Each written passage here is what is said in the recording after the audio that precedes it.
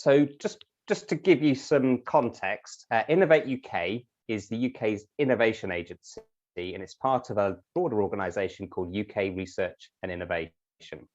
And when it was formed a few years ago, it brought together the 7 research councils, Innovate UK and Research England. And our current chief executive is Dame Ottiline Liza. Now, the role of Innovate UK within UK Research and Innovation is really to drive productivity and economic growth. So we're focused on driving the economy, not addressing the health needs of the UK per se. This just gives you a broad sense of what we do. So key thing that we do is deliver funding. Okay, we're primarily a grant funding organisation for UK businesses, but we also provide advisory services for business. We have a number of these things catapults across the UK. So these are things like the Medicines Discovery Catapult over Audley Park, high volume manufacturing catapult, cell and gene therapy catapult, and these bring together expertise and capital equipment that businesses can access in order to develop their ideas and their businesses. We also run global programs and finally run programs that develop people rather than projects per se. So we have programs around future leaders, women in innovation, young innovators. So well worth kind of looking out for opportunities that might be available to you. Moving on to the medical device industry, this is a really key area for the UK economy. So it's the largest employer amongst the broader life sciences sector, employing almost 132,000 people across mostly SMEs, so around 4,000 companies, and the turnover around 25 billion. However, in the context of the global market, we're pretty small. We only make up about 3.3% of the global market. And it's a very heterogeneous market, so we have, well over 500,000 unique medical devices. And if we included digital apps and digital algorithms, then, you'd probably be up into the sort of 800,000 plus. It can also take quite a while to get adoption within the National Health Service family of organisations for products. So UK, fantastic place to develop products, can be challenging in terms of accessing the market. Now, the programme that I run is called the Biomedical Catalyst, and we deliver £30 million worth of non-dilutive grant funding to UK businesses each year. So what that means is that they can apply for funding from us and we don't take any interest in their business per se. So we don't take equity in their business. We don't look for them to repay the money to us. That's why it's called non-dilutive funding. So there are broadly 2 phases. There's feasibility, which is really early stage sort of translational research. And then we have a commercial R&D option, and the amount of money at the feasibility stage can be up to £250,000. And at the later stage, the commercial R&D stage, it can be up to £4 million. So it's quite an attractive option for innovators, not just because of the money, but also when they go and seek to get additional investments later on, it's looked on very favourably by investors. Now, we support the whole of health and life sciences. So we support everything from gene therapies to diagnostics, digital health, neurotech, therapeutics, literally everything and anything. And as part of that, companies can use money for regulatory consultancy. They could use it towards implementing a quality management system. They could use it towards preclinical testing or clinical testing. So it's, again, there aren't many caveats in terms of what the funding can be used for. However, that's enough of what I do. And I really want to talk about my love affair. My love affair for regulatory affairs. Sorry. Now, when I was 18, I just wanted to be a pilot. In fact, when I was 15, I just wanted to be a pilot. There's an old film now called Top Gun. I think the sequel's coming out soon. And I just wanted to be a pilot. So I was in the Air Training Corps for 5 years, and I was fortunate to join a university air squadron when I was at Sheffield University and did basic flying training with the RAF. It turns out I wasn't a very good pilot. So that was all I ever wanted to do. Regulatory affairs to me was just complete unknown at this stage. After sort of studying in Sheffield, I did a master's and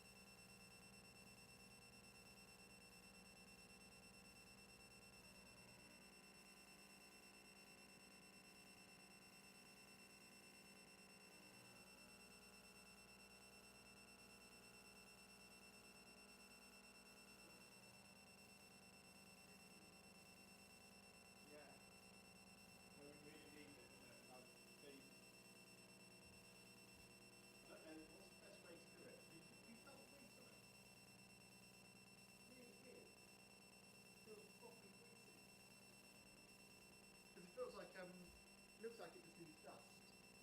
And then you touch it. Yeah, I just remember that thing that gets. I wonder what that is. But there's that. It could be even breaking down, couldn't it? Oh, 1 2 1 1 2. Cool. It's really weird because I can hardly hear any. Yeah. Cool. Brilliant. Thank you all very much for attending. Blah blah blah blah. Fantastic. Do you know about our speaker challenge? So that fell off. Luckily it's not.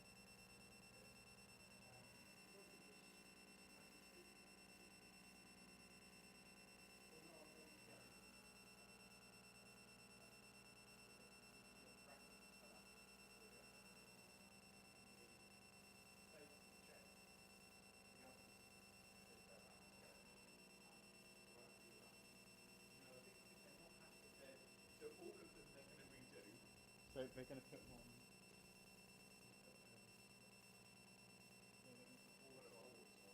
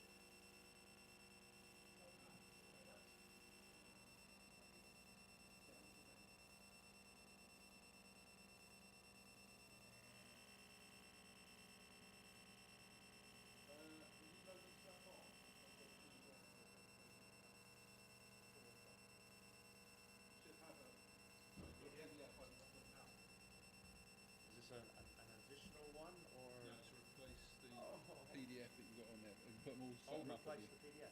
Yeah. So is that instead of this one? Is it the Farming Web one?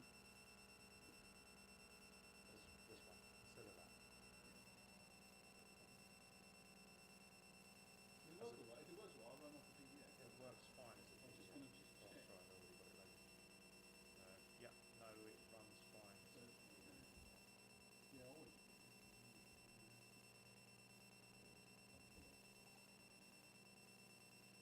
Runs fine. It's just an image of it.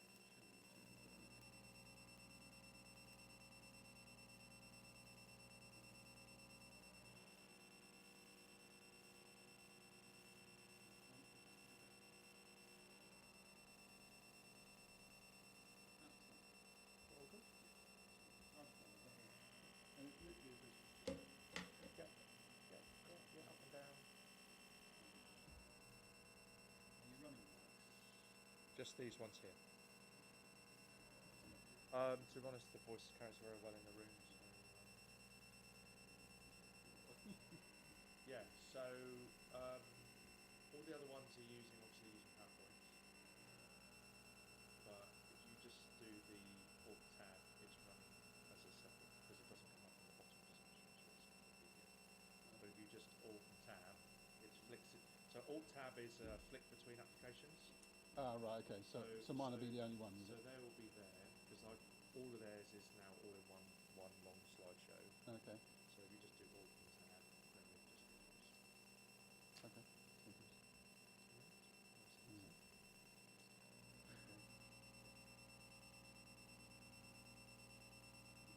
Cool. Are you going to be around in case there's any? I'm up there. Yeah. Richard.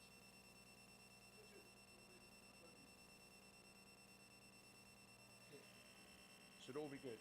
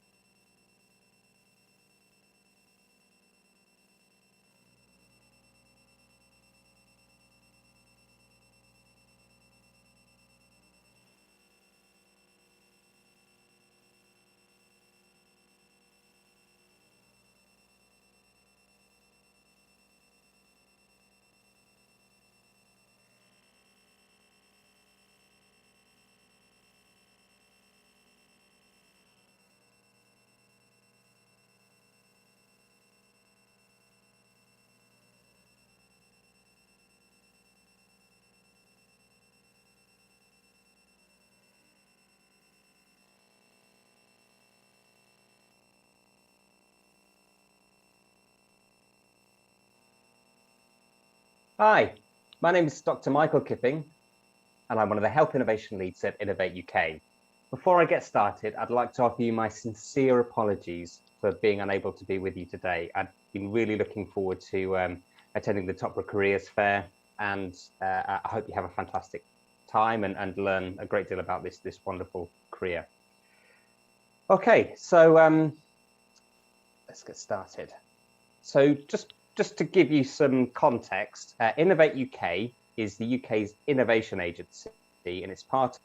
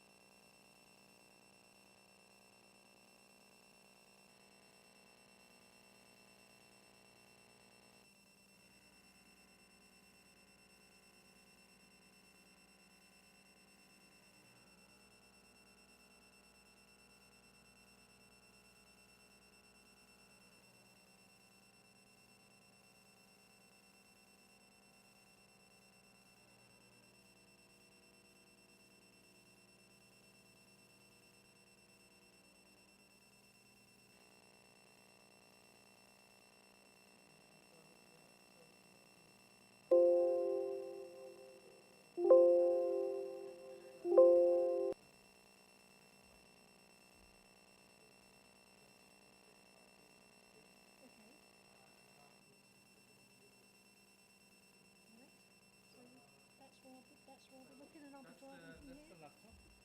And this, you can use this as well. This is for backwards and this is for forwards. Okay. But through the, so yeah, it should all be good. And microphones. Yeah, yeah, yeah.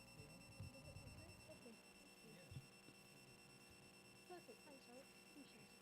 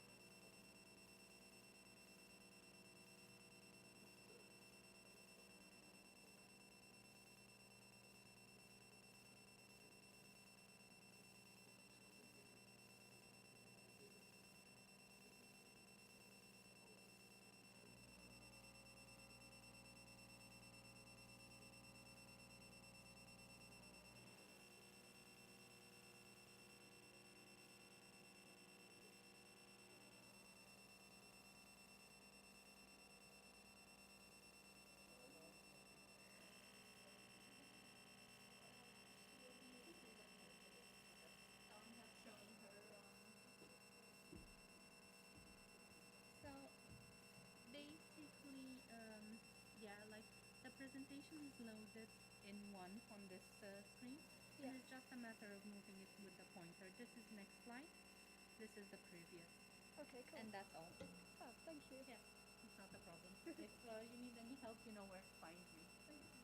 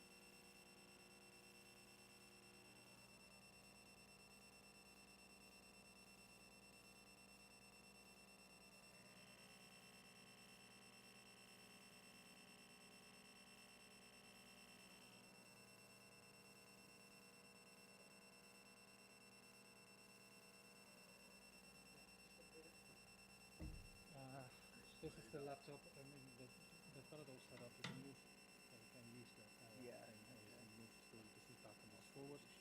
Laptops to be Eh? safe. What's that? Yeah, just Yeah, as yeah, much yeah. to be safe. Yeah, that's all right. So, Just standard and chat. and I think you are first after the Yeah, after a break. session 3, I think, in the first one. Yeah. So, and then I suppose at the end of your presentation, just click it through to the next slide, which will be. Oh, they Yes. literally all loaded up in It's order. all loaded up. I think Oh, that's how okay. it works. But I mean, the technician will be. I'll ask him during the day because he prints them as PDF. So it's obviously slightly different. So I don't know if they've been able to link it or if they have to do something. But yeah. But when I finish, just thanks. Yeah. I'm off. See you Yeah, later. yeah, yeah. I think it's. I mean, again, I think.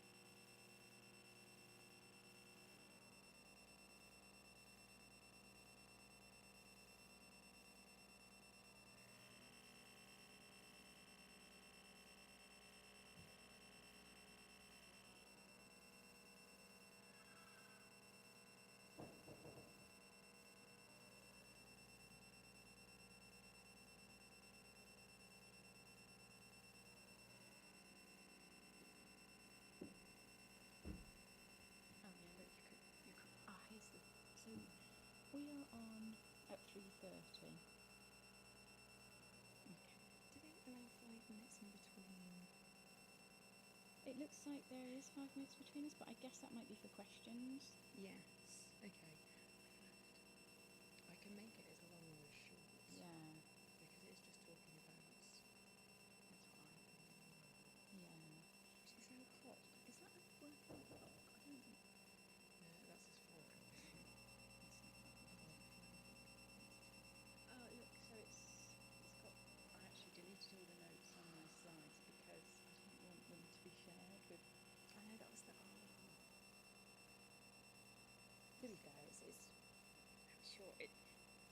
I'm sure it'll be fine. There's nothing, it's overly technical and just like Yeah. if you get which I think that's it'll be fine. Yeah. Good experience. Definitely. Okay, so that's good. Just need a clock. I guess I'll just have to check my watch. Yeah. Is it on the presentation? Yes, there is. So it's That's 32 counting minutes. down. I guess when you start the countdown. If it's easier, I mean, I'll probably be sat thinking this, so it could just be on so just like 5 till the end or something. Because of That the would be helpful. Yes. Um, Yeah. Although if that time is going, then that's fine. I don't know if it's been all combined together, so that might not be. I suppose if you make a note of what the time is when you first start and then add 15 minutes on, that's probably. Yeah, depends how they've set it up, doesn't it? It might be counting down. Yeah. Oh, but there's the timing. Oh my gosh, that took us a while. Oh dear. Yeah.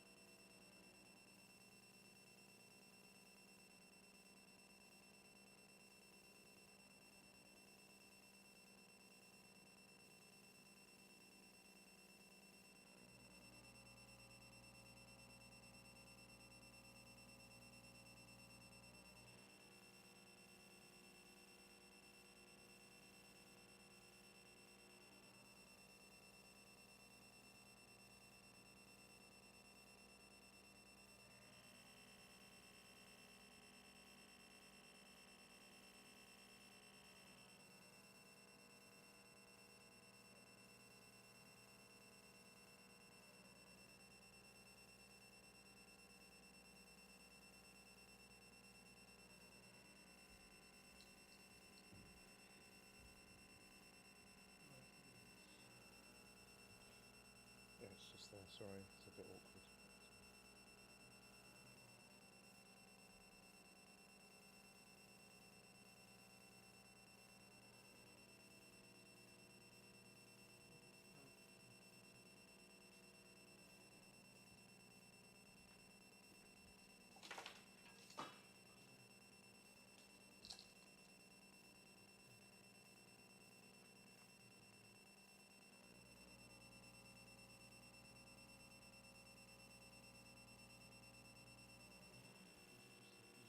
That's just a Zoom thing. That's what you need to do.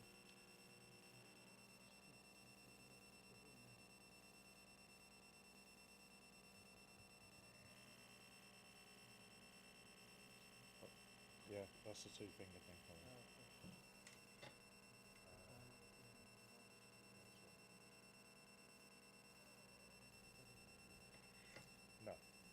No. No. It just zooms the slide in and out. I have exactly the same issues. That's because when you put two fingers on it.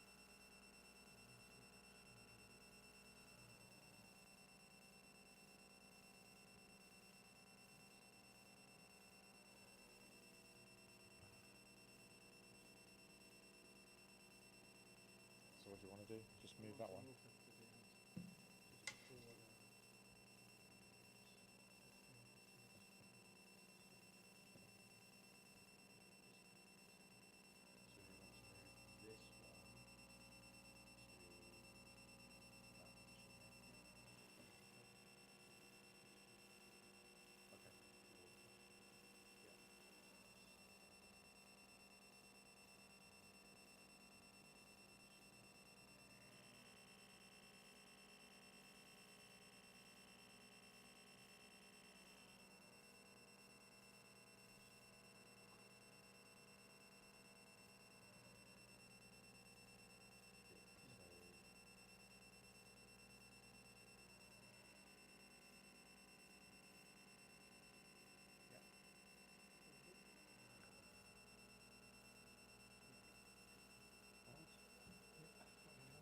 On laptop here as well because Just in case.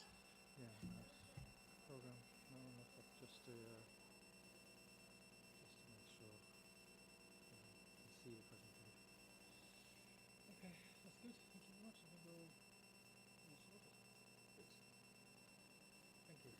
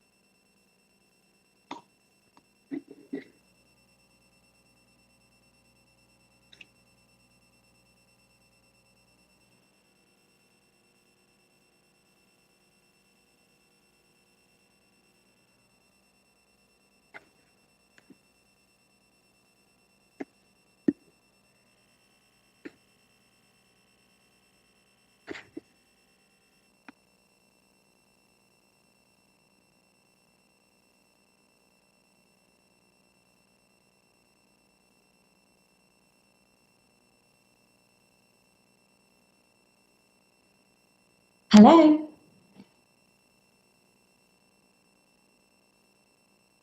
Richard, can you hear me okay?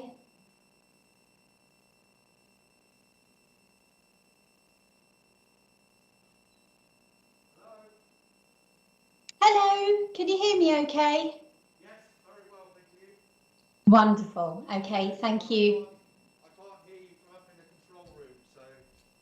Sorry, I can hear you up in the control room, I just can't talk to you upstairs, so I've just had to run down. That's fine.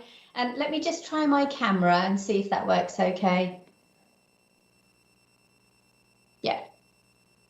Marvellous. I'm on the beach. Yay! I bet lots of people here wish they were on the beach as well. So. Oh, yeah, this is just a dream. Fantastic. And you're sharing a presentation as well? I am. So let me see if I can share that. See if that works.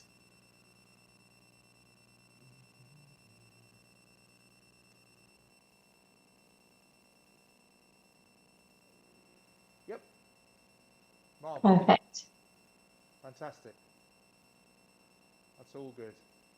Okay. All good. Marvellous. So you're all set? All ready to go? All set? Yep, I think so. Fantastic.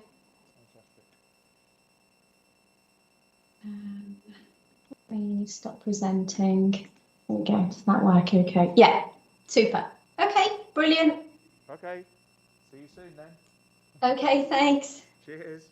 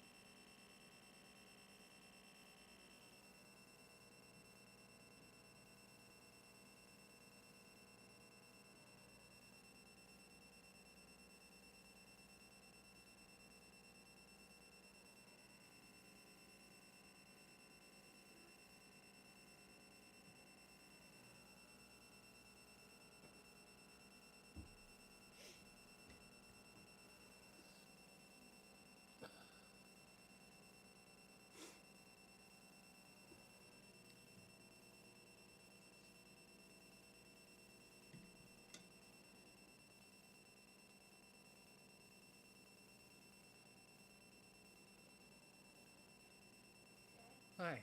Right.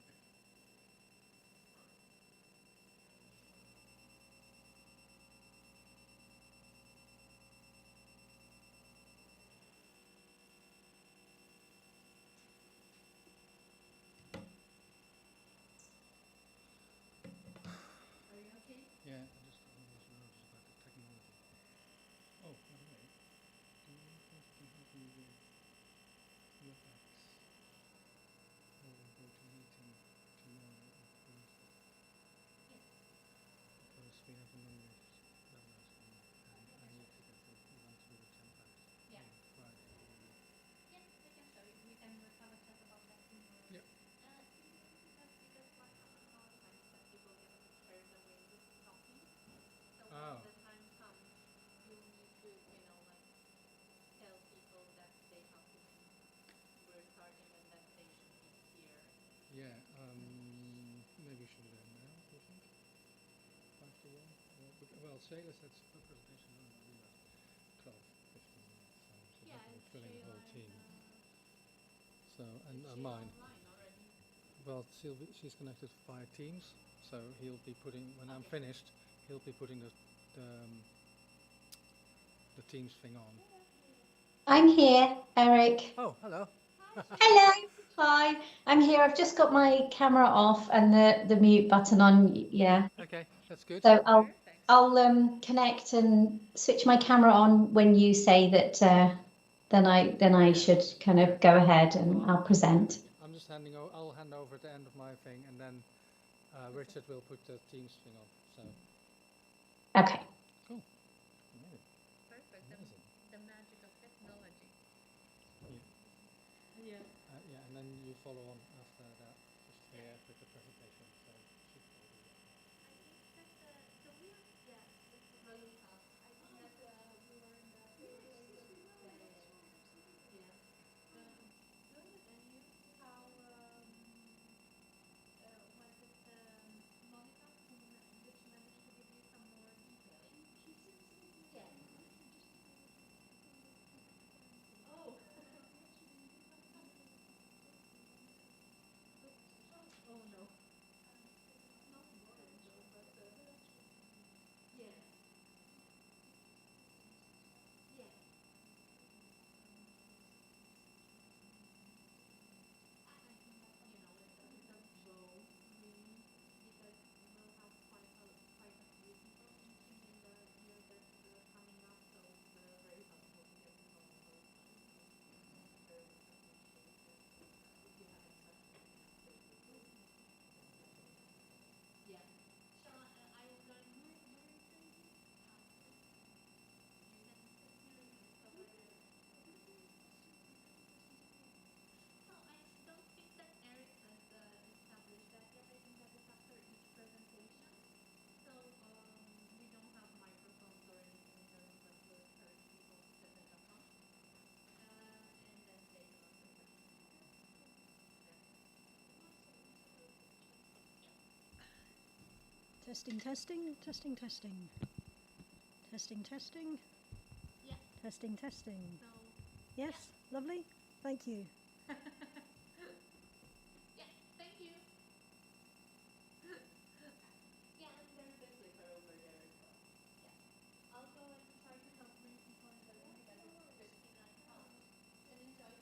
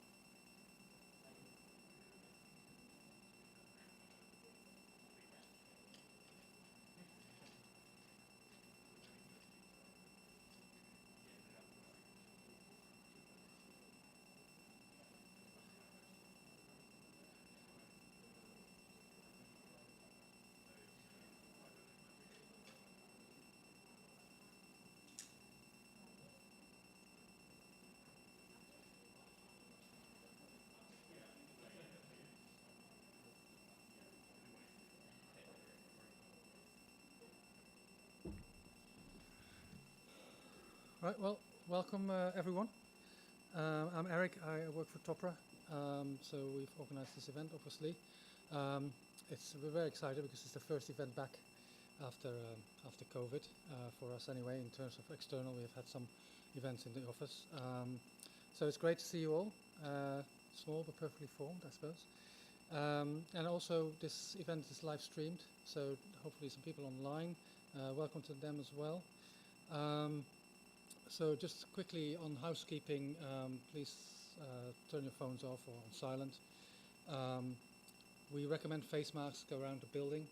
Obviously it's not obligatory anymore, but it's probably better. And if you also just have a look at the emergency exits. So that's really it on housekeeping. So I'm here also to tell you a little bit about Topra. As you may know, we are the Organization for Professionals in Regulatory Affairs.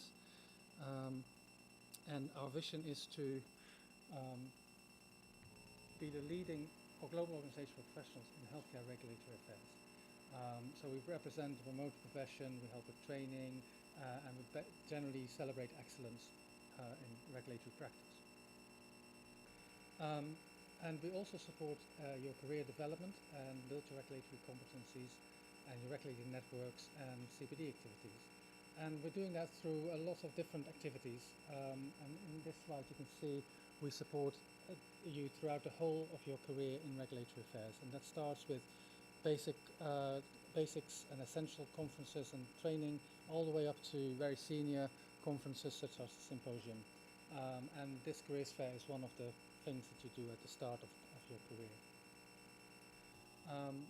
So we have a couple of, well, obviously today, and then another course of interest that for you in your career might be the introductory course, which takes place online in November. That's the autumn introductory course. We also run a spring introductory course, and hopefully next year that will be in person again, but of course, who knows. Then also, if you have graduated, you might be interested in some options for postgraduate education, such as our MSc or our PhD, an apprenticeship, or a postgraduate diploma or certificate. Then we have professional registration. So this is an independent badge of regulatory excellence, where you demonstrate your regulatory competence, your knowledge, your experience, and it aligns with the Science Council's recognized register. We also have targeted information, especially for members. That's our journal, which you can find on the stand, Regulatory Rapporteur, it's peer-reviewed. We also have a newsletter, In Touch, which is via email. And there's the wall planner, which comes out once a year, and it shows all the important EMA dates, etc. So that's a helpful tool. And we have regular news alerts via email. And if you're not a member, we have our colleagues here from the membership department, and you can have a chat with them how you become a member and what the benefits are of that.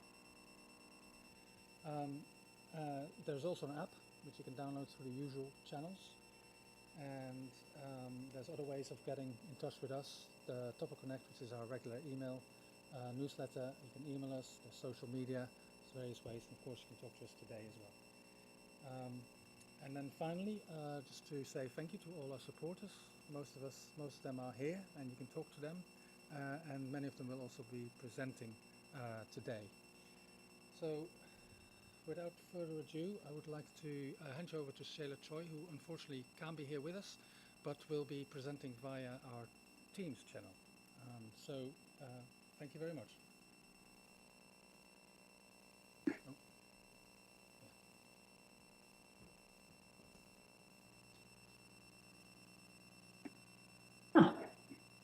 Hi everyone, I'm just trying to load my presentation, which doesn't seem to want to load at the moment. Let's see if this is going to work.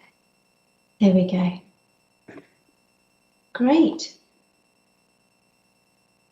So thank you so much, Eric. It's an absolute honour to be asked to open up the Careers Fair this year, which is live, which is great. And hopefully we're going to be on the path to some sort of normality soon. I just wanted to introduce regulatory affairs as a career option. I think it's certainly a career that's worth pursuing. I actually fell into regulatory affairs by chance. Sorry, this is my disclaimer that the views expressed in this presentation are mine and mine only, and not the views of the company that I work for. This picture really sums up my journey into regulatory affairs. And in fact, I graduated from the University of Hertfordshire 20 years ago this year. And at that point, I had absolutely no idea what I wanted to do with my science degree, or even what options were available to me. So after graduating from my bachelor's, I took a master's in applied molecular biology, and then eventually I fell into a research position. And it was while I was researching novel antibiotics that I started feeling more curious about what the next steps were in my career, what I would like to do next, and also what the drug development process was. So looking at a potential successful product that we'd been working on, we were then thinking, what's the next step? It's non-clinical studies, and then the next step beyond that would be clinical trials or clinical studies. And whilst I was looking at clinical studies, it really interested me of how clinical trials are managed and what goes into managing clinical trials and how drugs are developed through the process right through to marketing application.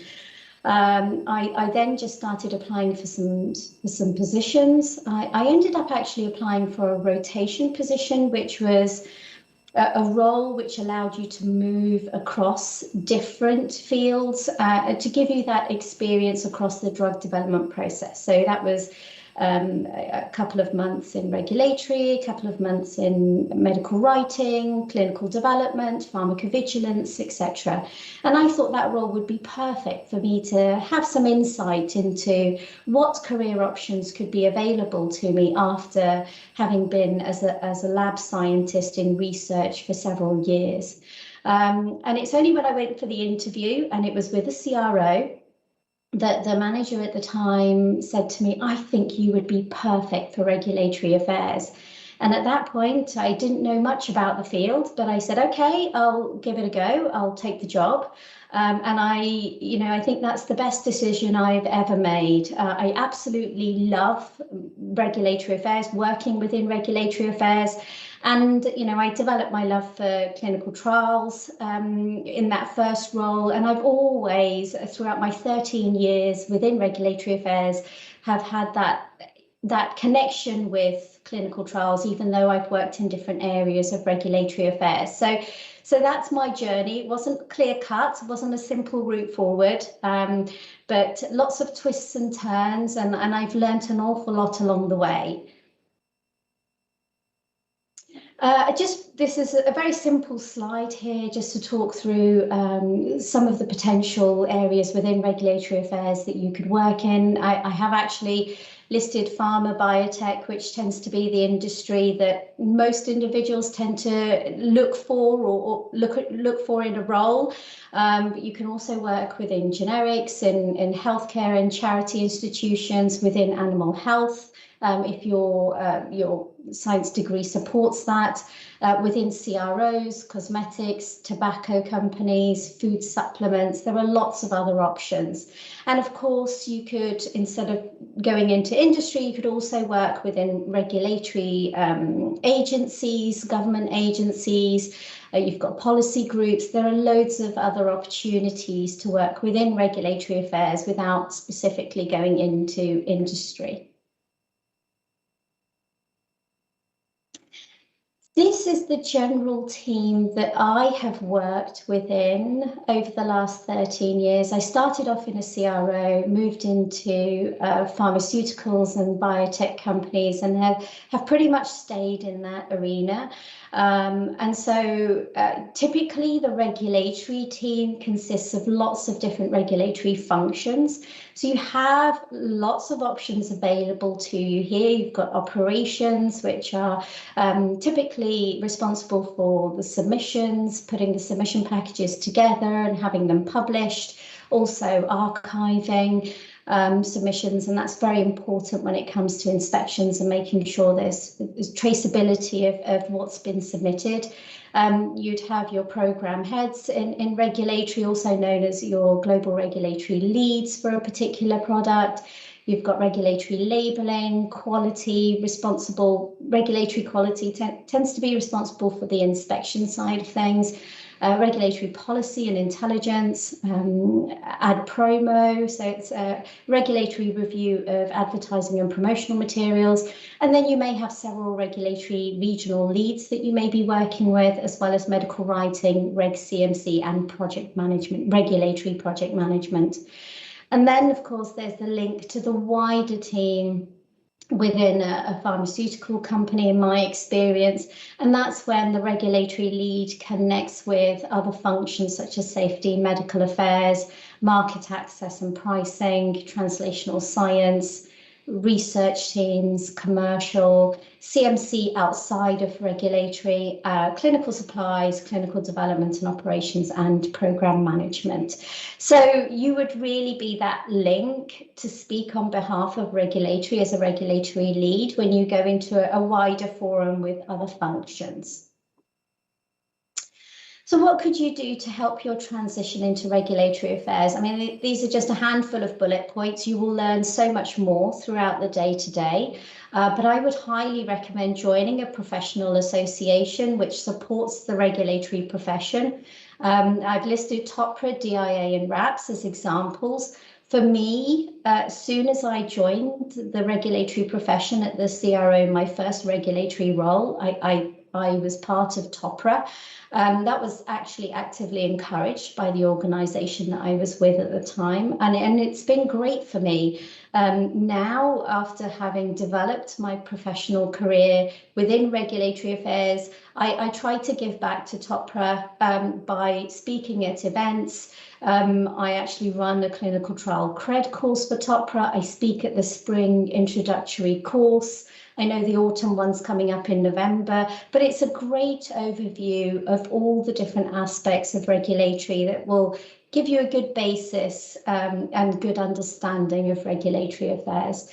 And I've also applied for the Chartered Scientist qualification, and I qualified, I think it was 2 years ago now.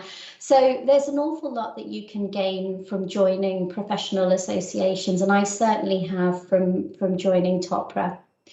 I would also recommend keeping abreast of all the changes in the regulatory environment. Regulatory tends to be changing with the times. There have been a lot of changes recently.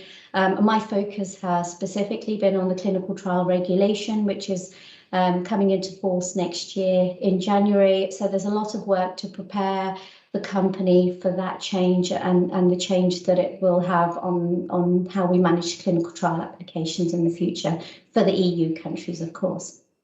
I would recommend connecting with mentors within the profession or looking for internships. I think this can be valuable training and insight into the regulatory profession, or even to look for a role like I had initially when I came out of research, which was like a rotational role, which gives you an experience in either different fields within regulatory or even different fields within drug development. So there are other options out there for you that you can explore and have a look at.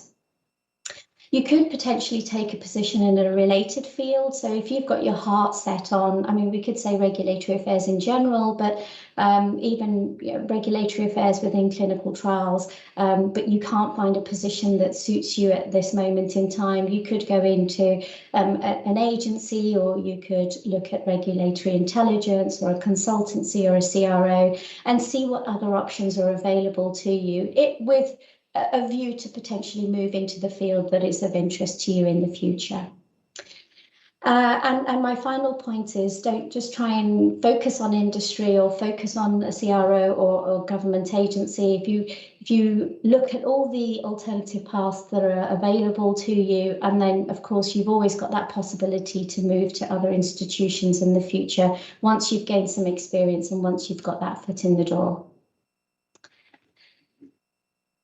So I want to thank you. I wish you every success in your careers within regulatory. I hope you get an awful lot out of today. I know there are some great presentations that are set up by Topra for you.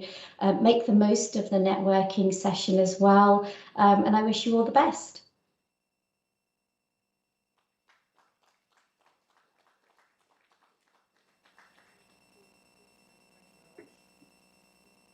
Are you okay to answer some questions if there are any?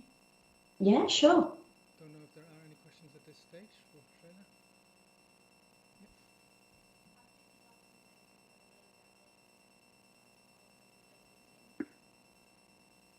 How do you best keep up to date with the regulatory changes that are happening? So I'm very lucky to have a regulatory policy and intelligence team where I work at the moment. So we get bulletins and updates on a weekly basis. And this is part of what the company offers, and it doesn't just come out to me, it goes out to the whole organisation. If it's specific to a particular field of regulatory affairs, then it will go to a smaller group. But we do have that team which helps us.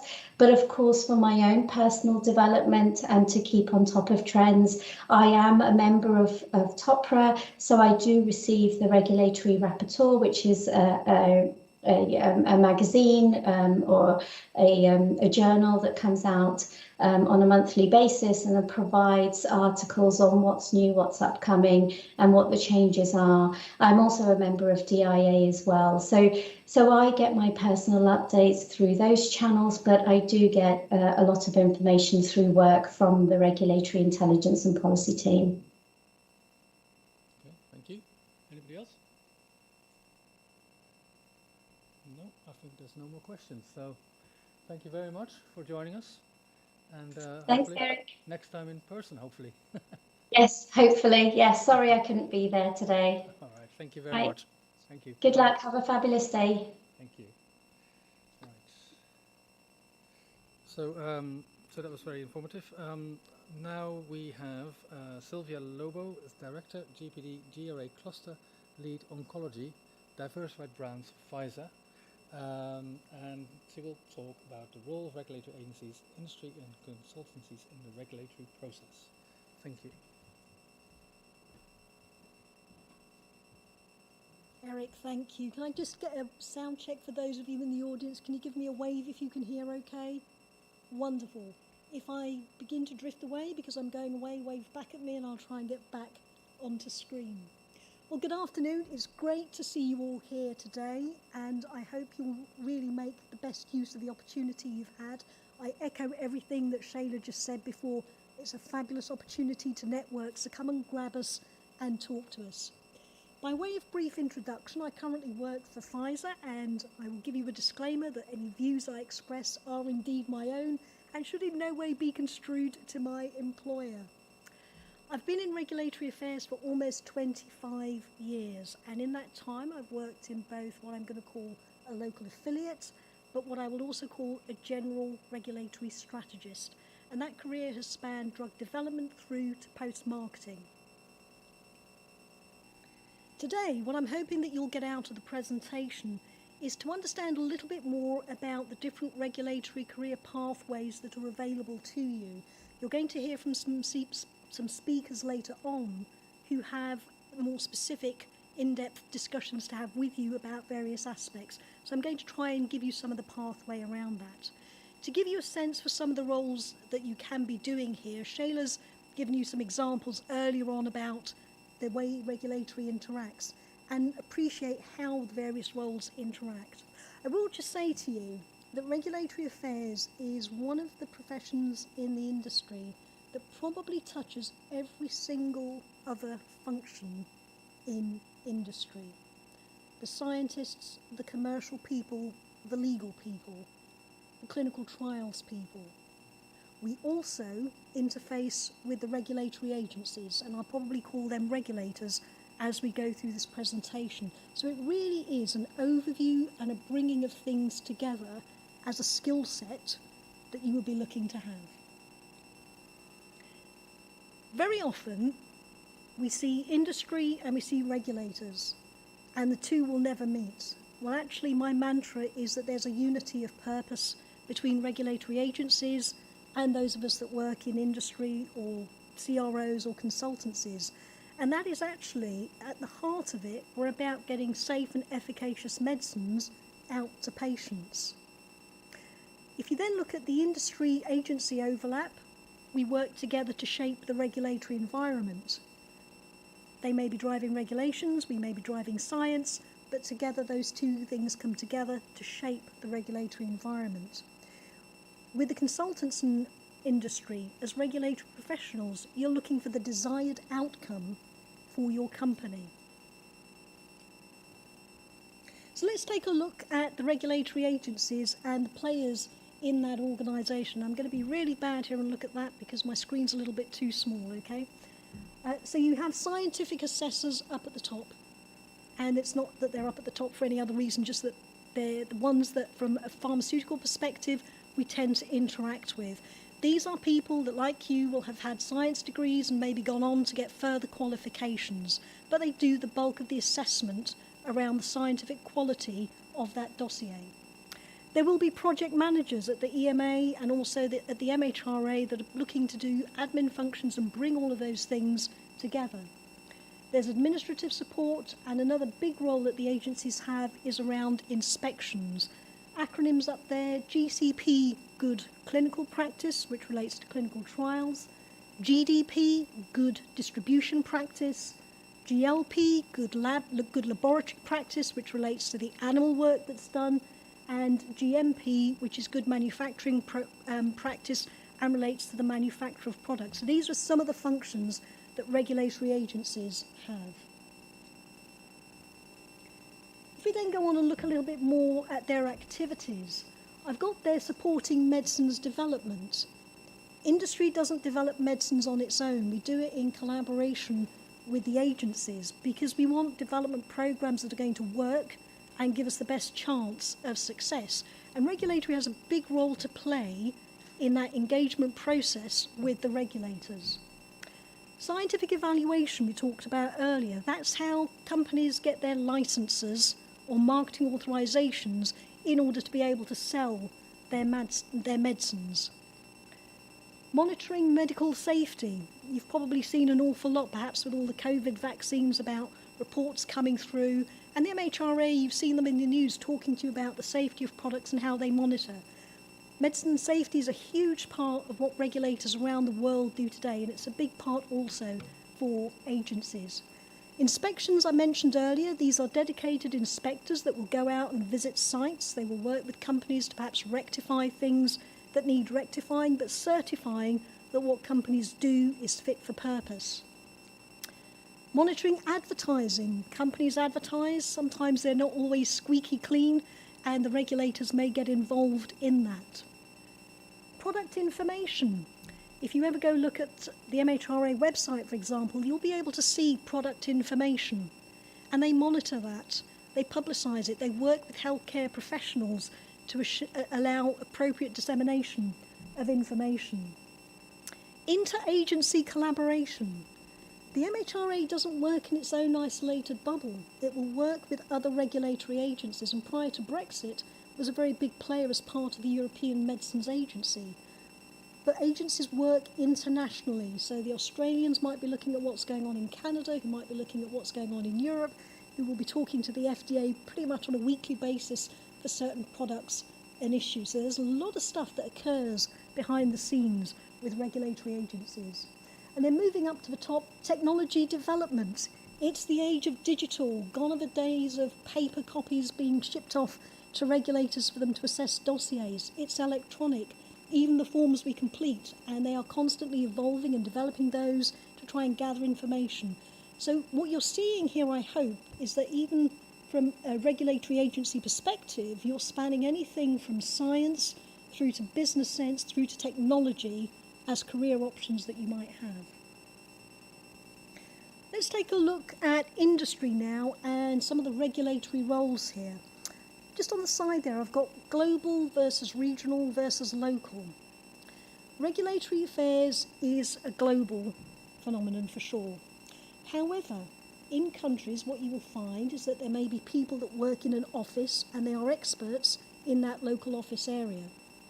Globally, many companies tend to divide themselves up into United States, European Union, emerging markets, Japan, and then depending on where they think markets may be developed, they put those things into different places. So when you hear the word global regulatory affairs, it might be truly global, or it might be looking at a regional part of the world and focusing on regulatory affairs in that particular speciality. What types of regulatory professionals do you have? I am a strategist, so my role is looking at the strategy for getting licenses. You can have specialists, and you're going to hear from people that work in medical devices, I believe, a little later on. I'm a generalist. CMC stands for Chemistry and Manufacturing Control. If you're doing a degree that is pharmaceutical development or pharmaceutical formulation, this might be something more relevant to you, because this will be focusing on that particular aspect of medicine's development. Anything to do with the synthesis of that active ingredient through to its characterization and production. Labelling and operations and policy and intelligence. Labelling. The word label is used to mean different things in the industry. I will simply summarise it for you by saying it's the summary of all the drug development work that's been done. And the label is critical, because that is what the regulators approve at the end of the day. That is what goes into advertising material, and it needs a special group of people to actually pull that together. To get to the labelling, we have to work with the people that have done the research and development, because all of that information is pulled together into a succinct document that's summarised down, often led by dedicated functions these days within the pharmaceutical industry. Operations, a very wide-ranging term, and again, I think you're fortunate enough to have somebody with operations experience coming to talk to you later on today. But applications have to be built, and they have to be submitted, and the Regulatory Operations Group are responsible for building those dossiers and getting them out the door. And then policy and intelligence. Shayla mentioned this earlier. I think it was a very good question about how do you keep up to date. Policy and intelligence is so important. These are the people that are looking to find out what's going on in regulatory affairs, to think about their particular companies or perhaps industry as a whole, and to lobby for those opinions and push those ideas forward, often working through trade associations and conglomerates. Take a look at the regulatory activities here in a little bit more detail. I'll start with operations. I mentioned to you earlier about dossier dispatch, so building a dossier, publishing it, making sure that all of the documents are there, submitting it, tracking the submission has gone off to the regulators. They may be obtaining things called the CPP, Certificate of Pharmaceutical Product. In somewhere like the European Union, we go for a licence, we do the work, and the dossier goes in. For emerging markets, sometimes it can be simpler, and it will be a certificate of pharmaceutical product, a document. This might be something that an operations group might perform. Companies need to have good systems in place, and so these guys will often work within their companies to help develop systems and processes that can streamline and make more efficient what a company does, but at the same time make sure they're matching to what the regulators are requiring and input into that. Labelling, I mentioned to you a little earlier. Core data sheet is a phrase you may come across. It's basically the information that a company thinks is essential for patients and physicians to have. And it comes from all of that drug development and anything that happens after development in terms of new safety data that come through. So the labelling group will develop that initial document, they will maintain it and update it. That core data sheet then gets rolled out globally for countries to implement, assuming the local regulators will allow for that to happen. There may be local labelling groups, so they may be dealing with translations or particular aspects that are specific to a country. And they may also be involved in artwork preparation. So all of those wonderful cartons that medicine comes into, all of that artwork has to be proofed ahead of actually going out and into the marketplace. There are functions in industry that also get involved in that. Let me come down to policy and intelligence. Shaping the regulatory environment is how I would sum it up.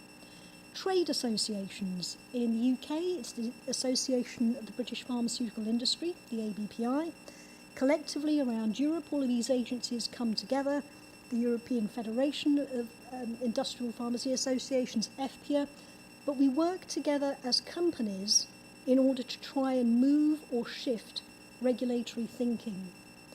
It's a specialist function within organisations. So these guys really are looking at documents, reading guidelines, distilling down that information for other company representatives. One of the things they may also wrestle with is a company's own particular views and aims relative to what its areas of interest are, compared to working together, hitting the mic there, together to working collectively to get a common position for common goods. That can be quite an interesting time when dealing with other companies in order to get to an aligned position to take to regulators and interact with them. They communicate that intelligence internally. I think Shayla mentioned to you via newsletters, but there are all sorts of mechanisms for these guys. They also may be working with agencies to conduct workshops so that industry and pharma and academia can come together in order to exchange knowledge and views. Let me move on then to more of the strategist role here, and I've just picked out 3 that you can see on screen. So I'll put my hands up. I'm a global generalist, for want of a better phrase. What do? I drive regulatory strategy to optimise drug development and maintain optimal labelling, which is a simple way of saying that you can spend loads of time and loads of money on drug development. A good regulatory strategist will actually help optimise that drug development process relative to understanding what regulators require and where companies want to challenge things, the best ways to perhaps look at challenging those guidelines. We work cross-functionally, so we'll work with the medics, clinical trial people, people that work in toxicology, commercial, what are they dreaming about, what do they want in their label. We represent and we lobby for regional strategists. As you can imagine, there sometimes can be a tension between perhaps what the FDA wants, what the European Medicines Agency wants, what Japan or Australia wants. But our function is to try and represent those global views collectively, or to understand the differences so that as a company they can come up with the best way forward. We may have direct or indirect liaison with the regulatory agencies. So for myself, I sometimes deal directly with an agency. Sometimes I might be going to my regulatory colleagues in country and asking them to engage with their agency. The larger the company, the more likely that model is to be followed. And we shape regional regulatory policies. We don't just leave it all to the policy guys. We also get involved and have the opportunity, depending on our areas of expertise, to contribute to those discussions. Dropping down then to the local function, obtaining and maintaining licenses, not too dissimilar to where we are above. Cross-functionally, they probably work with the same people that I do on a day-to-day basis, whereas I'm doing it globally, they're doing it locally. But they are the experts at having a close relationship with their local regulatory agencies. And the intelligence that they get is also really important for us as a company collectively to know what we do. They will also engage with their local trade associations. Coming back to those CMC people that I mentioned earlier, managing the pharmaceutical aspects, you might hear something like ECTD, that stands for Electronic Common Technical Document. There are 5 parts to it. M3 is the piece that are looked after by the CMC specialists. These guys are the principal regulatory contact for the manufacturing sites. So manufacturing sites are going away doing their particular things, but what they do has to be regulated and approved. And the CMC strategist works very closely with the manufacturing site. They also work closely with somebody like me, a global regulatory strategist. They work closely with countries on particular packages. They might get involved in the labelling of pharmaceutical aspects, for example, the shelf life or how it should be stored. And they too also have an opportunity to shape the regulatory environment. What do we want to do about shelf life, for example? How do we want to manage testing of viral contaminants? I come from a big pharma background. Most of my career has been spent in mid to very large pharma companies. So what are the pros and cons of working for a big pharma company? On the plus side, personal development opportunities abound, okay?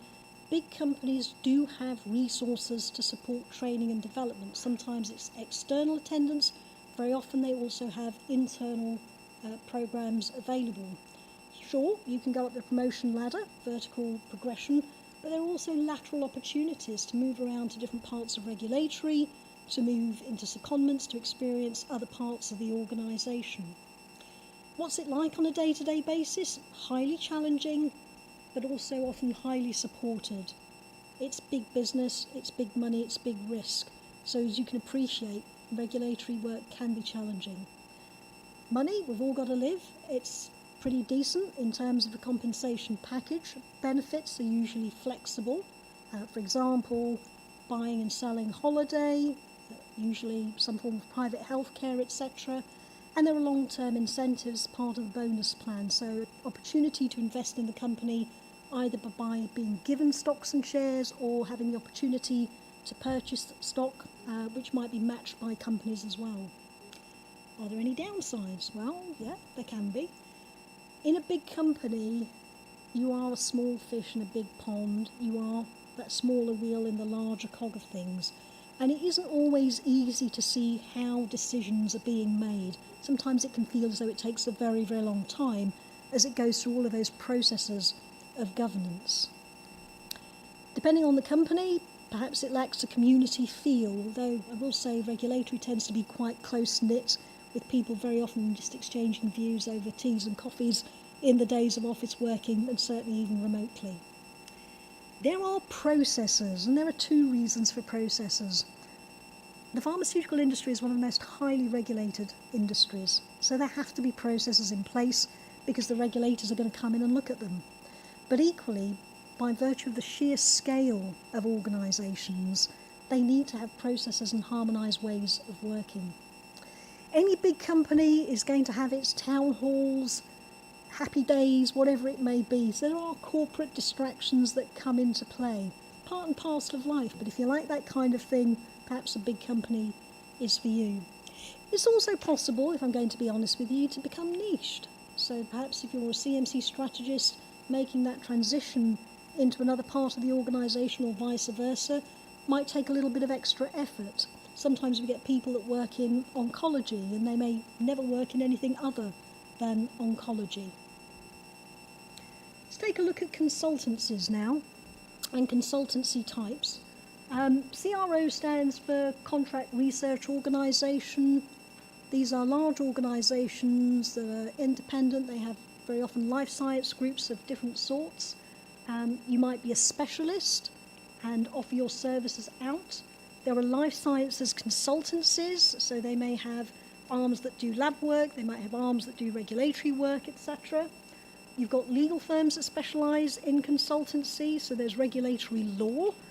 So if you're thinking of a legal profession and then applying that into regulatory affairs or vice versa, that is also quite a unique option for you. Sole trader, we have people that have perhaps worked in industry or agencies for a while and they then decide, for whatever reason, to become self-employed. They set themselves up as sole traders. And then you've got embedded contractors. There may be companies who will have a pool of contractors that they will work for or actually use a particular organisation from whom to source their contractors. A word on contracting and being self-employed in the UK. The agency workers regulation has come into effect and that might impact the tax situation for you. So just be wary of that in terms of the length of contract that you might be going for. Consultancies, you never necessarily know what you're going to get. So it's a very dynamic environment. It can be highly variable. You'll meet multiple organisations because your services will be tendered out to those organisations. And they do actually take people in at entry level and get them trained up. So the role of consultants and contractors, it's not really that different to what you've seen in industry, if I'm honest with you. So you've got the regulatory strategy that we spoke about earlier. You've got the operations that you're going to hear about. But let me just cover that bottom one about expert advice and covering FTEs. If you're a regulatory expert with significant experience and specialism, companies that may not have that will approach you and ask for your services. So there can be advantages here to developing a specialism or an expertise because you will be sought after. With that, though, you might want to keep a little eye out for regulatory trends and how things are going and target your self-development in that direction. As you can imagine, sometimes people leave, sometimes they have children, and another role for contractors is covering for full-time executives when they're away. So let me wrap it up for you. I know it's been a very fast tour. Don't really have an awful lot of time to go into the detail, but I will be around afterwards. Regulatory affairs is something that if you've got a thinking mind and you enjoy problem solving in particular, you're looking at the strategy path. If you're into operational work, methodology and following things, regulatory operations may be for you. Roles, take your pick. Local, global and all sorts of global functions that you can engage with. You can be in pharma or as a consultancy. In essence, you're looking to support drug development, to support retention of products on the market with great labelling. Great labelling, it's honest, talks about things it should talk about, but it's also commercially advantageous. Okay? You execute operational and continuous improvement, whether that's from strategy or operations. Our operations group are currently feeding into the European Medicines Agency on its latest application forms. Those things get tested. And shaping the regulatory environment, so important. You're almost looking for that crystal ball to think about what you're going to have in the future and then charting the best way forward. One of the interesting things with this is that guidelines, which is what regulators publish and hope industry will follow, aren't there at the start. They actually come from a learning process because of drug development. And sometimes it's only when something's finally approved that the regulators can then go back, if you will, and provide that roadmap for how a drug could be developed. Agencies are there to support, assess and monitor. They too shape the environment, and it is a really dynamic profession. If you are after a quiet life, regulatory affairs is not for you. If you don't mind sometimes flying by the seat of your pants, and you have a high threshold for resilience and problem solving and an ability to see the bigger picture, but also understand detail, regulatory affairs might be right up your street. So I'm going to thank you there. Eric, do we have time for questions? Yeah, folks? If you've got a question, I'll relay it back because I understand we're being recorded. But are there any questions? Or is it as clear as mud? Yes.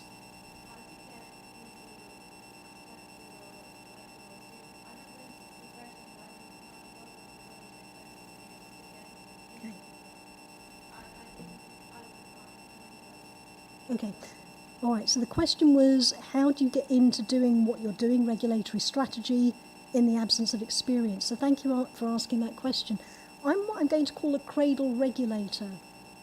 I was on my way up to London on the train. I saw an advert for a regulatory affairs officer at entry level. I applied and I was successful.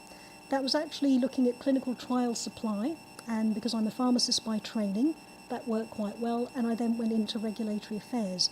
So you will find that there are companies that take you on at entry level. It's a little bit harder, I won't lie to you, but it's not impossible. The other route that sometimes people take is they've perhaps been working in the labs and they end up working with us, and then they think, I'd maybe like to move into more of a documentation role and a more strategic role. So you can do it, is what I would say, at an entry level. If you're fortunate enough to be at university and you have placement opportunities, pharma companies run year-long placements for people, worth looking for and applying to just to get yourself in. And doing things like coming to Topra, maybe learning yourself from the online materials that are available, perhaps attending that introductory course if you can, will help you have the dialogue that you need for interviews. Yeah? Okay, anything else? Yes.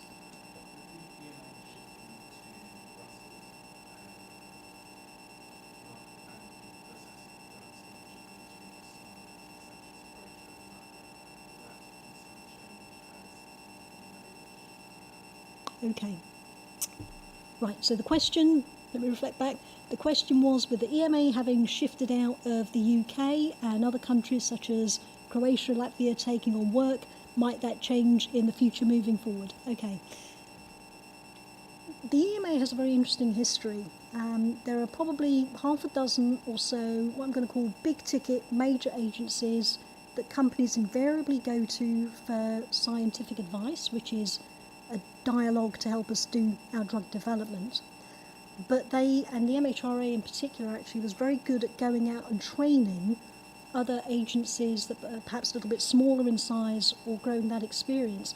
In practice, what we see is that what I would call the smaller or less experienced, and I put less experienced in quotes here, but less experienced countries are picking up that work and they are doing it. If the EU were to expand and to take on more countries, those countries would have to come under EU regulations, they would end up with EU licenses, and there would probably be a training period for them before they could take on that work. Has that gotten to where you were? Yeah? Okay. Any more for any more? Yes?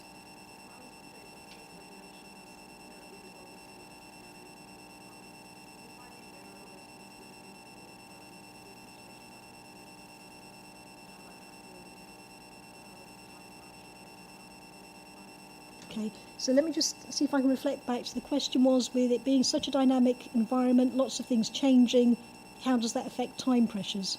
Yeah?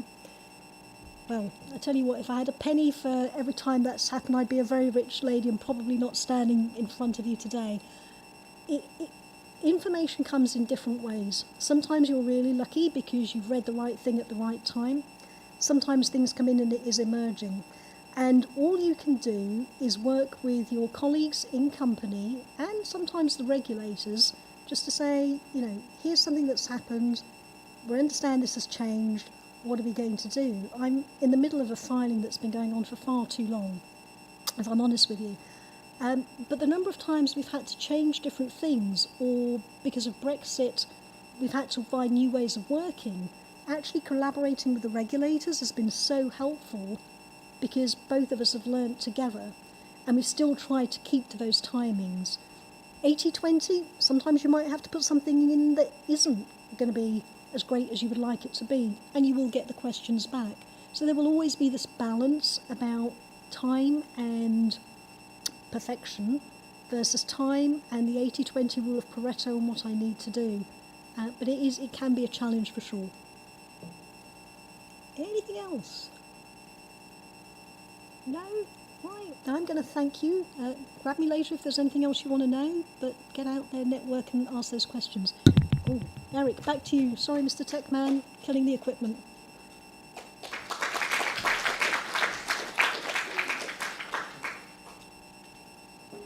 Thank you very much.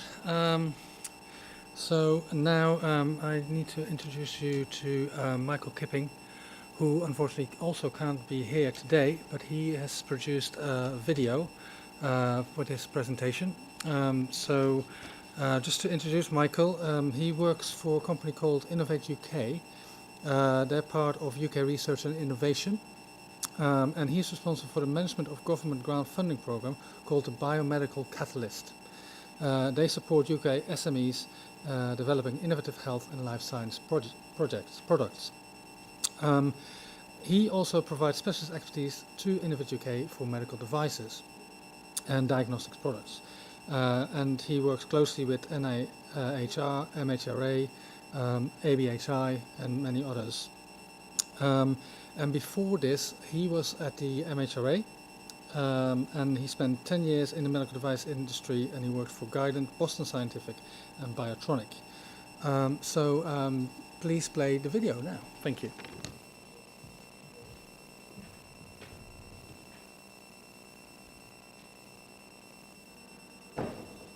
Hi, my name is Dr. Michael Kipping, and I'm one of the Health Innovation Leads at Innovate UK. Before I get started, I'd like to offer you my sincere apologies for being unable to be with you today. I've been really looking forward to attending the Topra Careers Fair, and I hope you have a fantastic time and learn a great deal about this wonderful career. Okay, so let's get started. So just to give you some context, Innovate UK is the UK's innovation agency, and it's part of a broader organisation called UK Research and Innovation. And when it was formed a few years ago, it brought together the 7 research councils, Innovate UK and Research England. And our current chief executive is Dame Ottiline Liza. Now, the role of Innovate UK within UK research and innovation is really to drive productivity and economic growth. So we're focused on driving the economy, not addressing the health needs of the UK per se. This just gives you a broad sense of what we do. So a key thing that we do is deliver funding. Okay, we're primarily a grant funding organisation for UK businesses, but we also provide advisory services for business.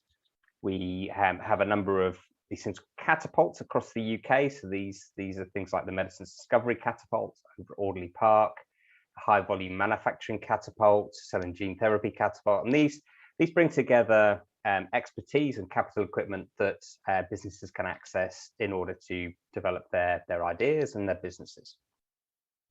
We also run global programs and finally run programs that develop people rather than projects per se. So we have programs around future leaders, women in innovation, young innovators. So well worth kind of looking out for opportunities that might be available to you. Moving on to the medical device industry, this is a really key area for the UK economy. So it's the largest employer amongst the broader life sciences sector, employing almost 132,000 people across mostly SMEs, so around 4,000 companies, and the turnover around 25 billion. However, in the context of the global market, we're pretty small. We only make up about 3.3% of the global market. And it's a very heterogeneous market. So we have, well over 500,000 unique medical devices. And if we included digital apps and digital algorithms, then you'd probably be up into the sort of 800,000 plus. It can also take quite a while to get adoption within the National Health Service family of organisations for products. So UK, fantastic place to develop products, can be challenging in terms of accessing the market.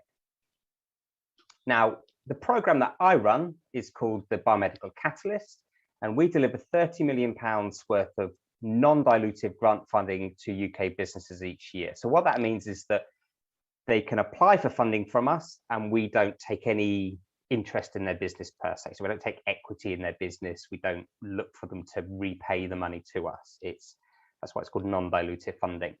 So there are broadly 2 phases. There's feasibility, which is really early stage sort of translational research. And then we have a commercial R&D option, and the amount of money at the feasibility stage can be up to £250,000. And at the later stage, the commercial R&D stage, it can be up to £4 million.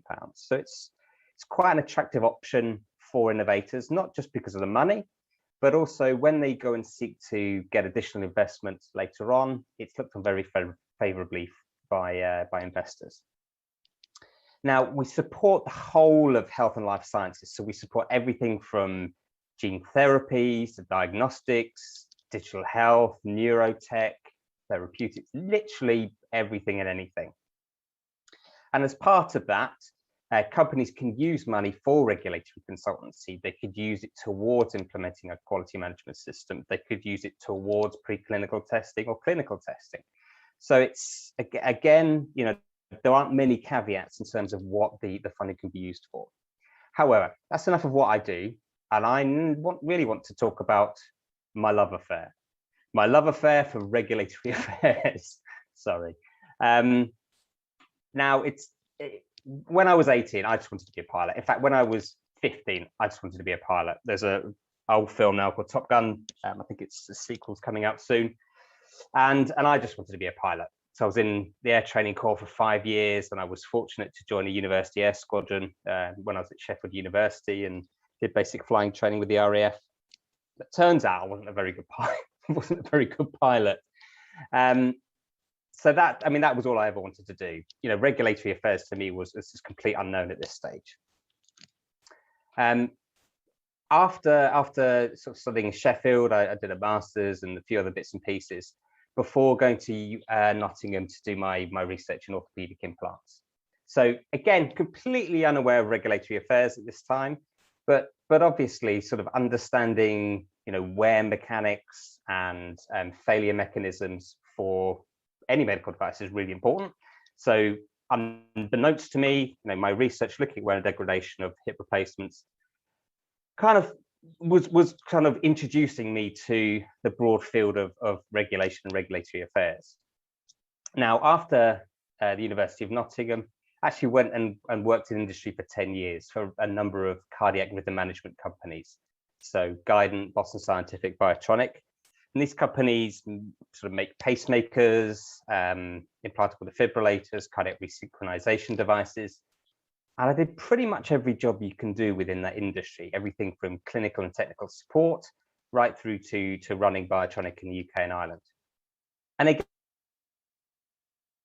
again, unbeknownst to me, regulatory affairs was absolutely critical to the business. Now, the regulatory affairs people tended to sit in an office and tell us to report adverse incidents to them, or gave us safety corrective notices, and then we'd have to go out and talk to our customers. So they weren't always viewed as our best friends, to be perfectly honest. And to be perfectly honest, we didn't really understand what they did. However, what they did was absolutely critical. So we would have had no products to sell without the regulatory teams in place. So again, sort of early interactions with this broad field, but you know, still with a very poor understanding of just sheer importance to the roles that I had. And then after 10 years, I had this wonderful opportunity to go to the Medicines and Healthcare Products Regulatory Agency. And this is really where the penny dropped for me. And I'm a slow learner, unlike all of you. You've already realized this is a wonderful career option for you. For me, it took me a long time. But I absolutely loved working at Medicines and Healthcare Products Regulatory Agency and had the privilege of working with some really excellent people, both within the agency and within industry and sort of other organizations. Now, within this context, I was working with people that had kind of really, we were looking at market surveillance and vigilance. So we were involved pre-market and then post-market, and really trying to pick up adverse incidents at an early stage with businesses, and then looking at how to remediate some of those issues, kind of following on from adverse incidents. But really the approach that we took was to try and help business to be compliant. You know, I was involved with the team in a number of quite high profile issues, some of which are still ongoing.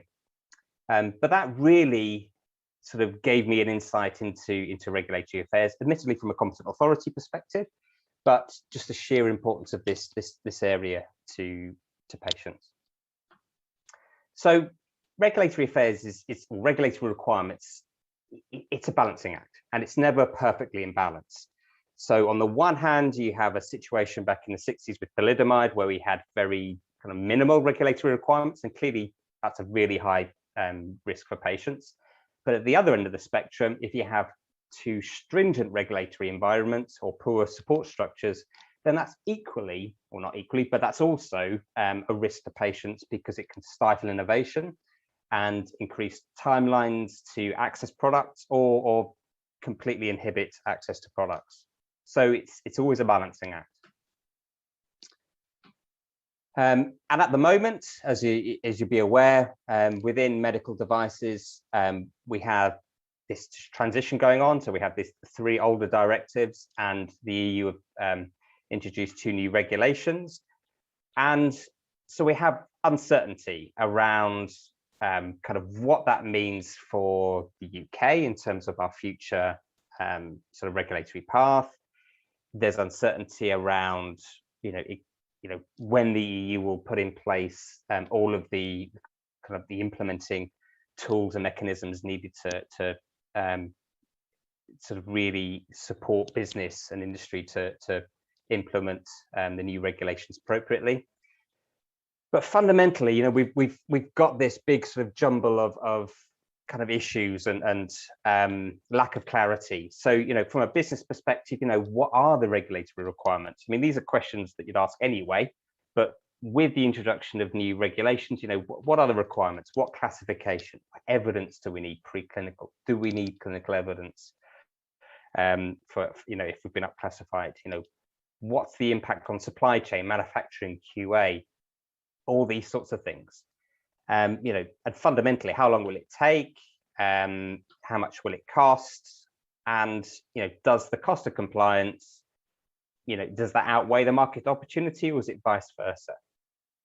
Lots and lots of questions milling around for businesses that they have to address if they're to maintain a competitive edge in the marketplace.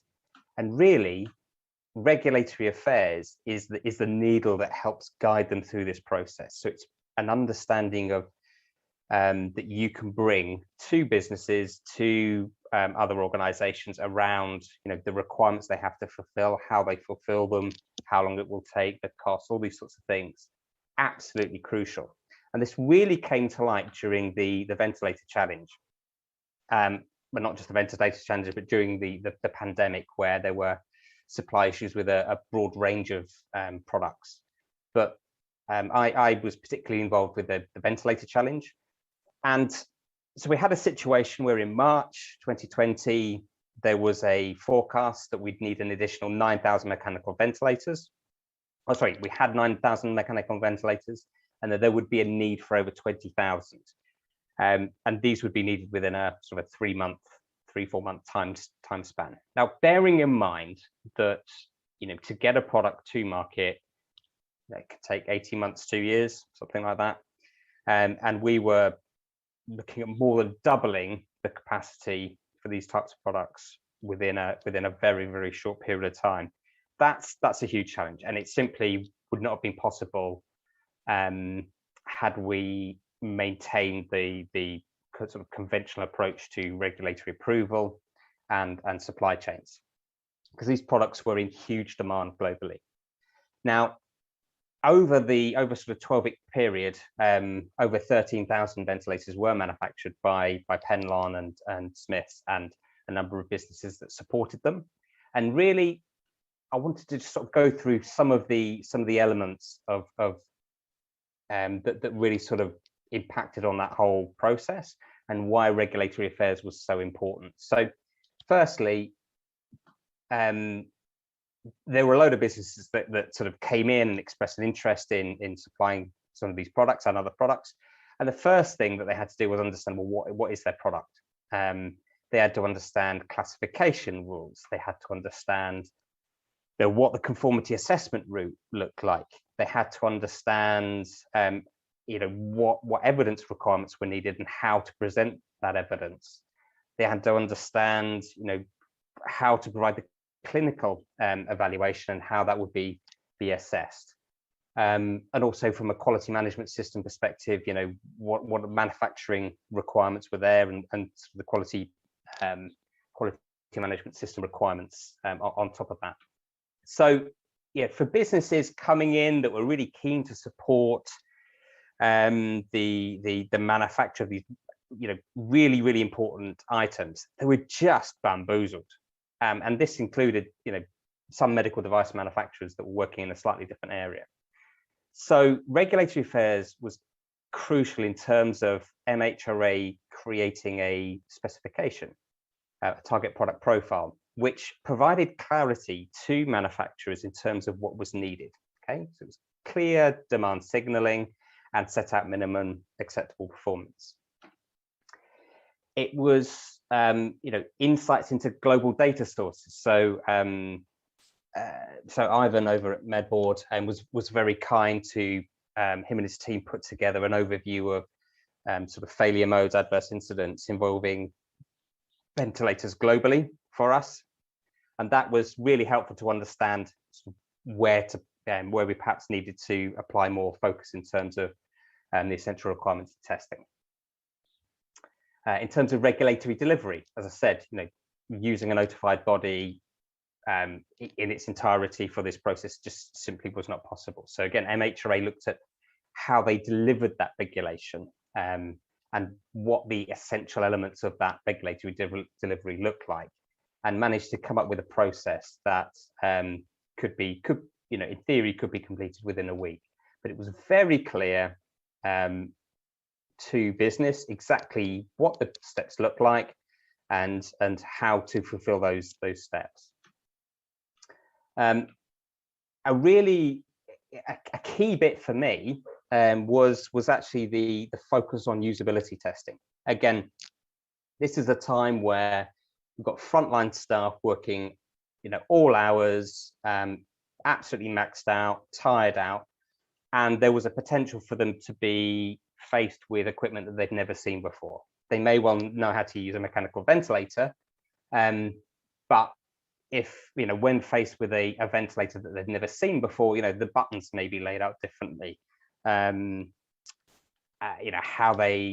maintenance is carried out might be different. So that kind of usability testing was really key in order to minimize the opportunity for avoidable harm through use error.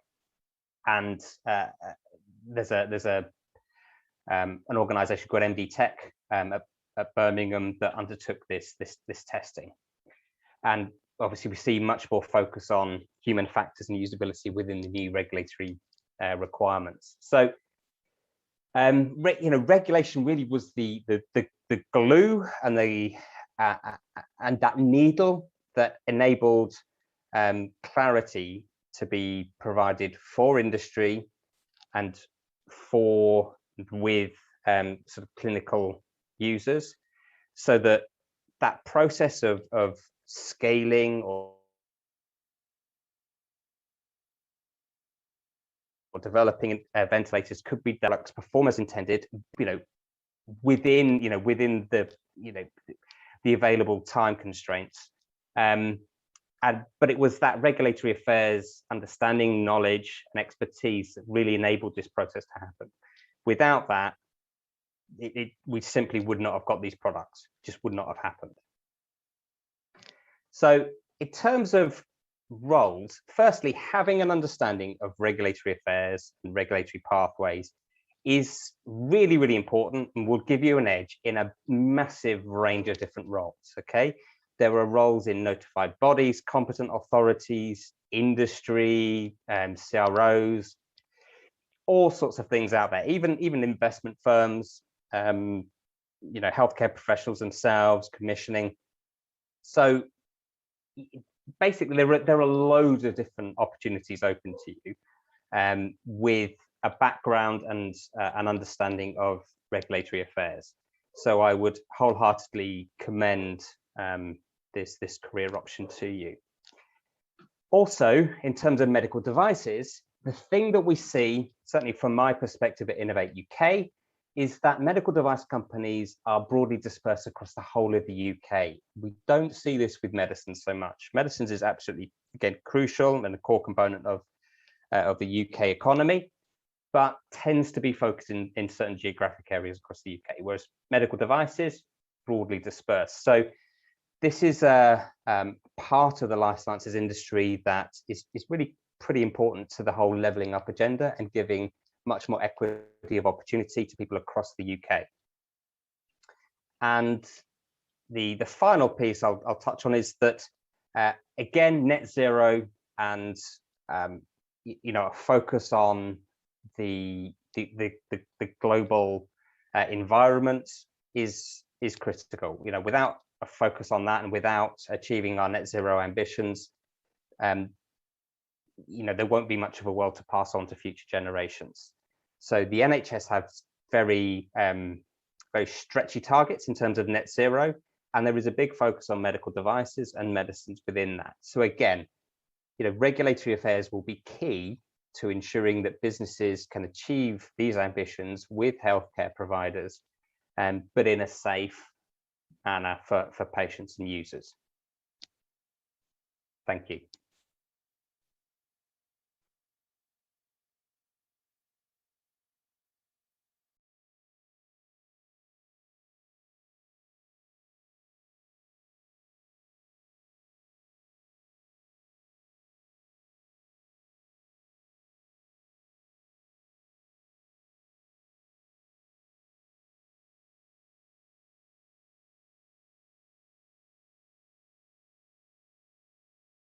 Talk about that.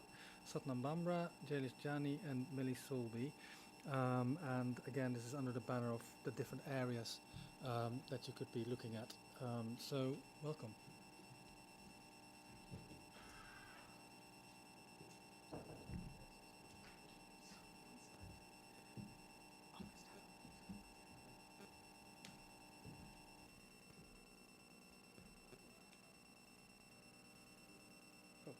Hi everyone, my name is Satnam Bamra. I work for Gilead Sciences and I'm a senior associate.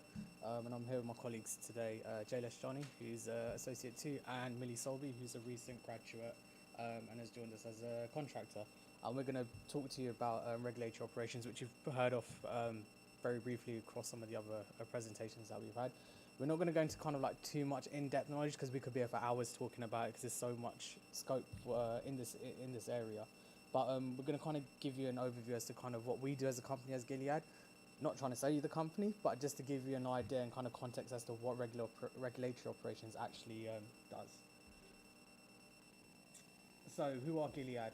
We're a biopharmaceutical company and we basically work in sort of commercializing innovative therapeutics in areas of unmet medical need.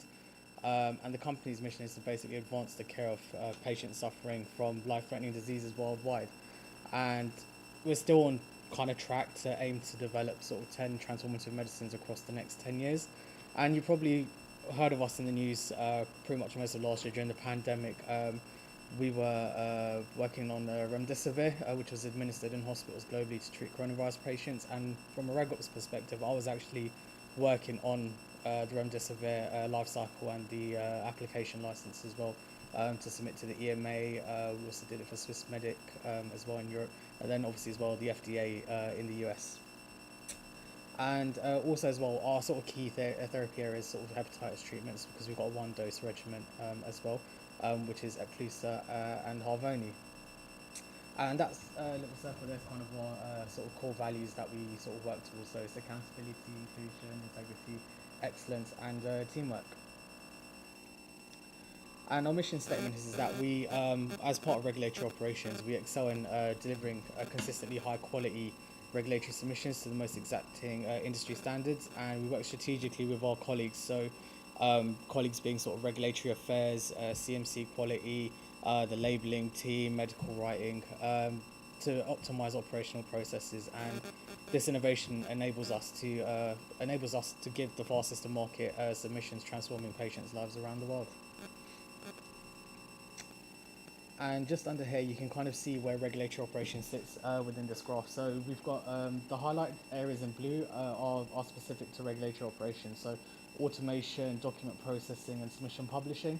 But you can see we work with loads of other departments as well. So we've got project management, the RA affiliate. So for the local areas, for example, in Europe, each country kind of has its own governing body as well. So we work very closely with our affiliates that are out there. CMC, which was obviously mentioned previously before in one of our other presentations, we work very closely with them. Drug safety, pharmacovigilance, clinical operations, the reg affairs project teams, and the labeling team as well. And we then sort of are split within our publishing department. So we have a group that looks after the EU centralised procedure submissions. We have a group that also looks after Switzerland and EU national and GB submissions now, obviously following Brexit. And then we have rest of the world as well, which Jay works in.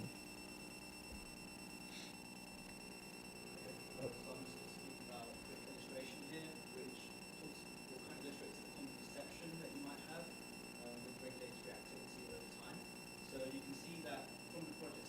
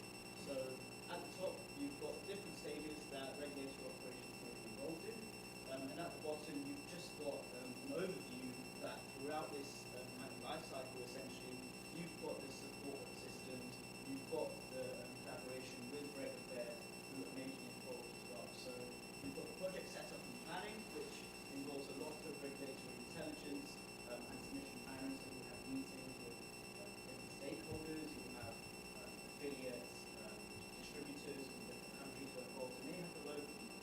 Along with us in regulatory operations as well, you may have SMEs who are subject matter experts, and they are experts in knowing the kind of structure and the guidelines that the dossier needs to be built, and working along with the different stakeholders who are aware of the contents that need to go in. You will then proceed to the build of the dossier, the pre-submission meetings, which some countries actually require before the actual MA is submitted to agency.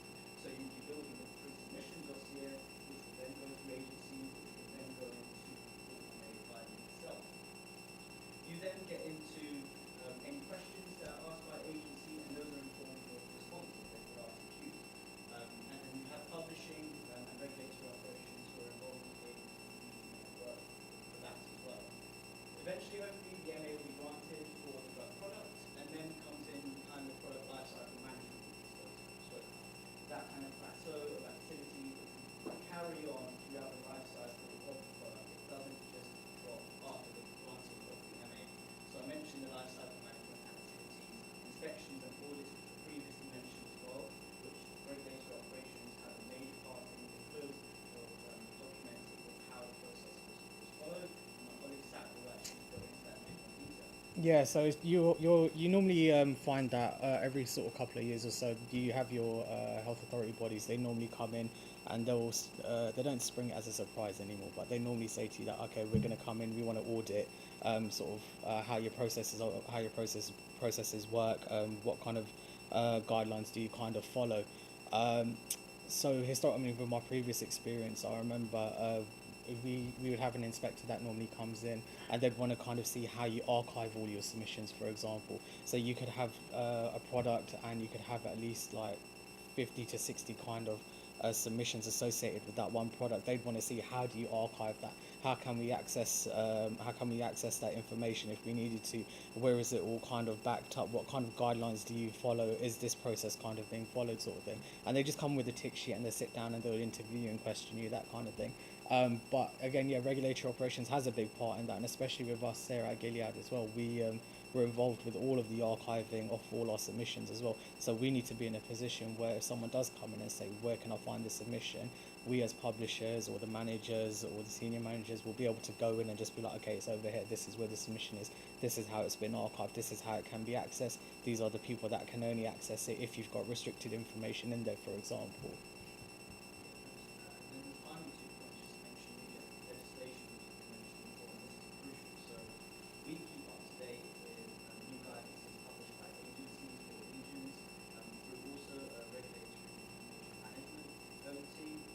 We also, the rest of the world, personally, my team, we have SMEs which are after regions, and we're responsible for obtaining this information either via distributors, affiliates, agencies themselves, or websites like Fortellis, which we get throughout the company itself. And we're responsible for going through the reports which are set up weekly and seeing whether there's any updates which are regionally being made, and then be communicated to the team or it's that case to the EU. So it is crucial that we follow these guidances so that validation can be met and passed, and so that the drug can get into market or the application for response goes through the agency.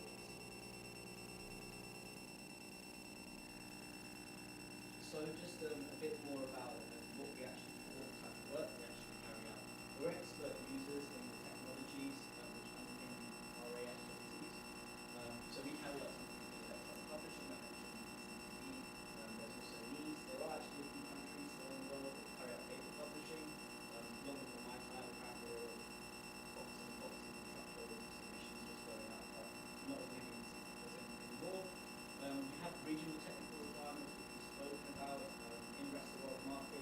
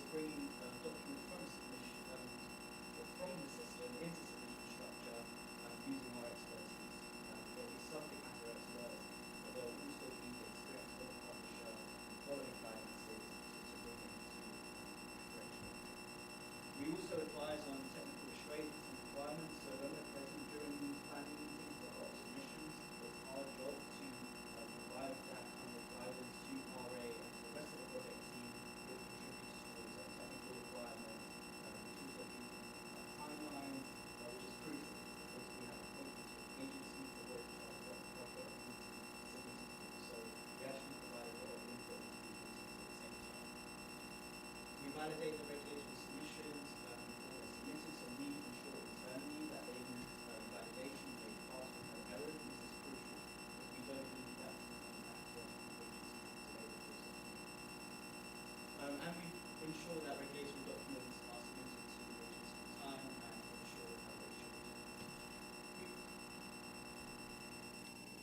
So this next slide kind of just gives you just kind of like an overview, very, very high level overview as to kind of how the reg ops process kind of works. So like I said, we work with loads of people, loads of other departments within reg affairs, and within what we call our regulatory documentation group.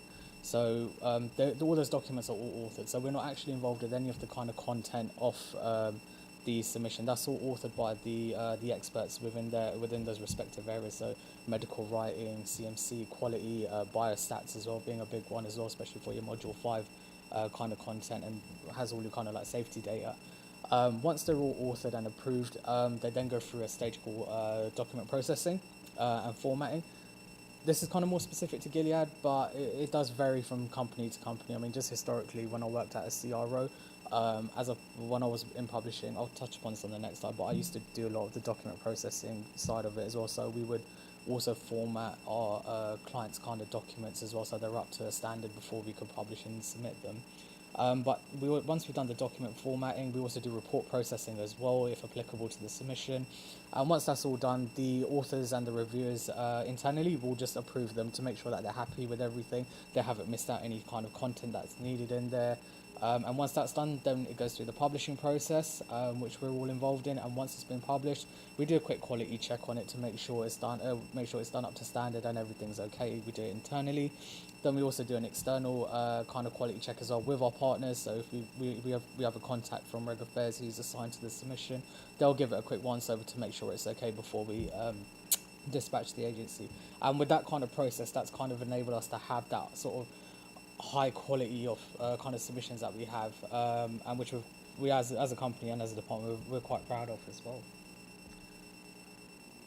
So more specific to everyone here, this is my journey as to kind of how I got into regulatory operations. So started part-time retail work when I was like 16 in 2006, and then started my undergrad back in 2009 in biomedical science, and graduated from Nottingham Trent in 2013.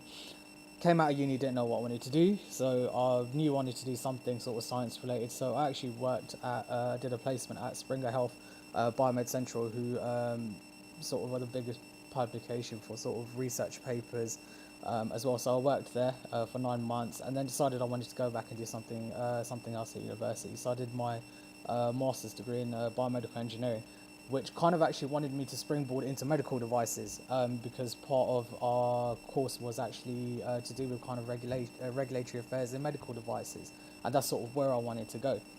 Graduated from uni and joined Syneos Health, thinking I was going to get into medical devices. Didn't happen. We ended up doing a lot more pharma, because medical devices we found was it's a very niche kind of market as well, and there's a lot more heavy kind of regulations that were involved with it. So I ended up doing a lot more pharma stuff, and then we found a gap within the company where we didn't have sort of regulatory operations here in the UK. We only kind of had it there in the US. So I opened up a role for myself there, and ended up working in regulatory operations within Syneos, and then decided it was time to move on and join Gilead as Associate 2 in regulatory operations, and now I've moved from last year into a senior associate position.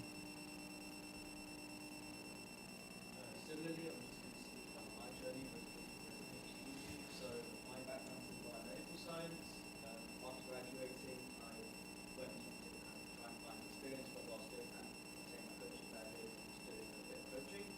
I then found a training academy to get into life sciences and pharma industry through professionals with APC, and I'm sure there are others like that out there, so do kind of have a look around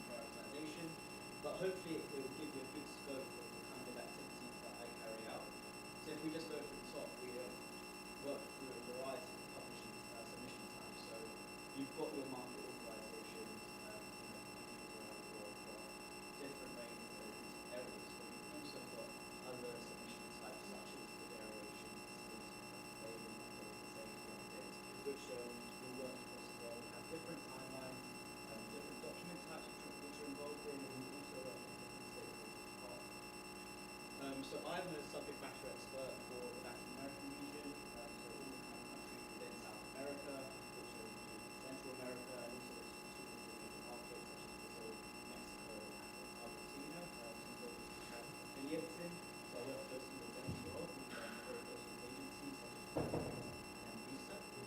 And also for the Middle East, all the Middle Eastern countries and the requirements there, we've got affiliates there and distributors and very close contact with them during the submission planning meetings and getting the submissions out to them each day with those agencies. Development is something that I spoke about when you're within kind of the mid to big pharma companies. And along with kind of developing your understanding of the recent guidelines and regulations for each of these countries and regions, I think I just want to touch upon kind of CPD aspect of it as well.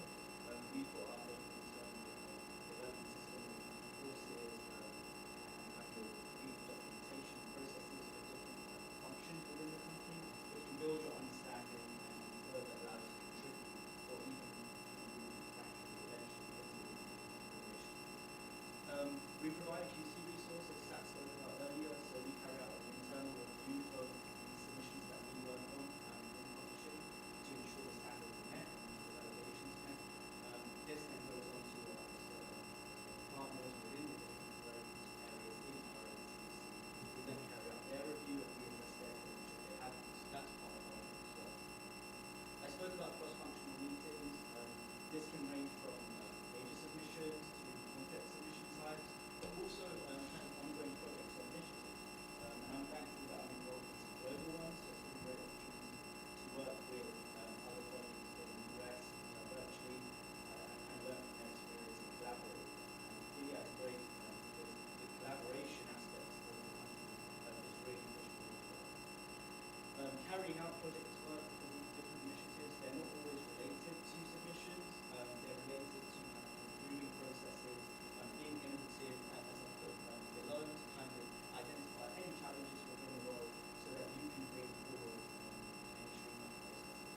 I also carry out chairing of team meetings, so I'll prepare the agenda, I'll go through kind of areas of business that need to be met, any pre-work that needs to be done, and then I've got admin, which are emails,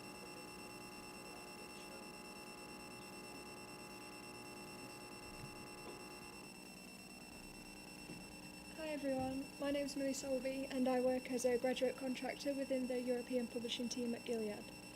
So in 2019 I left the University of Leicester with an undergraduate degree in biological sciences specialising in physiology and pharmacology.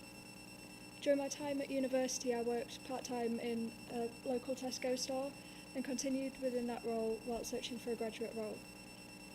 Several months later I completed the Clinical Professionals Graduate Academy, and that provided me the platform and opportunity to interview and secure my role at Gilead. So I joined the European publishing team in May 2020. That was right at the start of the pandemic during the first lockdown. So this has meant that my entire onboarding and my career so far has seen me working from home. In fact, today is the first time that I'm meeting Jay and Satnam in person rather than over Zoom. So initially, when I was trying to think about how to split up my day-to-day roles, I struggled because the days are never the same. However, I came to the conclusion that they tend to fit into the 4 categories shown on the slide. So 70 to 80% of my time is taken up by publishing. Of course, that seems quite obvious considering I am a publisher. But whilst publishing, we come into contact with a variety of different submission types, including large ECTD submissions for the EU, Switzerland, or Great Britain, and smaller submissions such as clinical trial applications and paediatric submissions. Whilst publishing, we come into contact with many different areas of the business, such as medical writing if we have questions on document authoring, document processing for formatting and formatting documents to Gilead and industry standards, and most frequently our colleagues in regulatory affairs who instruct us on the work that is required. The second category on the slide is dispatching and archiving. So once the submissions have been published, checked and approved, publishers then required to dispatch them to the relevant regulatory agencies. So this sounds quite simple, where each different agency has a different method for dispatch, so this is seen as having to learn how to use all of the agency tools to ensure successful delivery and acceptance of each submission. When not publishing or dispatching, a lot of time is spent reading, keeping up to date with the guidance and the specification changes for each of the countries within the remit. These changes are then discussed within regular team meetings, and I personally have found these team meetings to be quite useful because they allow everyone to have a voice within for changes within the company, but also allowed us to learn the impact of changes that the industry has on Gilead. So finally, there are many different training events and webinars that Gilead put on. These take place monthly and typically last 1 to 2 hours long.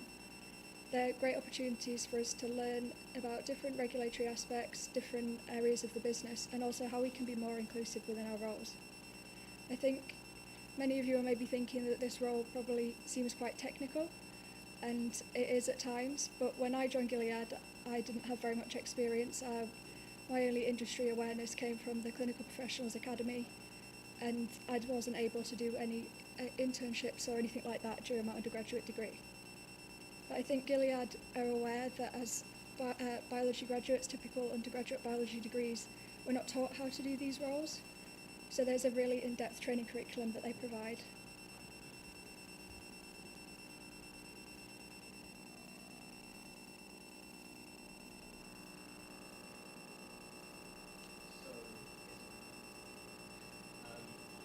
Why join RegOps?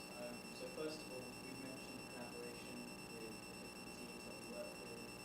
Something's touched upon earlier that RegOps and Reg Affairs is probably one of those roles where you actually do have scope for working across the whole solution lifecycle, which involves all these different teams.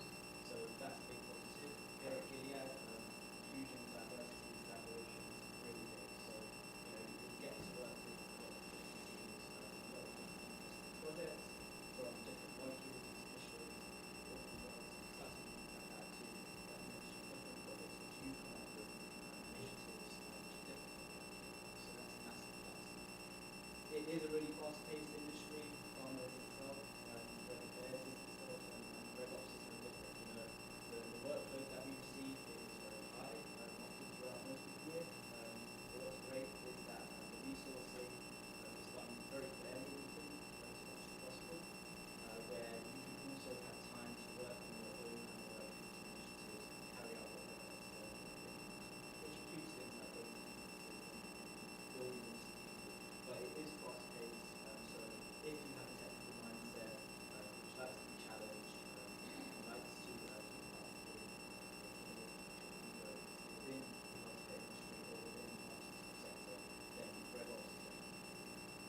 I mentioned the kind of development side of things. I think RegOps is an amazing opportunity to understand how the different partnerships work, what their jobs entail as well. And because as part of RegOps, and especially within publishing, you're the kind of final piece of the puzzle for that MA to kind of go through the agency for it to be approved. You really do gain an understanding of the whole process that's going on.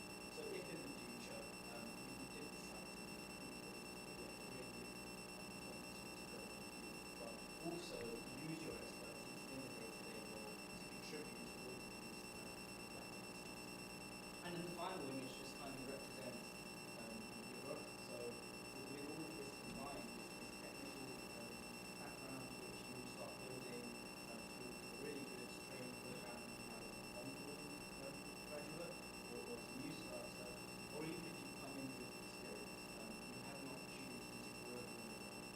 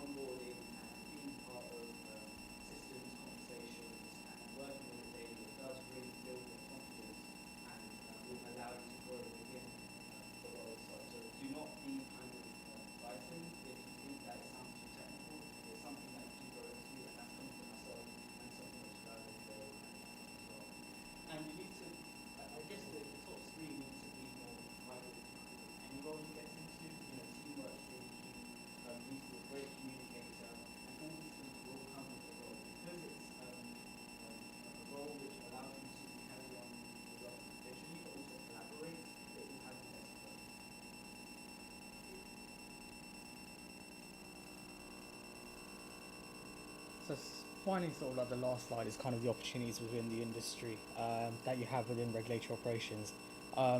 The main thing is, I mean, for your careers as well as networking with other departments, and not just networking with us at conferences, but when you do move into your professional careers, you do get to meet other people in other departments. It just opens up them potential sort of moves internally within the company. End of the day, any company you work for will want to retain their colleagues. They don't want to invest all the money in them for someone to move on. They would want to keep you here. So there's always room to move around between companies as well. You might find that you're working in one department and you find that, okay, maybe regulatory operations is somewhere I do want to go, like what happened with me. You can move within the company can always usually make things like that happen. And you get then also the exposure to networking with other companies as well at conferences and exhibitions like the Topra conferences that we have. I know us at Gilead, we attend the Lorenz DocuBridge conference, which is a software that, to be honest, most of the companies actually really use within regulatory operations. So I'm fortunate enough to attend those every year. Unfortunately, last year was obviously virtual, but I mean, just before that, as an example, I was in Athens for a couple of days. And networking with a lot of other companies as well. And then it's also being in the know and at the forefront of sort of innovative medicine, so you kind of know what's coming to market within the company. You just kind of got that knowledge that this is going to be happening, this is something that we're looking into, that kind of thing. And then as well, it's your personal profile and it's your self-confidence. Within regulatory operations, you do have that sort of platform to be able to present to senior leadership team. You do get to present to other departments as well, and other senior leadership teams within those departments. It just builds up your personal profile, and as then you build it, as soon as you build up that sort of personal profile within yourself, you become kind of like a point of contact. People will say, "Oh, we spoke to person X at this. He or she was presenting at this meeting. We can go and ask them for help on sort of whatever problem they have." So yeah, there are a lot of opportunities within the industry. And with that, I would like to thank you all for listening. I know we've run a little bit over time. But our contact details are there on the bottom as well. So if you do have any questions after today, feel free to reach out.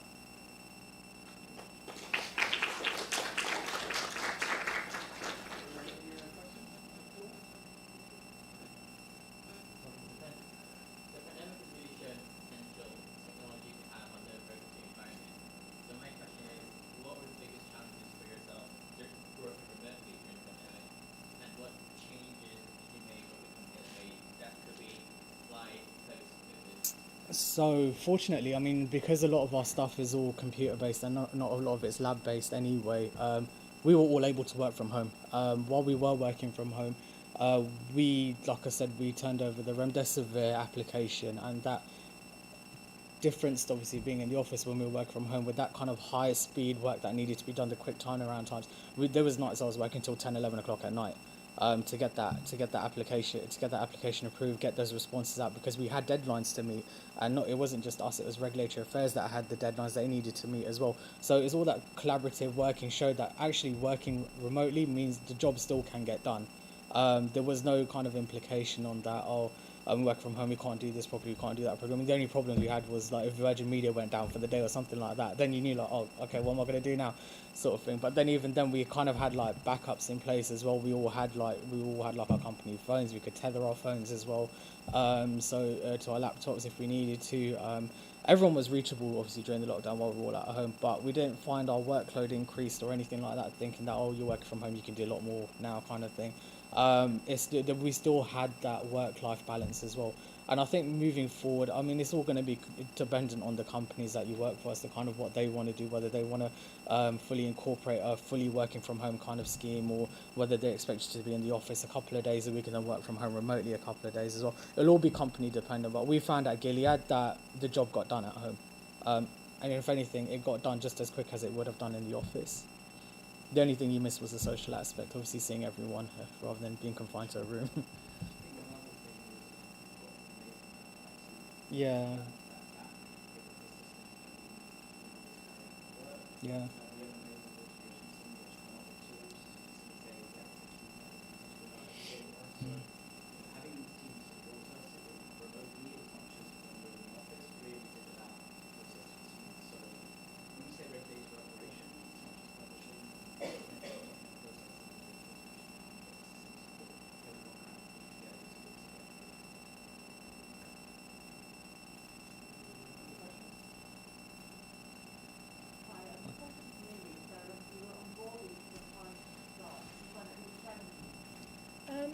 think obviously I came from working in a shop, so there was a big change from working with people face to face every day, but everyone was available over Microsoft Teams, and there was loads of social events. We did, was it like Werewolf or over Zoom or something like that, so we could still meet people. It wasn't as restricted as it might have seemed. And I did a lot of I did your buddying as well, didn't you, when you Yeah. joined as well? Yeah. So we had like quite a few like interaction meetings as well before a lot of our new starters and our new graduates that joined as well. So we buddied them up with sort of senior members of the team. So we just had like half an hour check-ins like every week just to make sure that they're okay, they had everything they needed. If they had any questions they didn't want to sort of speak to someone higher up about, it was more of like an informal kind of conversation. So we tried to make it as easy as possible as well. But onboarding remotely it wasn't easy. I mean, it's new to a lot of companies, I guess, as well. But I mean, it was successful, which is good. We had a lot more graduates join afterwards as well. So yeah, it did. Whatever we did, it worked. It worked.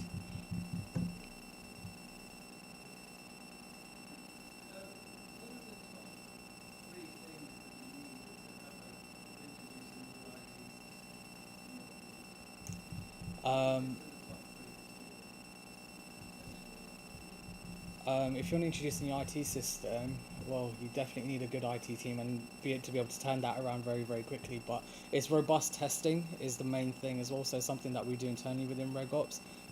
If we are looking to introduce a new system or we're looking at upgrading our systems, we have a robust kind of testing phase that we do. We don't just pull in from internally within RegOps. We look at everyone else that will be using the software as well. So we pull in people from Reg Affairs. They'll be involved within a lot of testing as well and user testing. It's the feedback as well. That's the main thing as well, is it actually being able to sort of receive the feedback and think about how you're going to approach that strategically, if it's something that needs to be improved or if people are just want sort of nice to haves. You need to kind of weigh up those options as well. So you need that within your team. And I guess as well, it's just how, like I said, really, it's just having a really good kind of IT department that will be on hand if you do kind of need help. We in RegOps, we're sort of more within sort of our systems and compilation kind of division. They're sort of more responsible for kind of like looking at what kind of systems are available. Us three would be pretty much involved with the testing, within the testing of that. So everything else behind the scenes, that will be done at a more kind of senior level within the leadership team. But yeah. After introduction of the system, I think how you're going to maintain that. Maintenance, yeah. Maintenance is really key. Having your user feedback, but also any introductions and problem solving or issues you might face during how any time frame you're going to address those in. But also having, will this impact any bigger session? Will this impact anything that's going on in the department? So having those meetings, having that plan moving forward as crucial to introduction, introducing new IT systems. So that those things is as crucial. Thank you.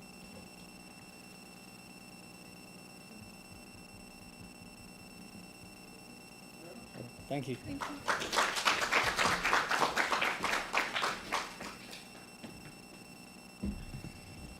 Right. So for the final session, this part of the day, we're going to listen to Molly Lapworth of DLRC, who's going to talk about the benefits of career in regulatory affairs.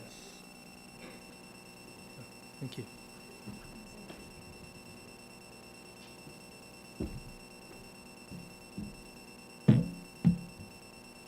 So hi everyone, so I'm Molly Lapworth and I'm from DLRC. I'm a regulatory executive there and I'll be walking you through the benefits of a career in regulatory affairs. So today we'll go over who we are at DLRC briefly and who I am, and then what the benefits of a career in regulatory affairs is for a new graduate. I'll cover sort of three key things, so the variety that the career offers, the knowledge and skills that you can gain, and also the opportunities for further training. And then to tie off, I'll just cover a few things that other people within DLRC have highlighted as their benefits, so they're a bit more experienced than I am. So who we are at DLRC, we're a regulatory consultancy based here in Hertfordshire, founded in 2005. and we have over 500 years worth of collective experience in the field. So our vision is to offer renowned and innovative regulatory solutions for the advancement of global healthcare. Our mission is to be the service provider of choice, offering strategic and operational support so that clients revisit, our employees excel, the patients benefit, and the regulators respect us. And then our values are to offer a flexible working conditions for the employees, to foster a culture based on integrity, enabling the employees to provide that exceptional service whilst benefiting from unrivaled professional development. So who I am, as I say, I'm Molly, and I graduated from the University of Nottingham back in 2019 with a integrated chemistry masters, and sort of towards the end of my time at uni, I realised that I really didn't want a career in labs, but I did want to have a career in science. And I think there can sometimes be a bit of pressure for science grads to do the most sciencey of roles, you know, wear a white lab coat and obviously work in a lab. But that really doesn't have to be the case. So for any students or new graduates, a really great place to start with having a look at what else is out there can be the uni websites, the uni career pages. On there I found alternative roles such as medical writing, medical sales, patent attorney, and obviously regulatory affairs. And so regulatory sort of jumped out at me because it was more aligned with the skills that I already had, but also the skills that I wanted to take further. So with that being said, later in that year I applied for a graduate position at DLRC and joined as a regulatory executive. So based on those 2 years experience that I've had, I sort of pulled together some benefits that I see having a career in regulatory. And one of those is the variety that the career offers. You're not going to feel boxed in, which I think for someone starting at their career can be quite a good place to start, to feel that freedom. So in terms of employers, there's a lot of variety, some of which you've already heard of today. So there's different types of organisations, so the regulators, industry and service providers such as consultancies. And then within that there are often local, regional and global roles. So for example, one of the clients that I work with, they're a large global pharma company, and within that I work at the global level, working on the global regulatory strategy, but then I have to reach out to the local colleagues for their local expertise to feed into those strategies. And then these organisations do vary in size. You can have some are smaller than others, and that will also dictate the size of the regulatory team that you're part of. And then finally there are options sometimes to travel within the role, may that be nationally or internationally. For example, people working at a headquarter level might reach out and travel to the local teams or vice versa.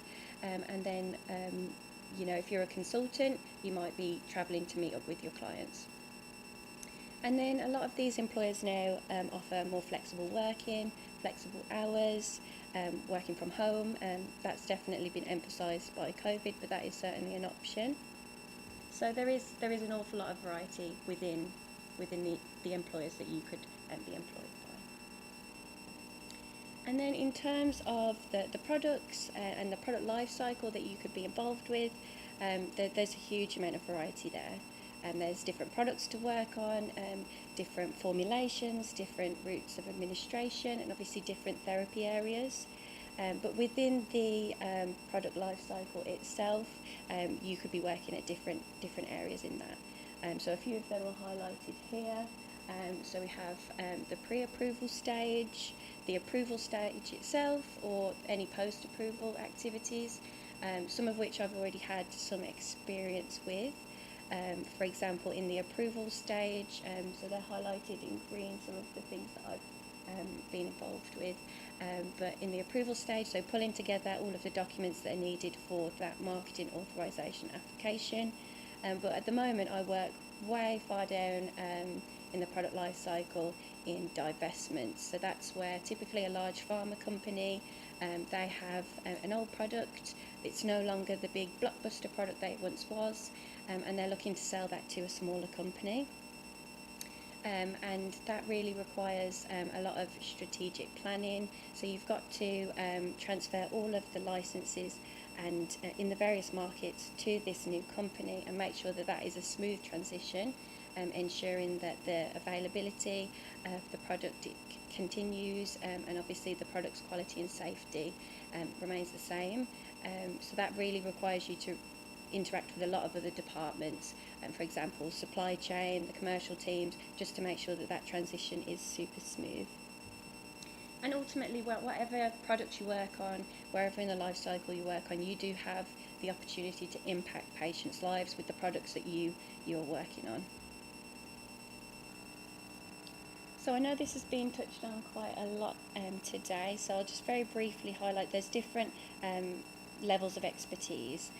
So for example, you could have a more broad approach to your career, or you could be more tailored, working in certain areas of the life cycle, on certain therapy areas, or even the subsections of regulatory.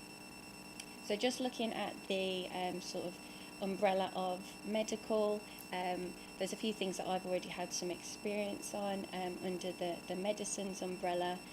So regulatory strategy, reg ops, who we've heard from today, and then also labelling as well. So there really is an opportunity to either try these things out and specialise in the end, or keep a more broad approach to your career. And then sort of moving away from the variety side of things, for me it was really important to find a career where I could see that potential for myself to develop and grow my knowledge and skills.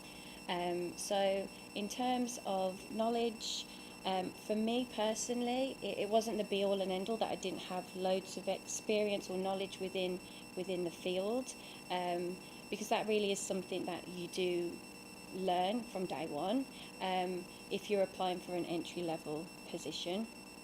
And I've highlighted here a few of the skills that I see are important for a career in regulatory, but again, I didn't have all these skills perfectly down to a T when I applied for my role.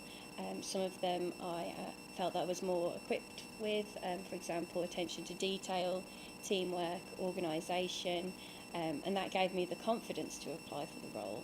But then there were other things like negotiation or communication that I hadn't really had too much exposure to, so they were things that I've been growing. So that is something to really bear in mind, that you will start to grow these skills from your first day, and you'll continue to grow them and take them through the rest of your career. So there are also, as I mentioned, you will have the opportunity to have that natural progression in your role in terms of your development, but you can take that one step further if you'd like, and with different training opportunities.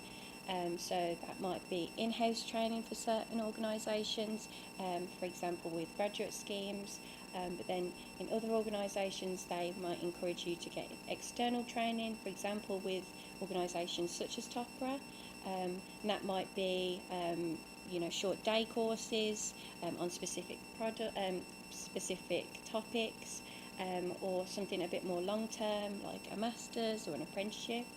And that's something that DLRC encourages. So at the moment I'm on the apprenticeship, which is a 30-month work-based programme, and with that you develop your knowledge, skills and behaviours at that sort of accelerated rate.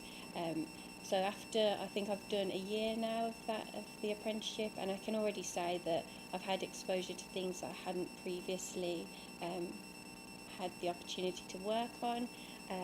For example, earlier on in the development, so the clinical development, that's not something that I've had the opportunity to work on my day-to-day. But having been on courses in relation to that, I feel a bit more equipped for when those opportunities do arise within work, to sort of bring more to the table. And then I've just highlighted here, this is from the Topra website, kind of the progression within a career, so a very linear progression within a career of regulatory. You can obviously diverge, as we've heard from a lot of people today, but that just highlights in terms of the role and the years of experience. So if you want to have a look, it's obviously on the Topra website. And then finally, as you've heard from me, from the perspective of someone starting as a new graduate, I reached out to a few of my colleagues who are a bit more experienced, who've been in the career for quite a long time now, to get their opinions. So one of our senior consultants mentioned that a benefit for them was that they get to work with over 100 global markets, constantly meeting new people all over the globe, and learning about different regulatory environments, and that regardless how long you've been in the career for, there's always more to learn. And then one of our principal consultants mentioned the benefit for them was the opportunity to work with leading international experts on a wide range of fascinating science projects, which could actually be the next product that you or someone you know uses, and that can all be done from a computer, so you can do that remotely and often with flexible hours as well. So to conclude, there are obviously many benefits to working in regulatory. There's a lot of variety, and that can give you the room to explore and find the right fit for you. But you'll also begin to develop your knowledge and skills from day one and continue to do that throughout the rest of your career. And finally, there are further opportunities for additional training if that's something that you would be interested in. So thanks everyone for your time. If there's any questions.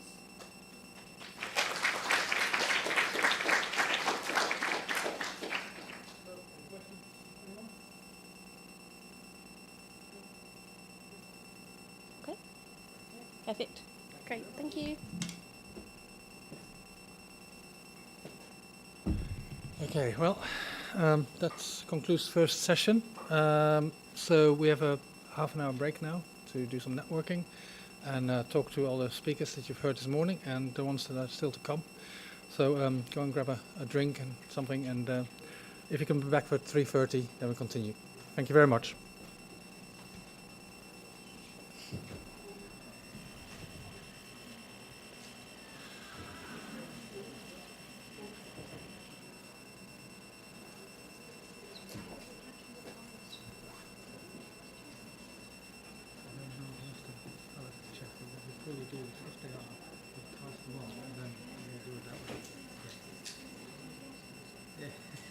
Thank you.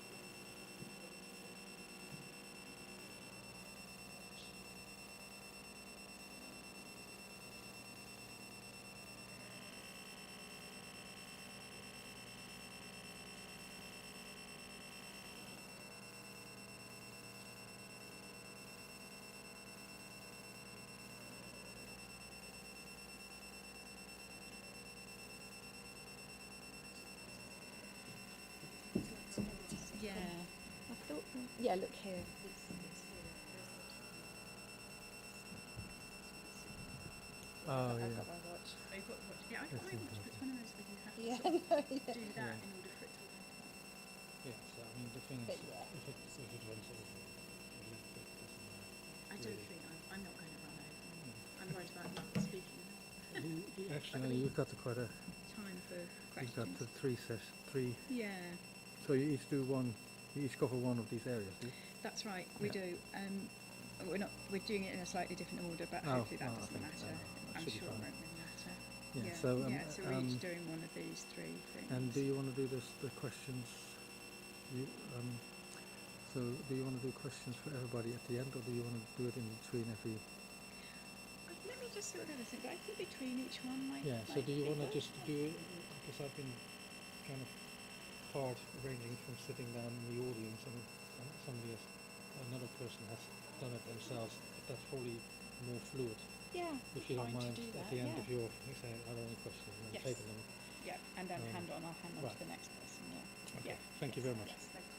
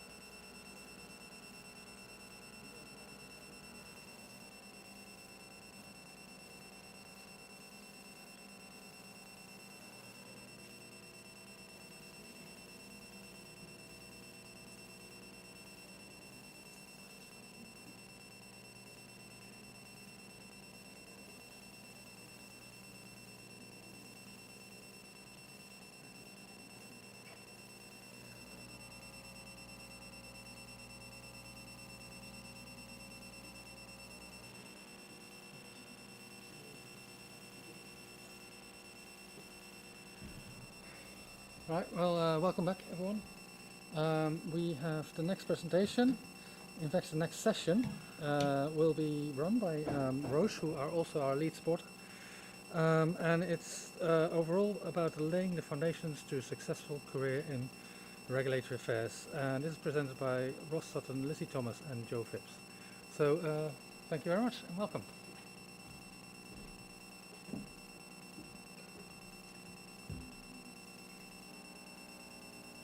Okay, well, thanks. It's lovely to see some of you that I've chatted to on the stand. So, welcome to our session today. So, we're going to cover a number of different angles today. So, I'm going to talk about the diverse range of people that we welcome to regulatory affairs.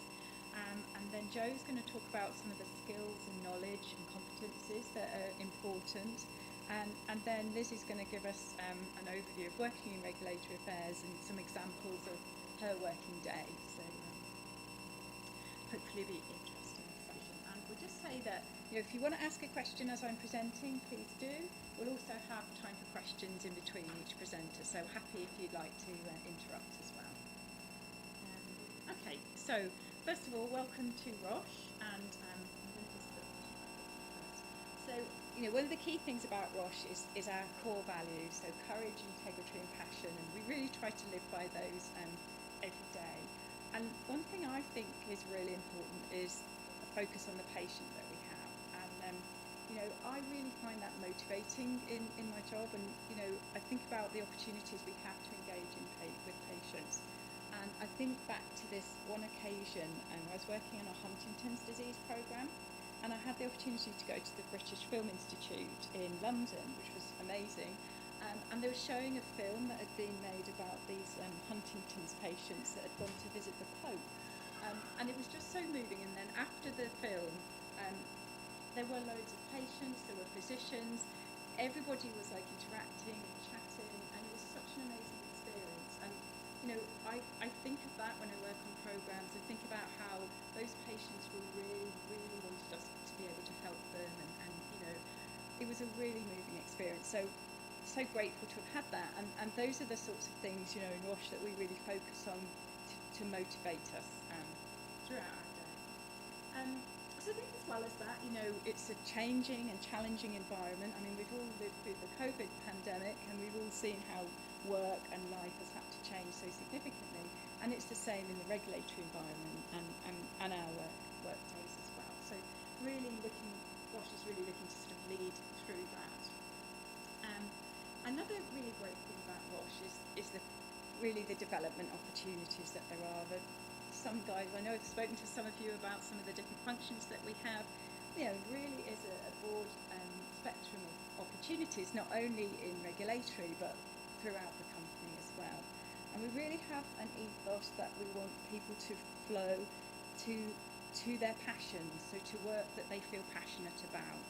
That's really a sort of big kind of mindset shift in Roche at the moment. And matching that as well, we really think about diversity and engaging with global communities as well as local folks, but really thinking about being a diverse community, welcoming everybody to that, welcoming everybody's different views and opinions. It's really important to us at Roche.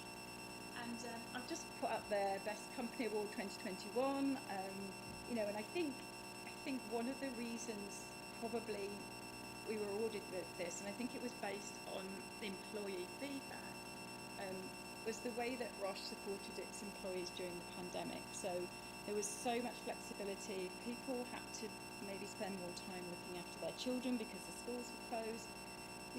That was allowed. People were covered work for people to make sure that their projects didn't sort of fall behind. So really, we were really supported. There was a lot of sort of well-being information as well, and a lot of checking in to how everyone was getting on. So I think that support that we had during the pandemic really reflected through this award.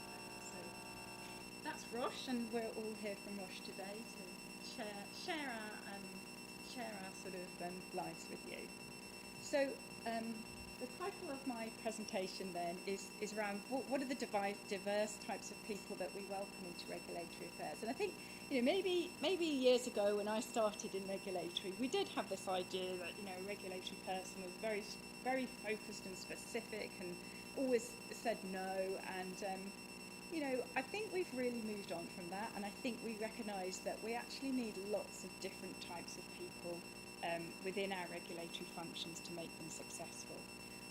You know, from people that are good at planning and strategy to folks that are really good at the sort of kind of bringing out the key messages in our documentation, through to even, you know, through to the folks that are publishing the documents, bringing them together into the right format for health authorities, project managers, the technical regulatory folks. There's all sorts of different types of people and mindsets that we need within our regulatory organisation. You know, that thinking within regulatory is probably driven by the broader Roche ethos as well, that we really want to include diverse talent within our organisation, you know, whether that be across genders or values or different beliefs or races. You know, I think it's really just that sort of desire to be inclusive of everyone, and we do a lot of, we have quite a lot of difficult conversations in Roche.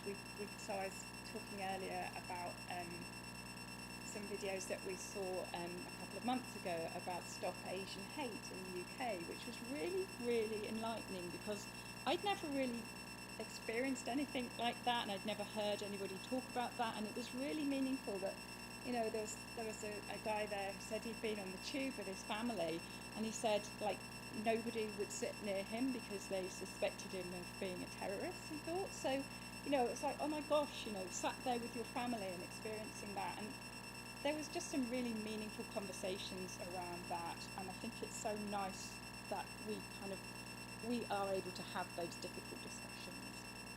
And I think we hope through that, through making everybody feel included, that we have, we benefit not only those people, but we benefit ourselves and we benefit the organisation, because all of those different views really lead to creativity and innovation, and, you know, really, really exciting path forward. And just because I'm a scientist, just a few figures there. I think this was based on some research done on senior management, but just showing, as well as creating that kind of that really inclusive workplace, it does actually lead to financial benefit for companies as well, to have these diverse talents within the company. So it kind of makes sense from lots of different perspectives.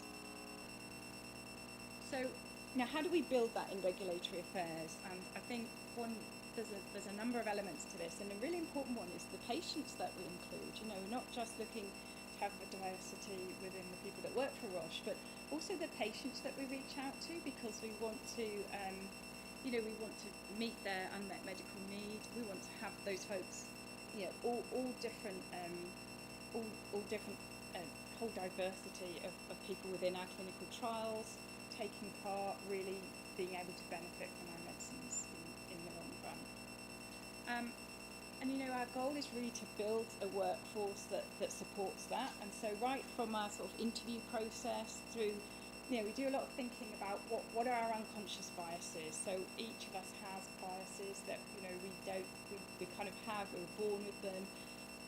You know, it's created by the way we've been brought up in our families. And it's kind of like, we have discussions around, well, how can we make sure those don't influence us when we're recruiting? How can we make recruitment fair?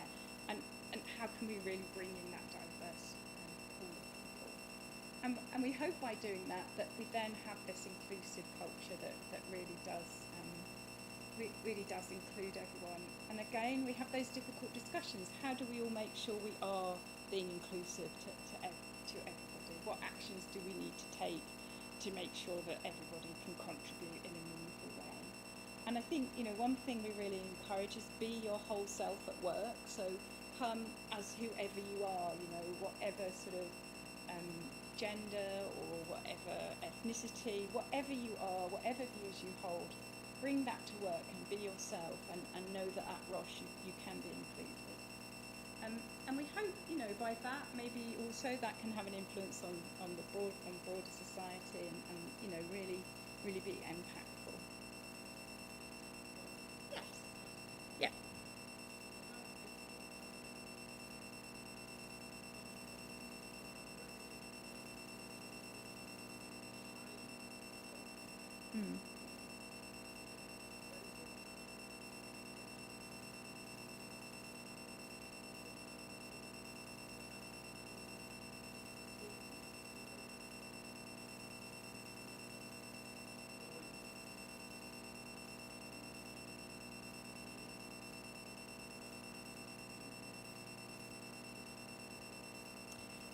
Yes, it's a really interesting question, Chris. Thanks. And I think it's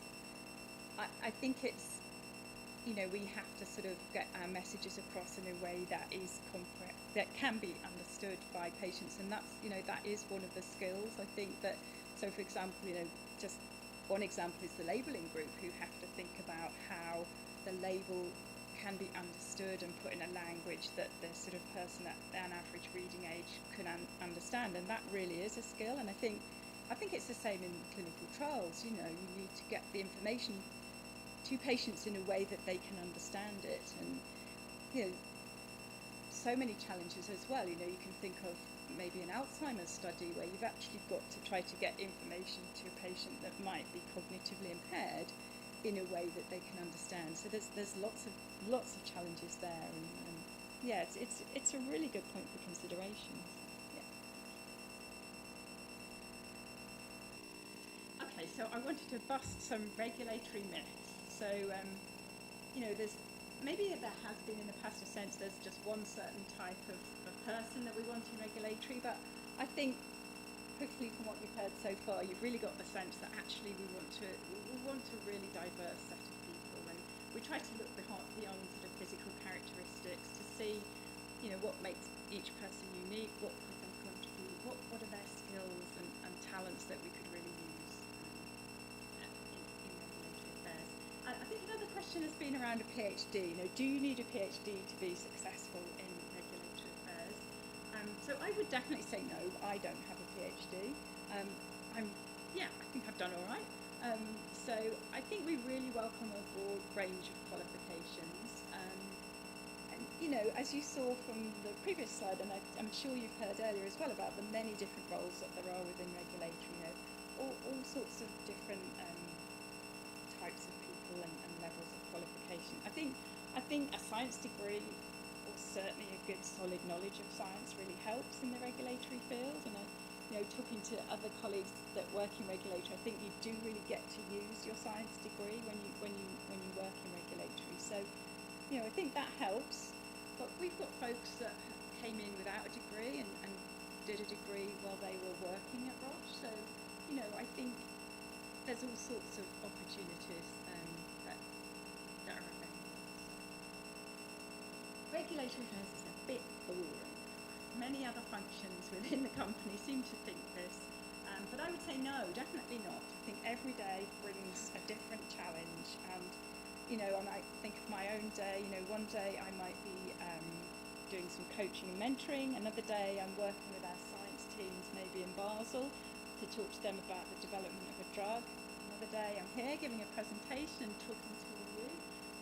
You know, I think there's all sorts of so many different things. Each day is a new challenge. And then I think another myth is that we always say no to things, that we're very focused on regulations, and we look at things and we sort of suggest that things won't work.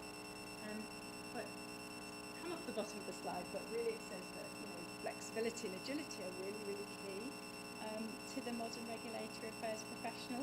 And you know, if you think of how quickly regulations and precedent changes, and I was just thinking of the example of Aduhelm, which was recently approved for Alzheimer's disease by FDA. You know, a year ago we would never have imagined that could have got approved by FDA. You know, and now it's set a whole new, you know, there's a whole new benefits for patients with Alzheimer's. It's opened up that field, I think, much more to new drugs coming through. So I think it's amazing to watch things change before your eyes, and that makes it very exciting in regulatory affairs. So having sort of demonstrated, you know, hopefully taken you through the sort of different talents and the diversity that we're looking for, I just thought I'd give you a feel for how I got into regulatory affairs. So I started my career a long time ago in the Wellcome Foundation, and I was in regulatory, but I got a little bit bored of it because I was quite young and I'd only just left university. So I decided to take myself off travelling, and I went to teach English in China, which was really, really interesting. It's really very kind of insightful and really learned a lot about myself. And what I did learn is that I really enjoyed helping people to learn and to develop, and helping people to understand. I was also teaching the students there about English culture, so I was teaching them like how to play cricket and things like that, which was slightly bizarre as I'd never played cricket myself. But it was really fueled a passion for me around learning and development. And so I decided when I came back to sort of combine my career in regulatory affairs with that passion of learning and development. And I've really found that that's been kind of welcomed wherever I've worked. So I worked at GSK for a while, and really was able to pursue my passion there. And then also joined a small consultancy and was able to sort of really use my experience around learning and development to sort of help develop some training there. And then finally sort of joining Roche, I think now I do focus more on molecule work and on development projects, but I do still have that opportunity to weave in learning and development to sort of, that really is what motivates me, I think, and helping others to excel and coaching and mentoring people who are newer to the organisation is really something that I enjoy and, really take the opportunity to do at Roche. And my top career advice to anybody thinking about career in regulatory affairs or really in any area is, be positive and keep going even if you have setbacks. There's loads of jobs that I didn't get. And then I went on and carried on and applied for more jobs. I think we have to experience failure and get over it to be successful. So, I'd say keep going. And also, I think I would say seize any opportunity. I'm sort of someone that always says yes to any opportunity. And sometimes I end up being too busy and I have way too much to do. But I also think it's really rewarding. And I think it's really does help to sort of move you forward in your career. So that would be my ultimate sort of advice. So I've mentioned, I'm really motivated by putting patients first, and really that experience that I had with that Huntington's program was really something that really sticks with me.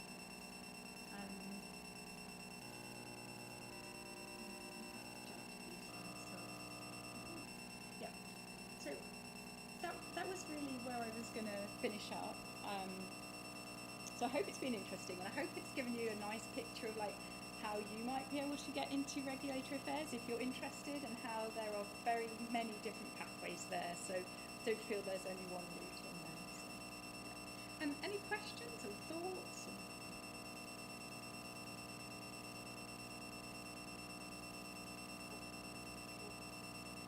Chris, go for it.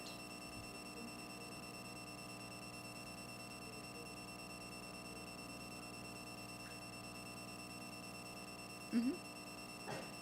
Yes, I think it's a really good question. I know people that have been sort of on the stand that I've been talking to have asked how best to get in. And on our stand we have got some we've got some handouts which take you to the Roche talent pool. I mean, I think the advice would probably be to kind of scan the environment, so look at different companies' websites to see where there's opportunities available. I think again, I would say keep going despite any setbacks, and I know that Lizzie is going to cover that a little bit more in her presentation. She's going to cover, where you might go next, and some advice as well. Yeah. Great. Okay, thanks very much. I'll hand over. Thank you. I'll hand over to Jo. I'm going to try and be technical. Yeah, good afternoon, everybody. Just feel a little bit strange. It feels great to be here, but it does feel strange being here face to face, presenting again. I do feel a little bit rusty, so please do bear with me as I go through the presentation. And just by way of introduction, so my name's Jo Phipps. I obviously work for Roche. I've been with Roche for a few years now, a fair few years. But I've been in the pharmaceutical industry for a very, very long time, and I'm not going to share with you how long, but there'll be hints as we go through the presentation. I think you'll probably get an idea of how long that is. So the purpose of my presentation today, I just want to give you an oversight around sort of the knowledge, the skills and the competencies that perhaps we're looking for, in regulatory affairs. And I'm also happy to take questions. Please do, make this interactive. Any questions that you have, I'm happy to take as we go through the presentation.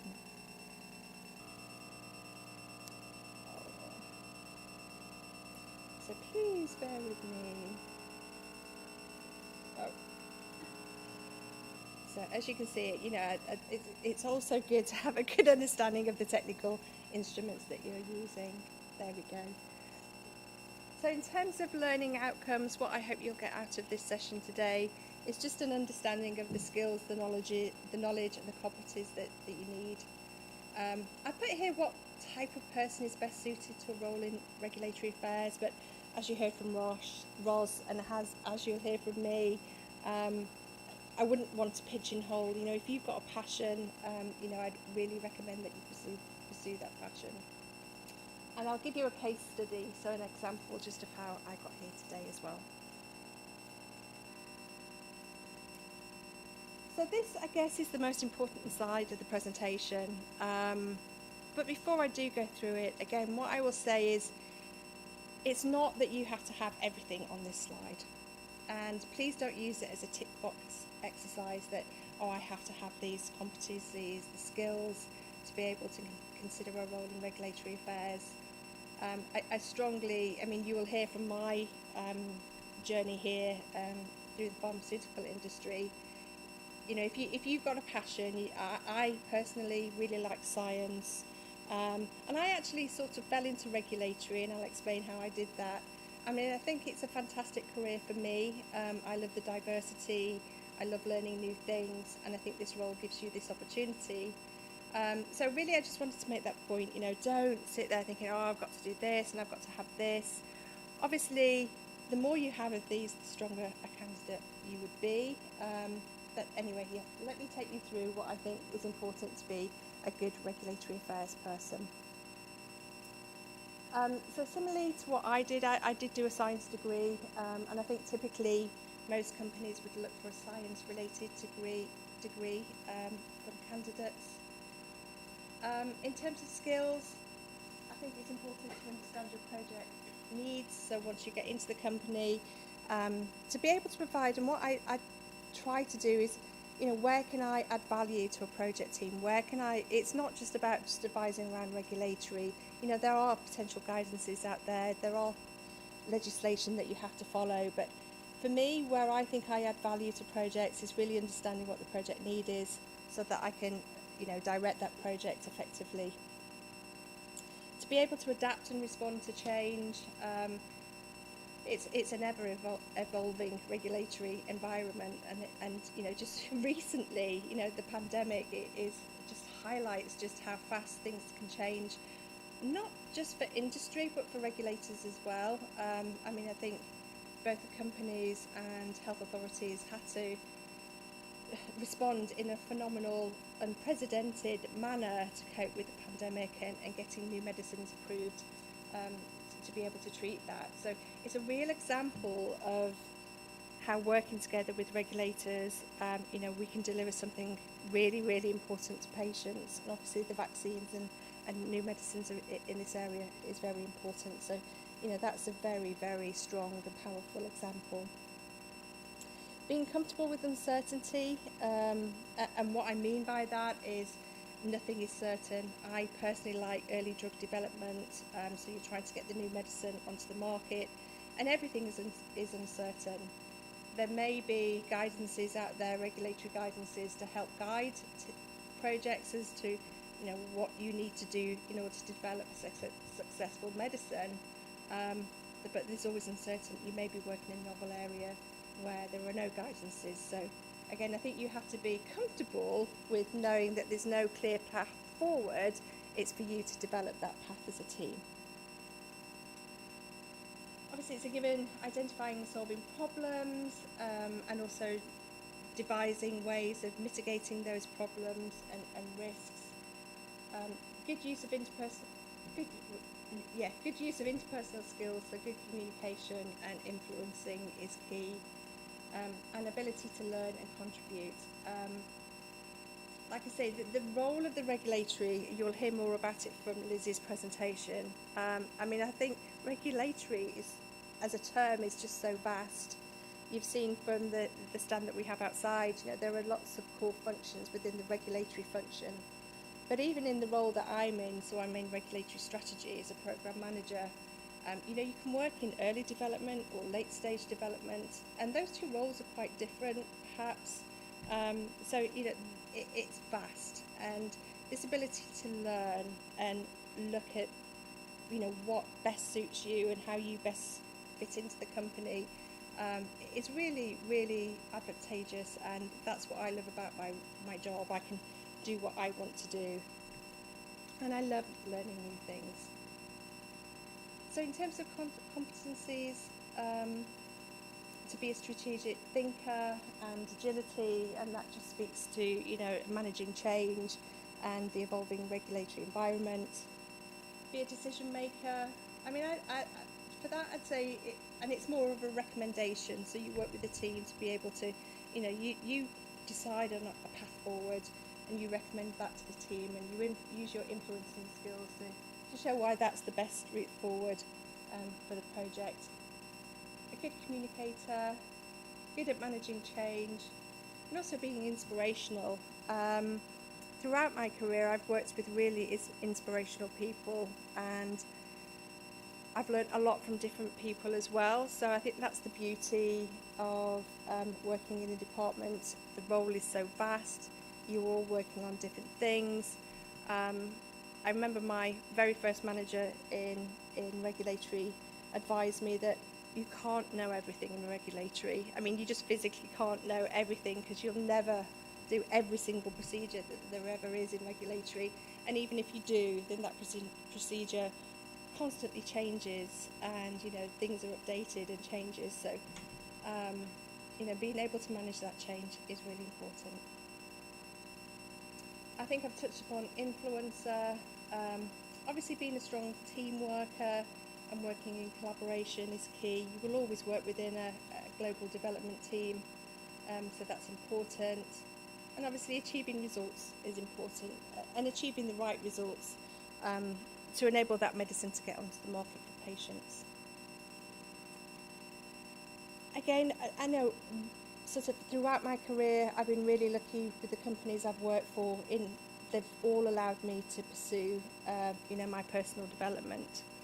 It's one thing attending training courses, but it's also, as Roz alluded to, you know, really identifying what are the areas that interest you, where do I best fit in regulatory, so that you excel, you deliver for the company and your project, and you develop personally as well, is really important. Being innovative, I can't say that word, but being innovative is important. We all work on novel projects, and sometimes the project that you're working on has a particular challenge, and it's thinking the best way to tackle that challenge, thinking outside the box perhaps. I know that's a you know, a term that's used widely, but being able to think of problem solving and how to deliver and move forward with the project, because sometimes it can be challenging. And I do think there's an element of leadership. I think in my early career, you know, there's an element of that, but that's something that you will develop as you go through your career, so it's not essential to begin with. I think you have to show some degree of leadership, but that is something that you'll certainly develop over your career. So I think ultimately what I wanted to really try and say out of that slide is that, you know, if you've got a passion for regulatory, there may not be one clear path.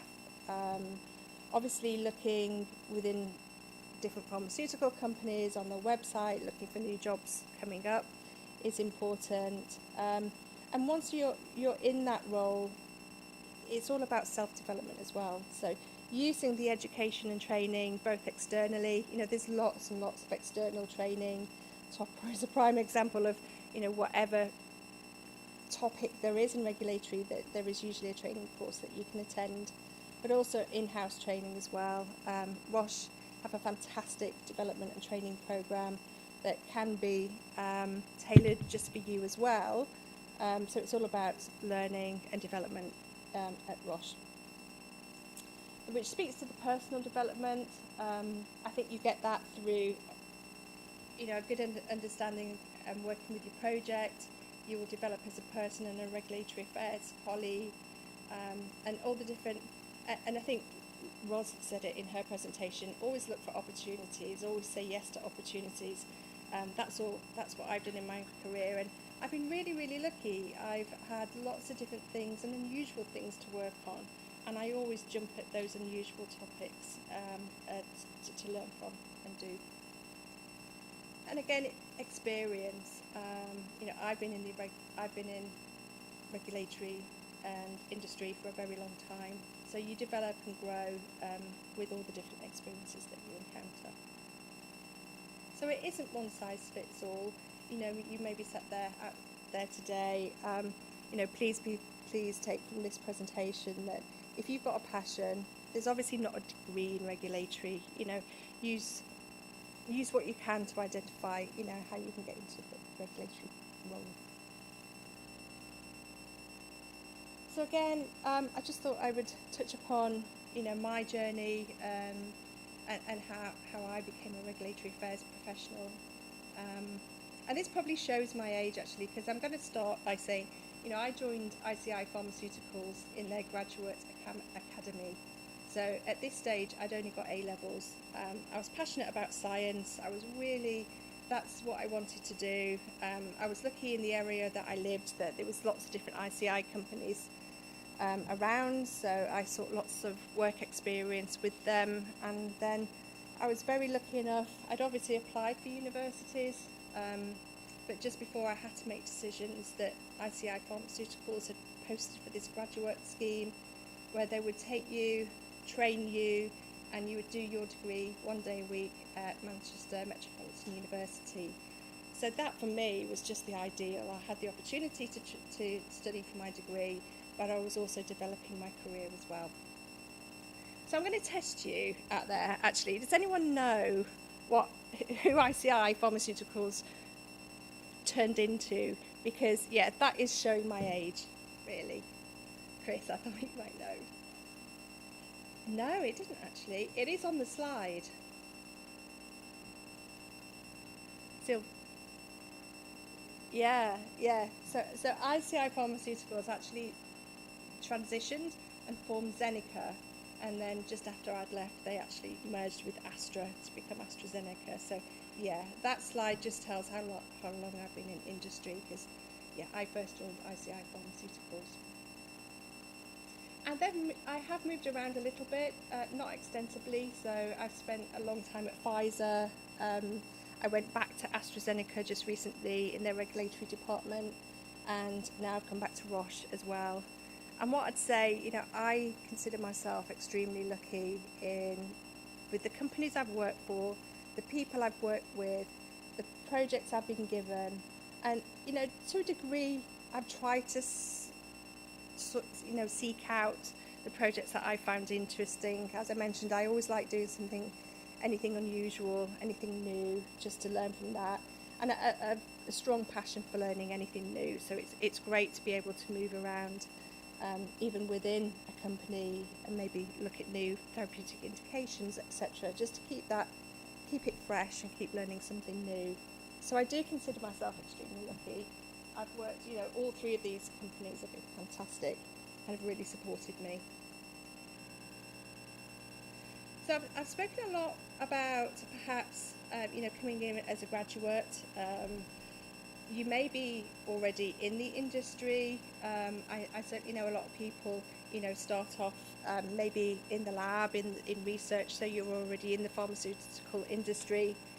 And what I'd say is, you know, if you're at that position looking to move into regulatory, as scientists, we all have highly transferable skill sets. You know, a lot of the skills and competencies that I've mentioned are reflected in that role as well. So, you know, even if you're working within the pharmaceutical industry yourself and want to move over into regulatory, you just do so. You know, I remember, because I was in the lab in research. My background's preclinical PK, and I thought I liked the sound of regulatory affairs. I thought I had a limited interaction with them, working in early development, setting up the early phase 1 studies. I thought this is an area I really wanted to work in. So I did move across. I have to confess it was a major shock because it was just a real lack of understanding just how vast regulatory is. And I think we've spoken to you, a lot of you understand today, just the many roles that there are. So, you know, it was vast, but, you know, it's really rewarding because with that vastness comes the ability to try different things and learn new things. So this is my last slide, really. So obviously be on the lookout for opportunities, look for different, look on all the websites and careers sites for the pharmaceutical industries. Don't be brave, don't be afraid to take risks, be instinctive, you know, make decisions, stand by them. Most importantly, really be open and listen to ideas of others. You know, for me, that's a key trait that I have to work on to make sure I, you know, be inclusive and listen to others. I hope you've been inspired today, not just from my presentation, but for everything that you've heard today, and just be the best you can. And, you know, I really wish you all the best and hope that you have a really successful career.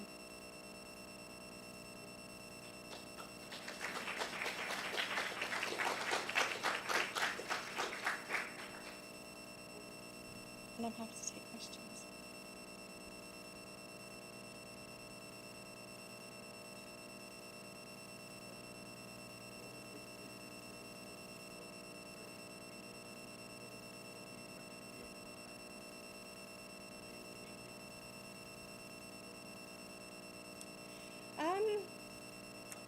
Yeah, that's a really good question. I think what I'd say is big pharma tend to be structured similarly. So I think if you have experience of one, moving to another is not such you know, a big shock. I think the key difference is perhaps the therapeutic areas that you work in. So yeah, that for me was where, you know, the key, where I've derived the most benefit really, and where I've enjoyed it the most, because each pharmaceutical company I've worked in different indications, different therapeutic areas. So you get to specialise, and for me it was always about learning something new, becoming not an expert, but, you know, being able to advise project teams and you know, have a big say in how maybe a pivotal phase 3 is developed, and working with patients as well. You know, that at Roche they're very keen on including the patients, so designing studies that actually suit the patients. You know, I've been working in an area of inflammatory bowel disease, and, you know, it's not nice for patients to have to routinely go to hospitals. You know, it's quite a challenge and a burden for them. So if you're setting up studies that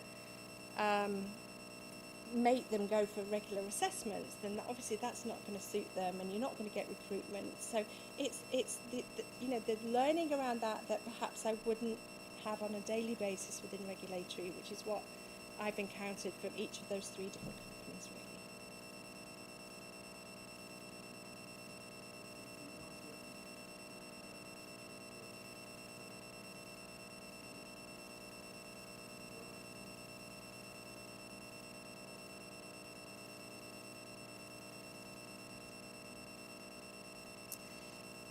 So I will caveat my answer by saying, obviously I was at different stages of my career as well when I was at those companies. I can't really, I mean, I think, as I've answered with my last answer actually, that, you know, they were just all different.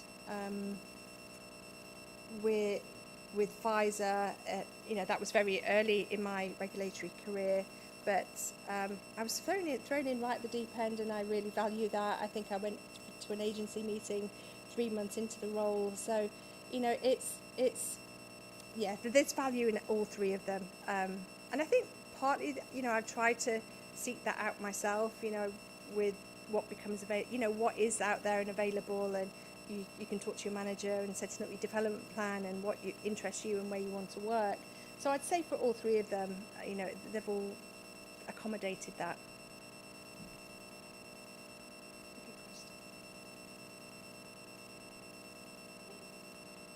Any more?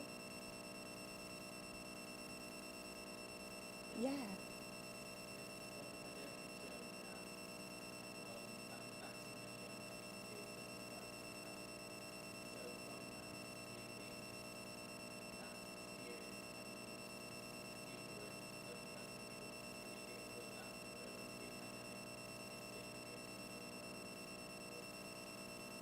That's a fantastic question. Really great question. So I can speak for Roche, and Roche we call it a moonshot. To as a clinical trial completes, that you're filing and getting that medicine to patient as quickly as possible. I've sat and listened to this presentation thinking, how on earth is that going to happen? And then obviously the pandemic happened, which shows you can. I don't think it's sustainable as a model for every single molecule. I think perhaps it's shown that you can accelerate, and I think there will be a move to accelerate, and there already is within regulatory. That there are, that like the Prime in the UK, to identify the novel therapies that are really, really going to help patients, because there's absolutely nothing available to them to help try and facilitate and speed up registration to get those medicines on the market. And I think there's going to be a shift even more. But with that, I've always been astounded just how the regulators have coped with the increase in demand. And, the COVID piece still and now, is overwhelming both regulatory agencies, because they're having to support all companies that are looking in this area. So I think it's a reflection that it's a model that can happen. I don't think it will happen for every single molecule. It will be for those medicines that really are meeting that high unmet medical need for patients. But it was a really great question.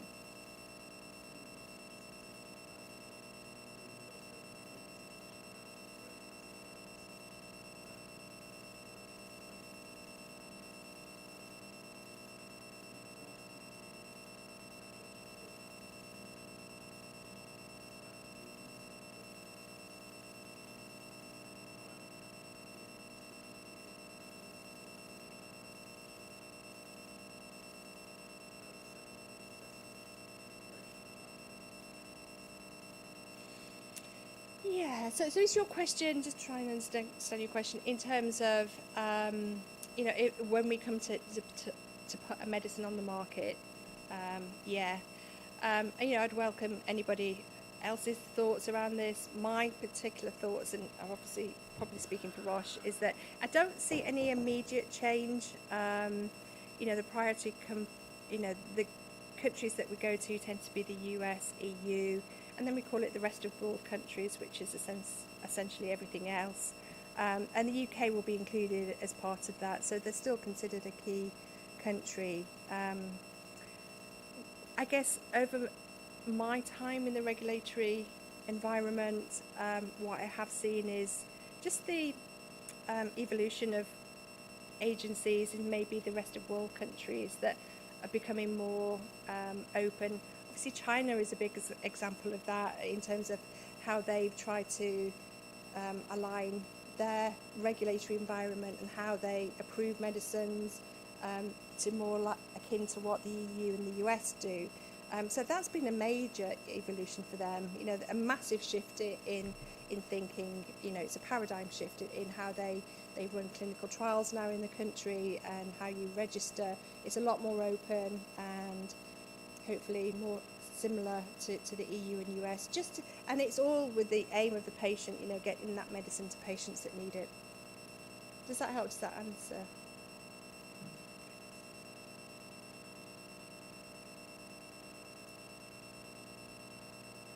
Fantastic, thank you.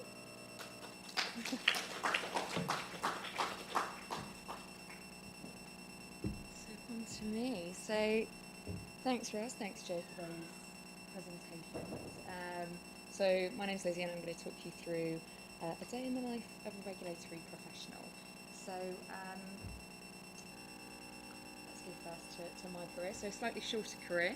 So I joined Roche back in 2019 as part of the regulatory graduate intake.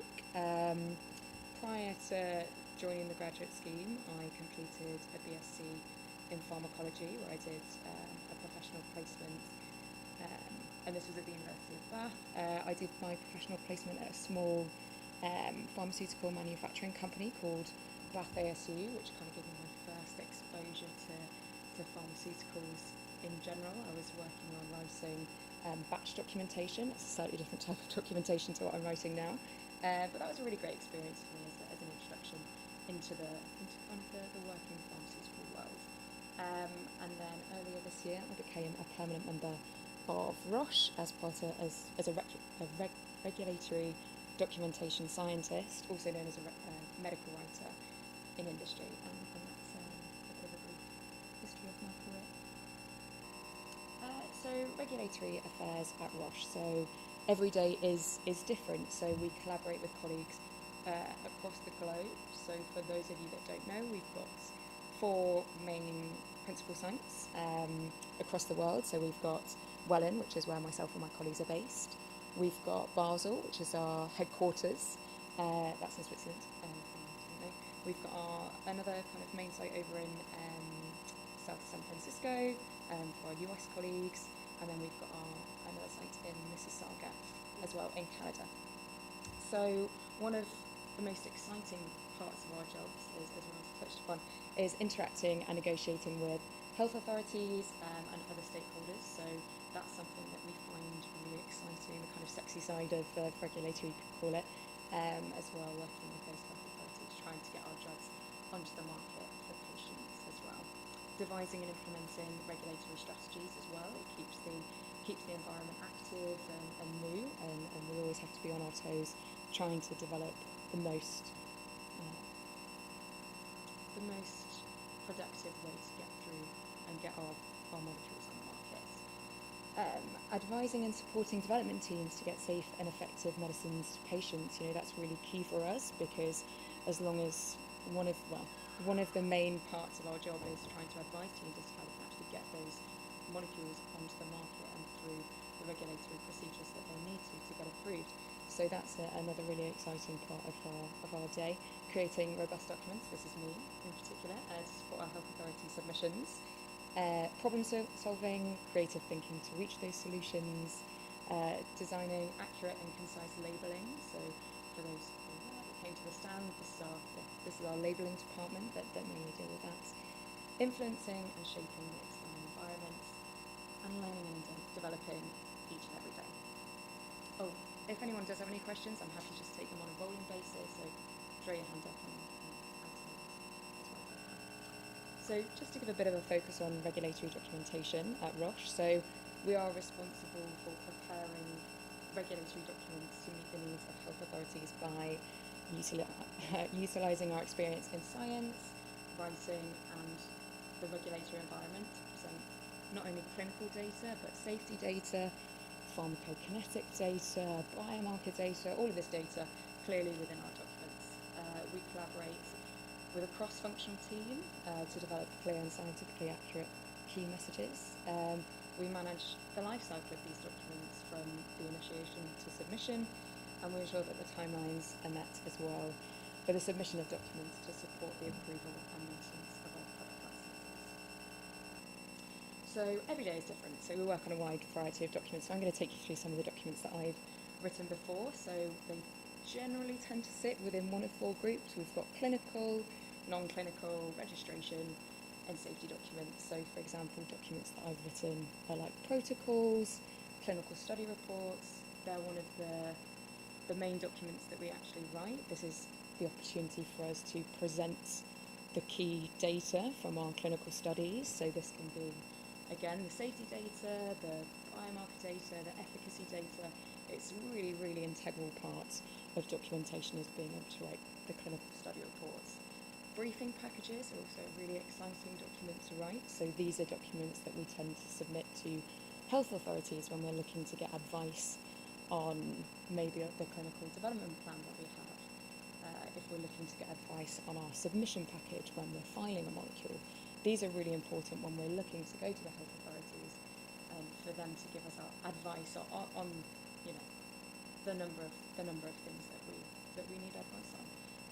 Investigator brochures, so these are really important to submit as part of our clinical study. We provide investigator brochures to the investigators, which helps, self-explanatory, which helps advise the investigators as to how to proceed with monitoring an adverse event, safety findings. It gives background on the molecule, the mechanism of action. It really encompasses all of the information that you need to know, or they need to know, about the molecule to help conduct the clinical study.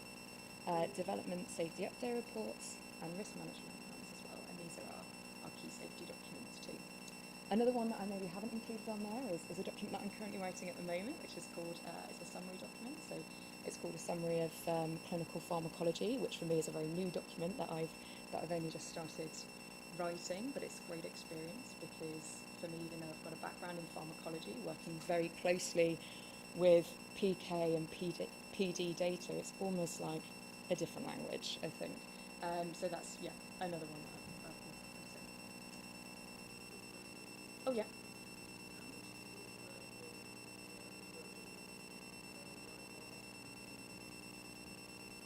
Sorry, could you say that again for me?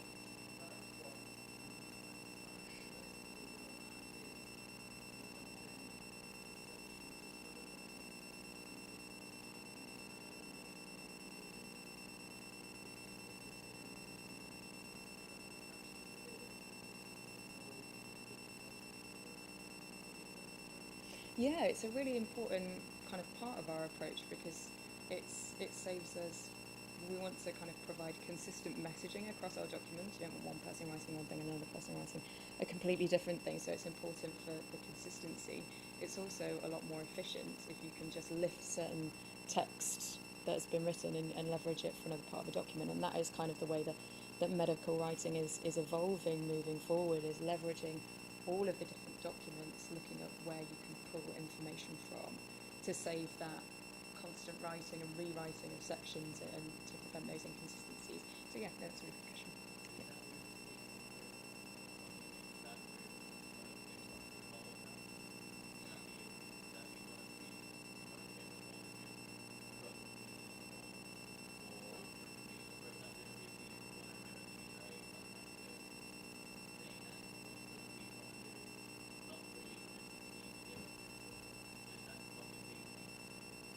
I wouldn't necessarily say that's from my experience. I mean, those things can happen. It's more,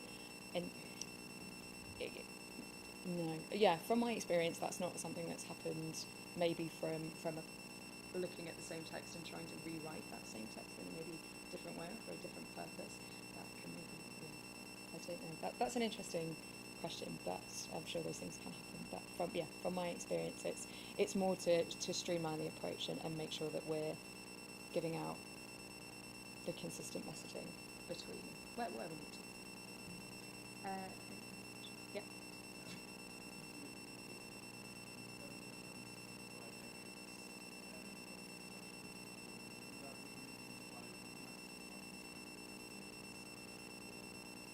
Yeah, so I can go on to talk about that if that's okay. I can cover that now because I'll talk about the stakeholders that we work with, and I can give you a bit of a background on my interactions with the biometrics departments.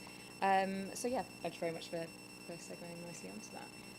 So in documentation, we work with a very wide variety of stakeholders. Our teams can range from 10 to 20 people from different departments because that's the level of input that we need from them. We've got experts in their own right, and as a medical writer, we have to be a bit of a jack of all trades, where we have to be able to understand the clinical, the safety, the efficacy. We have to understand the clin pharm. We have to try and understand the programming. There's so many different elements that we have to understand. So I'll just take you through some of those conversations that I mainly have. So, for example, if I'm writing a clinical study report, my main stakeholders would be clinical science, because they help me writing the efficacy, understanding the study design, understanding the elements of the protocol. That's really important.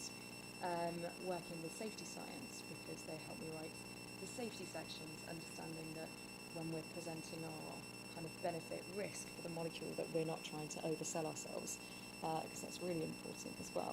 Working with our biometrics colleagues, so they're responsible for kind of the outputs. I don't use the data that we kind of present in our clinical study reports. They're responsible for providing that information, and we have to have a conversation there, understanding that what is the data that we're trying to present. You know, what is the most effective way to put that across in our documents. So yeah, it's really interesting working with all those different stakeholders. For example, the summary of clinical pharmacology that I'm writing at the moment, I work very closely with my clinical pharmacology colleagues, because we have to have those conversations to make sure that we're interpreting the data and we're understanding the relationship between the exposure and the impact that the drug is having on the exposure. So this is all the really interesting conversations that can be had, and it's a really exciting department to work in. And of course, our program managers, when we're writing briefing packages, the program manager tends to be the interface between the company and the health authority. So they're really important in those strategic decisions when we're thinking what questions do we need to ask the health authorities to make sure we've got a robust clinical study design, so that we're prepared for the submission of our filing packages. So that's a bit of an insight into the interactions that I have kind of on a daily basis. And then one of my favourite things is the critical analysis of data. So something that I was maybe not worried about, I suppose, but I suppose one of the big concerns when leaving university is that you're going to lose touch with all the things that you learn in your degree, that you're going to be, I spent 4 years doing a pharmacology degree. The worry is that I spent all that time, I'm not going to be able to leverage that in the job that I have now, but that is completely not the case. If anything, I need a second degree to try and help understand some of the concepts that I need to familiarise myself with. So one of those things is planning the data to include in the document, where I work with the statistical programmers and biostatistics, as I touched on before, and developing those key messages that we put into the document, particularly a clinical study report, where I work with clinical science, again, biostatistics, safety science, clinical pharmacology, bioanalytical science as well. And then finally, the way that I was able to kind of get to this point in my career was through the regulatory graduate scheme. So I was very, I wouldn't say fortunate, but being able to work for a company like Roche straight after graduating has been a really fantastic opportunity.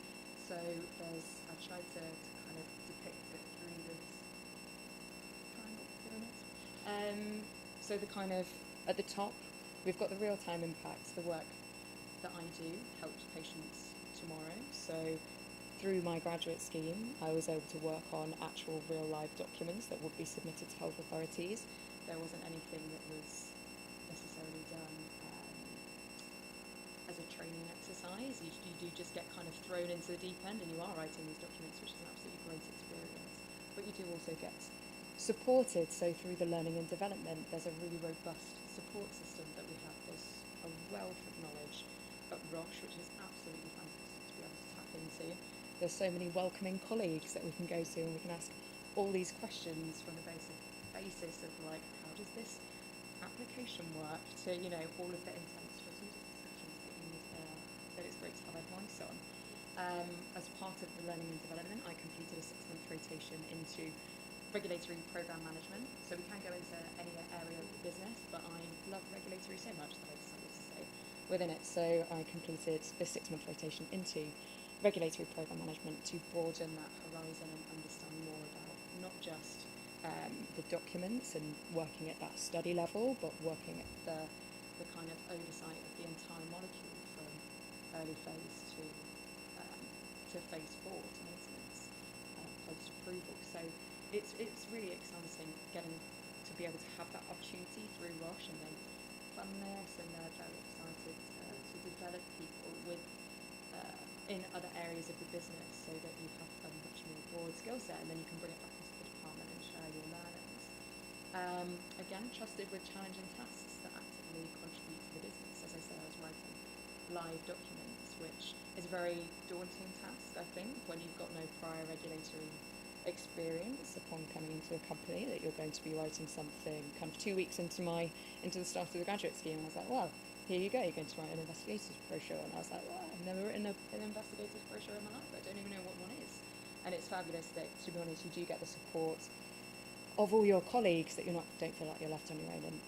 And now I'm able to deliver very challenging documents, I would say, to a high level through those, having those people and those support systems in place.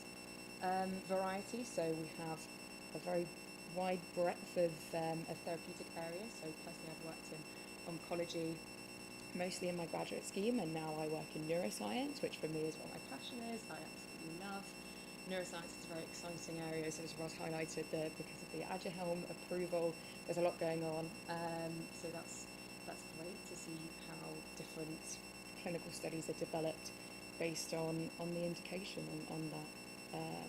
on that therapy area, because clinical studies aren't just one size fits all. You've got different study designs, you've got different indications, different endpoints, the patients that you're looking to target, all of these different things. There's so much variety, and it's really important to have that breadth across the therapeutic areas, which I was very fortunate enough to gain. And then again, different stages of development. So I've worked on documents from phase 1 all the way to phase 3, and the way that you write and structure those documents and the content that's required and the study design tends to be a lot more complex in earlier phase development. So the exposure that I get through there really does build your writing experience, or built my writing experience from having all that exposure.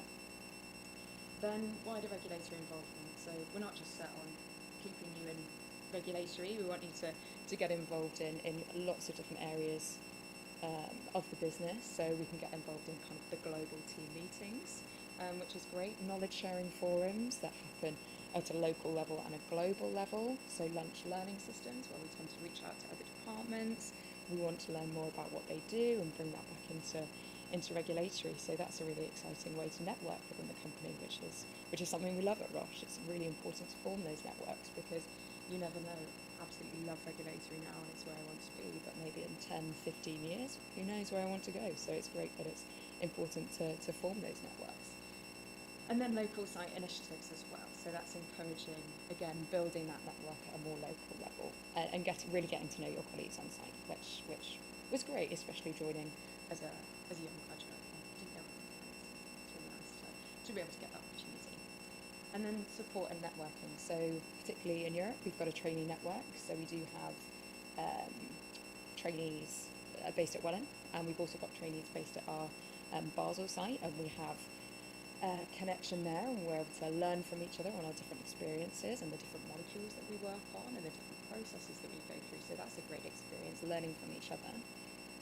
Managers, buddies and mentors all form the backbone as well of our graduate scheme to help you learn and feel supported. I mean, I think there was a phrase that one of my colleagues used to say, it feels like you're thrown into the deep end, but there's always someone waiting to throw you a rubber ring. So yeah, it's a great learning experience, I suppose. And then the Early Careers Network as well for Roche UK, which links up with our diagnostics site down in Burgess Hill. So that gives us an opportunity to work not only or network within the pharma side of the business, but also with our diagnostics colleagues as well. And then this is just a link. I think this has been provided on our table, on our stand, I think. And this is just how to find vacancies and apply. So we've provided some links here. I would also like to maybe bring attention to the fact that I think in about a month, maybe the 11th of November, we're going to be conducting another webinar where we do a bit more of a deeper dive into regulatory affairs at Roche. So we're going to be talking about Project Orbis. We're going to be talking about the new clinical trial regulatory management updates that's happening at the moment. And we're also going to be looking at how medical writing is going to be evolving in the future as well. So if anyone's got any questions, happy to take them.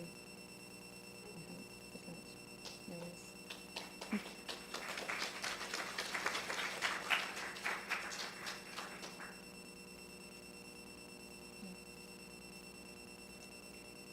Thank you very much.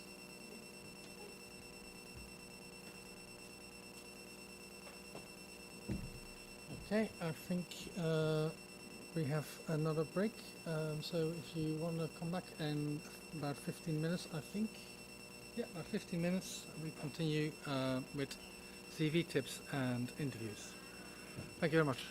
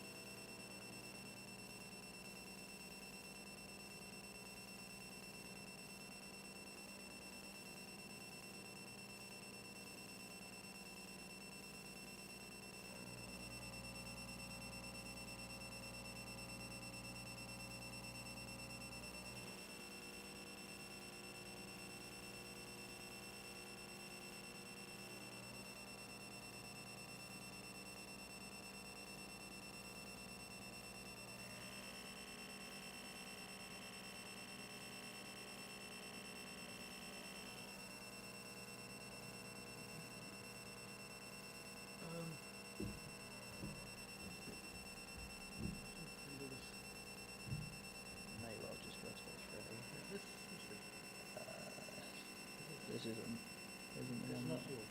No. This Ah, there we go. That's the one. This is it. Yeah.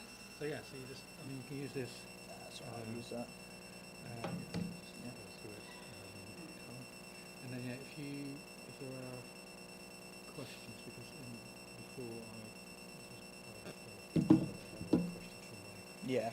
see them there. If you want to do it at your own, say at the end. Yep. And then Cool. that's not probably some people. Cool. Should we get going? Does it start off already? Yeah. Let's hear it from you. Thank you.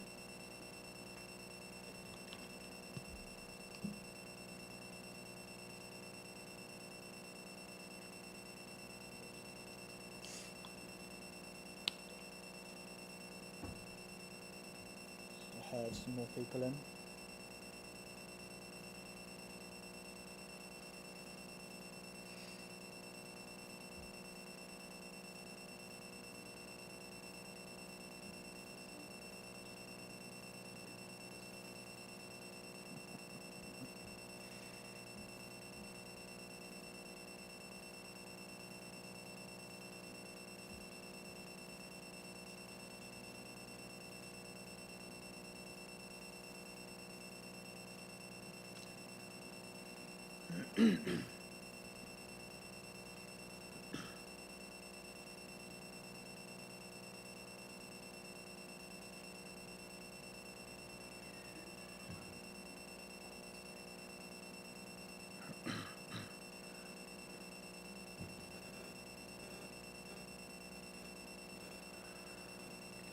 Cool. Alright, so I think we'll get going then, people.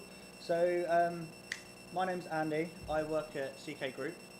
We're a recruitment agency. I was just talking a little bit about CV tips and how to give yourself the best opportunity to start a career in regulatory affairs.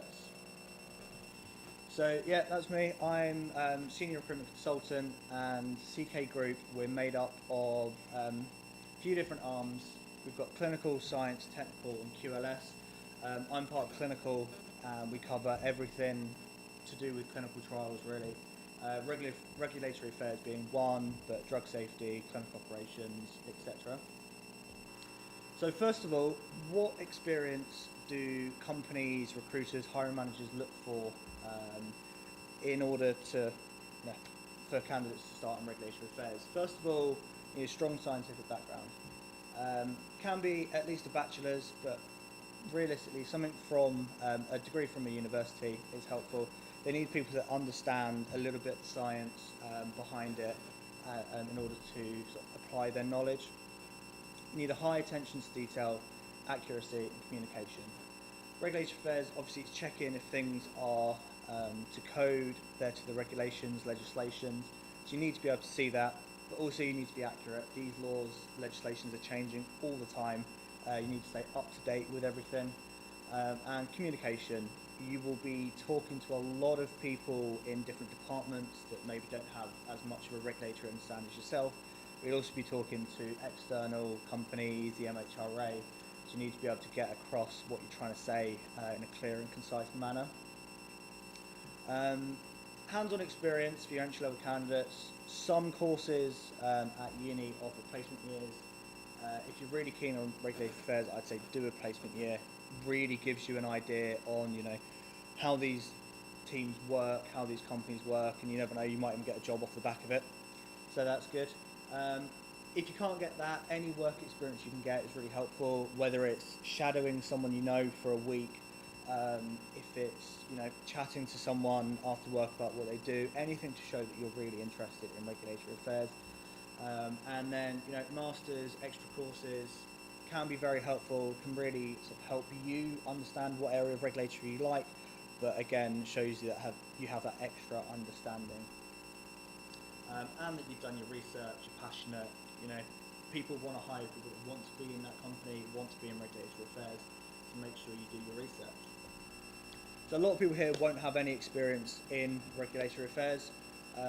So again, show your interest, show your drive, your ambition, and you'll want to be in regulatory affairs.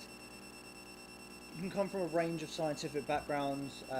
If you have any experience in even chemistry or drug development, that is really, really important as well. It's a lot of transferable skills there. If you've been in other work and you've dealt with regulatory teams, again, really important that you know how they work, you've interacted with them.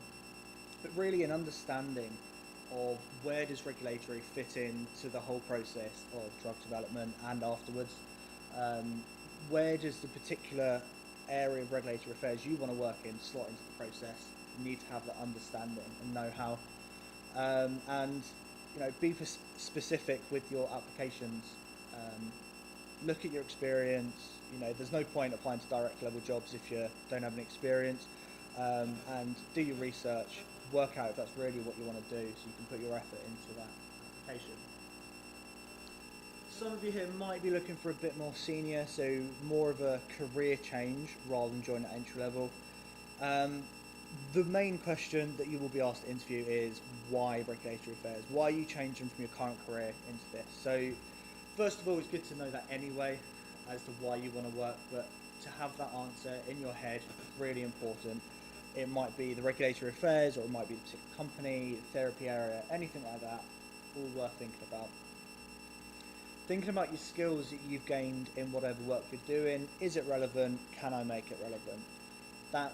Is it working on similar products? Is it working in particular therapy areas? Working on certain submissions? All of these are relevant information that will help you get into it. And don't forget your soft skills. It's as much about the technical knowledge as it is about soft skills, relationship building, negotiating, managing or leading teams. You're going to be discussing and interacting with a lot of different teams and departments and companies during your career, so it's all really, really important. And then personality. A lot of people will have very similar skill levels when going for jobs. What sets you apart? Don't be afraid to show your personality. People aren't hiring robots. You want to be seen that you can fit in with the team. So that's what we'll talk about now. How can you stand out for the crowd? How can you be against other people with very similar backgrounds? What will make a company pick you instead? So this starts from your actual application. So you're online, you see a job description, like, that looks a bit of me. First of all, read the job description. Quite important. Seems simple, but quite important. Have a read through the responsibilities, the qualifications, but also the company.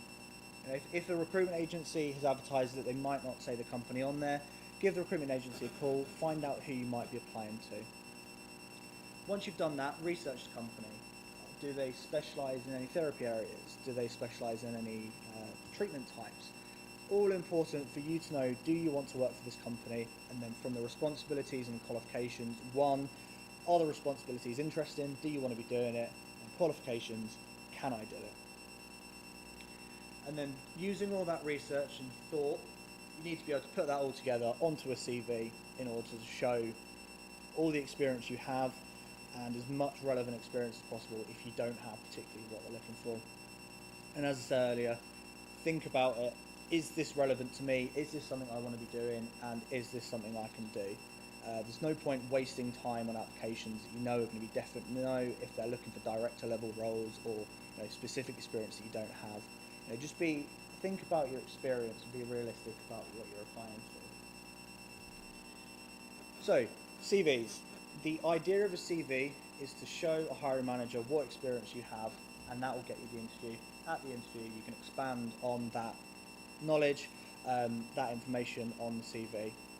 Okay, so what I say to everyone is have a master CV, as it were, have a general CV that you've made for regulatory, okay, including your general experience. That'll be your starting point. Then when you see a job description, do what we did in the last slide, do all that research, and then you want to tailor that CV to that particular job description and that particular company. That's where you can really get in keywords and really show your relevant experience on therapy area, drug type, submissions, documents, anything in there that is relevant. Make sure it's in your CV. But you've got to showcase your experience effectively. Okay, so hiring managers, recruiters, they see a lot of CVs in a day, and they're not going to read it cover to cover. Nothing personal, it's just there's not enough time to. So you want to make your experience as clear as possible. My advice is put it into bullet points. It's a lot easier to structure the information you're trying to put in there. It spreads it all out. It's a lot easier for the person reading it to digest. Okay, so remember to be clear, concise. It's a definite balance between getting your experience down but not waffling, basically. Use your buzzwords, use your keywords. If they've mentioned therapy areas, documents, all these things I've said, try and get it in there if you can. If you can't, try and get something similar in there. So, oh, I haven't done X, but I've done Y, which is very similar. Okay, so you want to make it relevant. And as I said, don't forget about your soft skills. If you've led teams, if you've negotiated with various teams, if you've worked across different areas, all about relationship building. Shows that you're more than just the technical skills. You can integrate into the team and really drive that team forward. Make it easy on the eye. Don't go putting loads of weird fonts or weird colours. You know, keep it simple. It's pretty much an information document.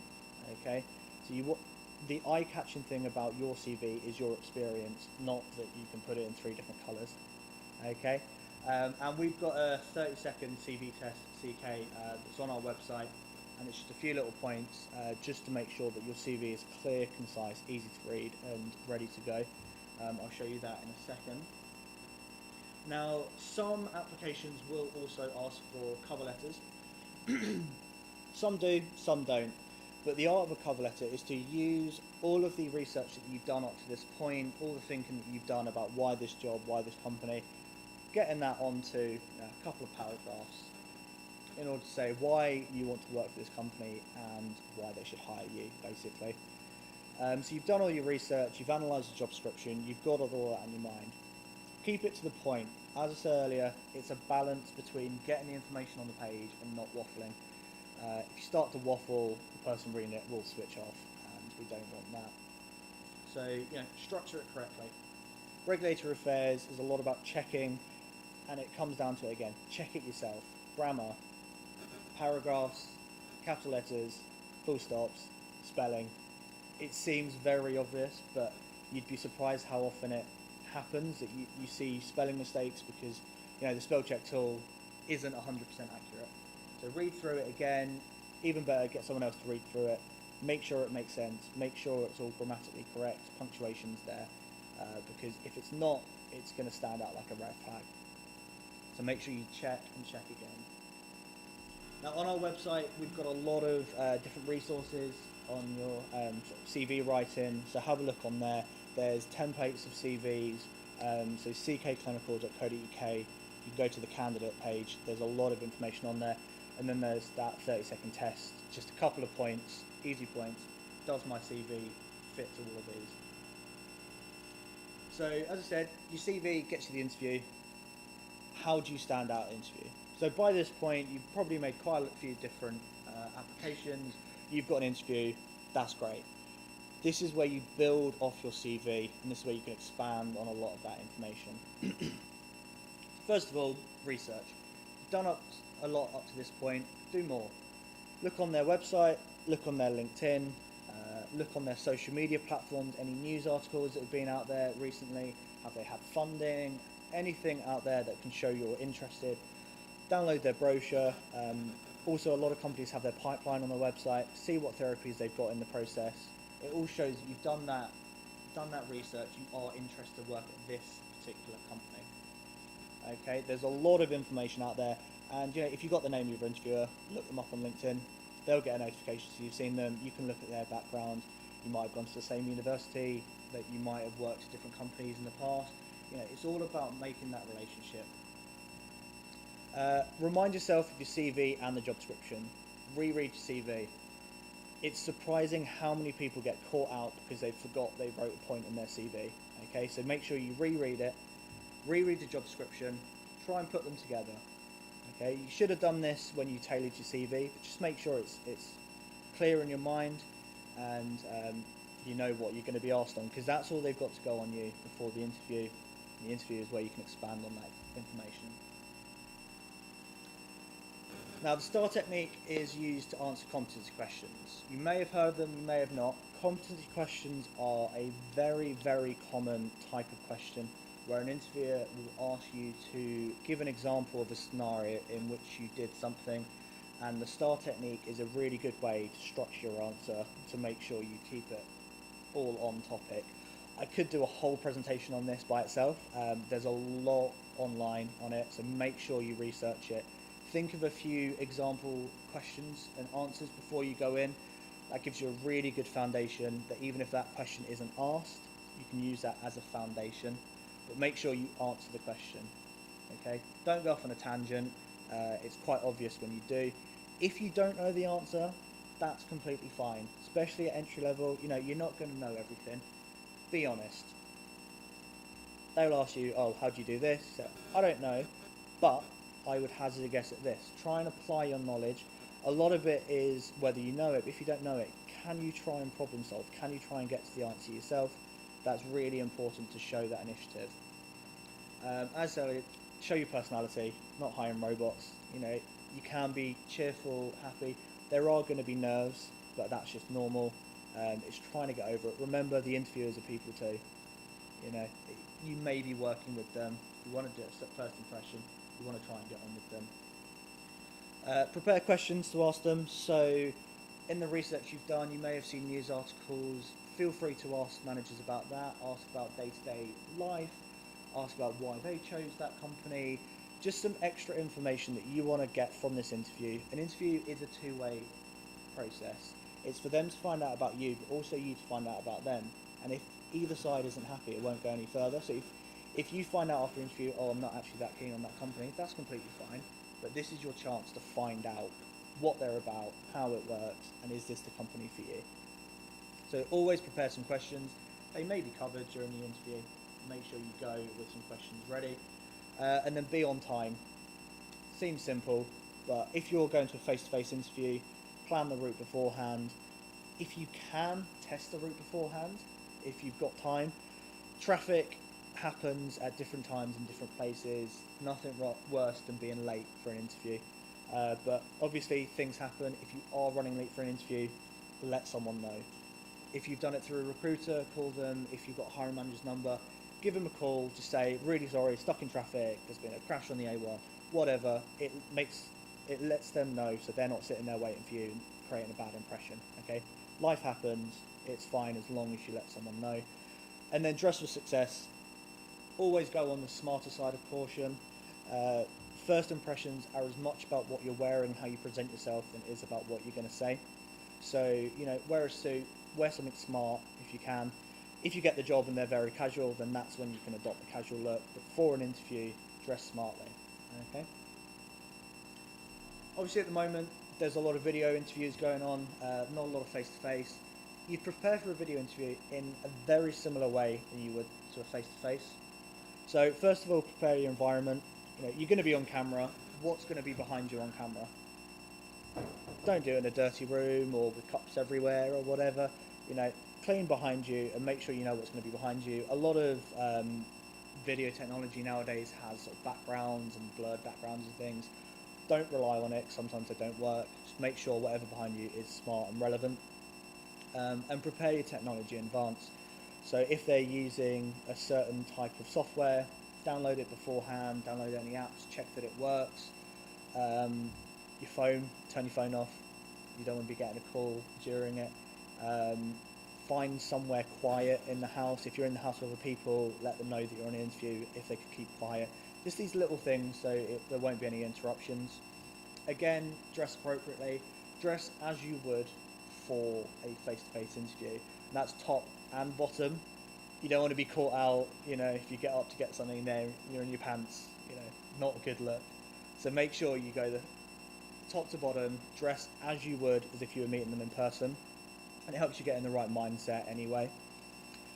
Again, work hard to build rapport. We've all done Zoom quizzes over lockdown. We've all been on video calls. You're still talking to a person. You can show your personality, try and build that relationship there. And, you know, stay calm if things go wrong. Technical issues happen all the time. you might get disconnected, the interviewer might get disconnected, your dog might run in, you know, things happen. Just stay calm. If there's technical troubles, you get disconnected, let them know. If you can't log on, let them know. Just make sure that people know that you are trying.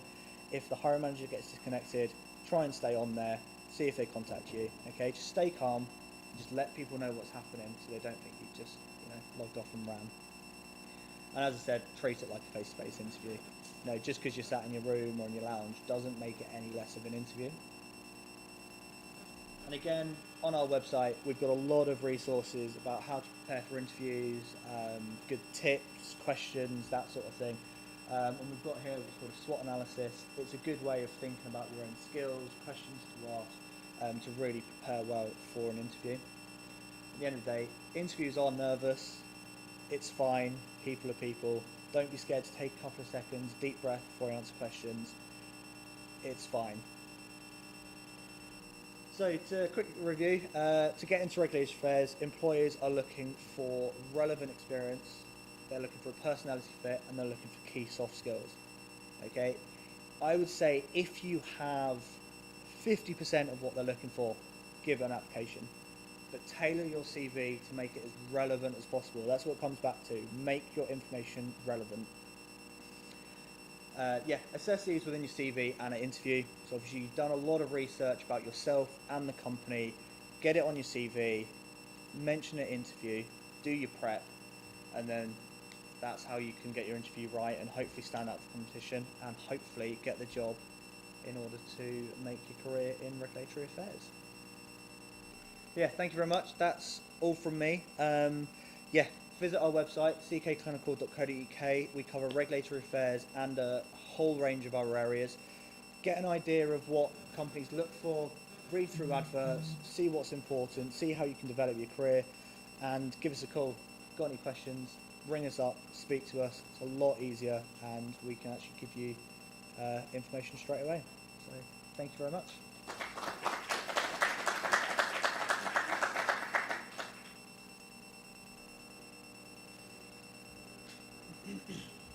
Good. Any questions? Yes?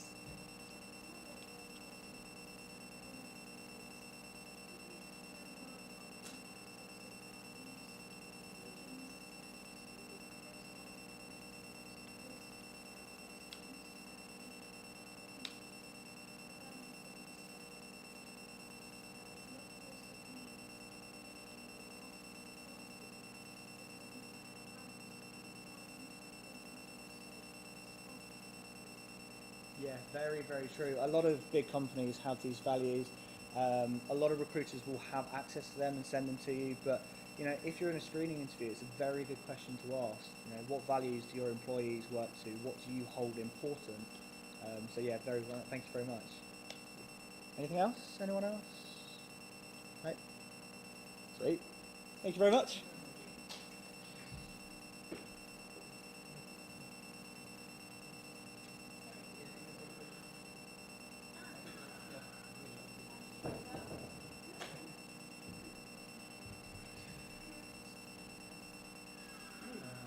I don't know what's happened to your PDF.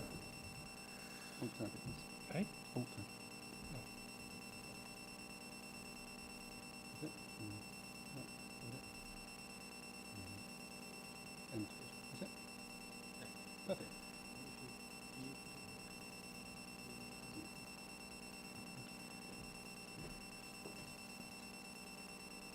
Not appearing on there now. Can you press enter on there?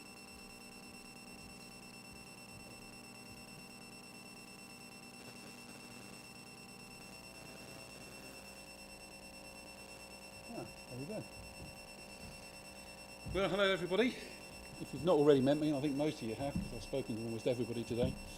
My name's Vincent Lodi. I'm the Managing Director of farmweb.com, and sadly I've been doing that job for 25 years. I know I don't look it, but yes, I'm very old. Okay? So before we even start this presentation, I want you to do something for me, everyone in the room, because I'm going to pick on one of you. Okay? Just want you to think about, if you were going to meet someone for the first time, someone from royalty, someone who's a pop star or something like that, who would it be? Okay? I'm just going to pick on one of you. This isn't a test. Okay? Anthony, I'm going to pick on you, since I know your name. Who would you want to meet?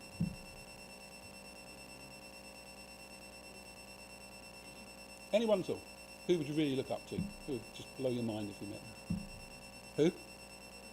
Who? Ronaldo. Okay. Good answer. Most people say the Queen, but Ronaldo's quite good as well. So, I used to work with a very senior HR director for one of the big pharma companies. Charming man. And he gave me a piece of advice about 20 years ago. And we were talking about advice to give to people when they go for an interview. And he said, you've got to be your best self. So imagine you're going to meet Ronaldo for the first time. So you've got to prep for that interview like you're going to meet Ronaldo or the Queen or somebody else. Dress appropriately, look the part. But you're going to be passionate about meeting that person. And you need to exude that when you go for an interview. If you go to an interview and there's nothing about you, there's no reason for someone to actually take you on. Okay? So I can talk to you about all the hints and tips, but at the end of the day, you've got to go with the mindset that you want that job. Period. Very, very important. Okay. So, move on. Which doesn't seem to be working. Richard, is there something I should be pushing on this?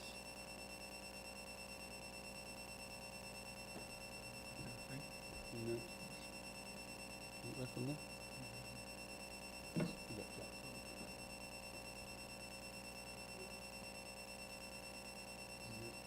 We will get there, I promise you. Ah, there we go.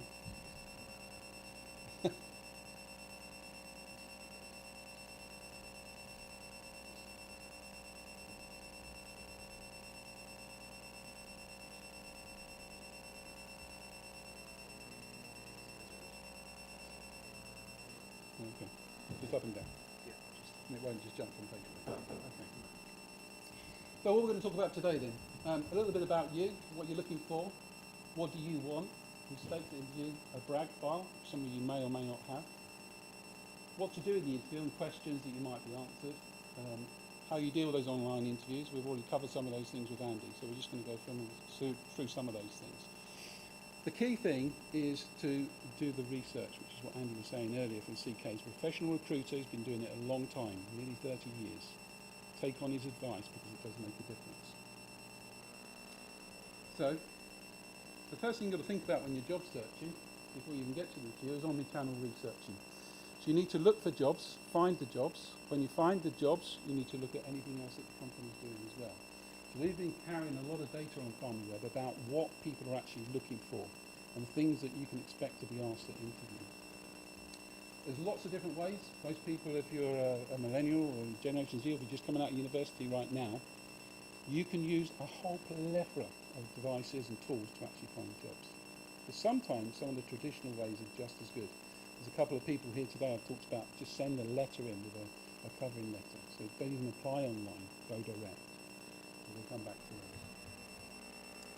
So the biggest complaint I get from major recruiters currently is with the people they're interviewing, you don't actually know what you're looking for. You're just happy to do anything. You don't know where you want to go or what direction. It wastes a lot of your time, a lot of their time. People want to be very clear about how you actually apply for jobs and what you want to do. As I say, you can do so many different things. This is the largest generation ever to hit the marketplace. And almost everybody who's in the millennial category and Generation Z are very, very competent across all sorts of platforms and all sorts of types. So you're very, very good employees, and you will be good employees over a long period of time. Remember that.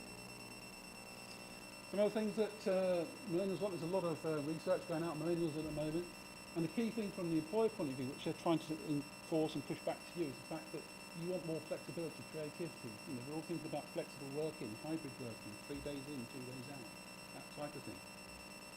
In our own business, we've actually shut down our office. We don't need the office anymore because we're all working online. So think about the sort of things that you want over and above just the job to work for an organisation. And when we're looking at our key areas really for candidates and the sort of things they're looking for, You've got the About Us section here. We have 4 pages. It's based on 4 clicks or 9 seconds, which is pretty much all that you have when people are looking for jobs. So you've got to be very, very quick and succinct with the information. The biggest areas are things in the middle here, where when you're looking for researching on companies and going onto their website, they've all got employer branding pages. So what we're trying to find is why should you go and work for them? It's not just them trying to get you. So things like career path examples. What have other people done? Where can I go in my career? I think a lot of things that I've seen today, there's been so much for you to consider. You need to really start to break that down into where you want to go. A day in the life, a video around that and what I'm actually going to be doing in the job. Explain to me what the job actually is. What training am I going to get? Over what period of time? Is that going to be online training? Is that going to be face-to-face, in-house? Team lead videos are one of the highest hit areas in any site. So basically what you're looking for there is the person that's going to be interviewing you should have a video. And you should be able to go and view that and see what they've said about you or what they want to look for. Great place to work videos. Should be a lot of corridor pool type videos where you're talking to other people that work at the organisation saying how great it is. And we've seen a big uptake on places like LinkedIn, where people are starting to put their employer branding on there, talking about them all the time because they know people are going to go and have a look. Glassdoor is a good place to go and look about a company, see what they're doing, get a feel for what's going on. What benefits is there for working for this company? What are the opportunities am I going to get in the future? And the big one is the last one, success stories. Go and look for videos before you go for the interview on people that really love working there and what they're saying about the company. They're going to be a true reflection of what that company's like. And use that information whilst you're in the interview.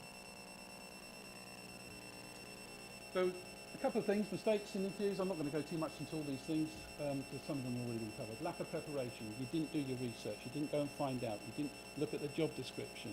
Make sure you do all of those things. Not researching the interviewer.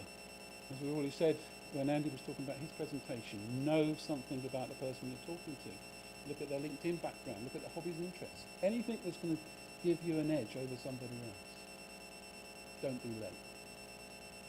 Never ever be late. And if you are going to be late, like I say, let them know. Personally, if I'm going anywhere to do any meeting, I normally turn up an hour ahead of time. I'd rather be there. I'm not stressed, I'm calm, I know what I'm doing. You guys need to do the same sort of thing. Don't look at your phone. Not being prepared to take notes. If someone comes to me for an interview, I expect to see them with a notepad and start making notes about things that I've said and questions that are going to come back. It just shows that you're engaged and you want to work for that organisation. And don't criticise your past employees for any reason. Again, there's a lot more information in here. Dressing incorrectly. It's not a fashion show. You're going for a job. You're applying to a business to do business. Dress appropriately on all occasions. Don't be too personal. So if you do find out about someone, don't try and be clever. Just go and talk to them professionally about what they actually do. Don't talk about your salary first. A lot of people do that. Be honest. As Andy's already said, don't waffle. Just say, I don't know. Help me. And you'll probably will. Not selling yourself. One of the things that most candidates are not very good at, unless they've had training, is actually selling themselves. What are you going to give that company? What are you going to bring to the party? Sell yourself, because you're all good. Not asking questions. You should be asking questions all the time about different parts of the business and where they're going. Don't be long-winded and don't waffle. And certainly don't be desperate. And obviously not knowing the next steps is the other thing. So if you come to the end of the interview, you should have a list of things that you're going to ask and find out about. When they're going to come back to you, when they're going to make a decision. How many people do they see? Have I done the right things? Is there anything I've not done that would have changed your mind? Ask those questions. The other thing is a brag file. Now, I'm not sure if many of you are aware of this, but a brag file is literally a file with you with paper-based materials, letters of recommendation, awards that you've won, other things that you've done, interests that you've done, anything that you've achieved or done that's different. Because you're an interesting person, we're all human. We've all done lots and lots of things. And sometimes it's making yourself look a little bit more interesting You've got a personality, use it. Be passionate about what you've done in the past and be passionate about what you can do for that company.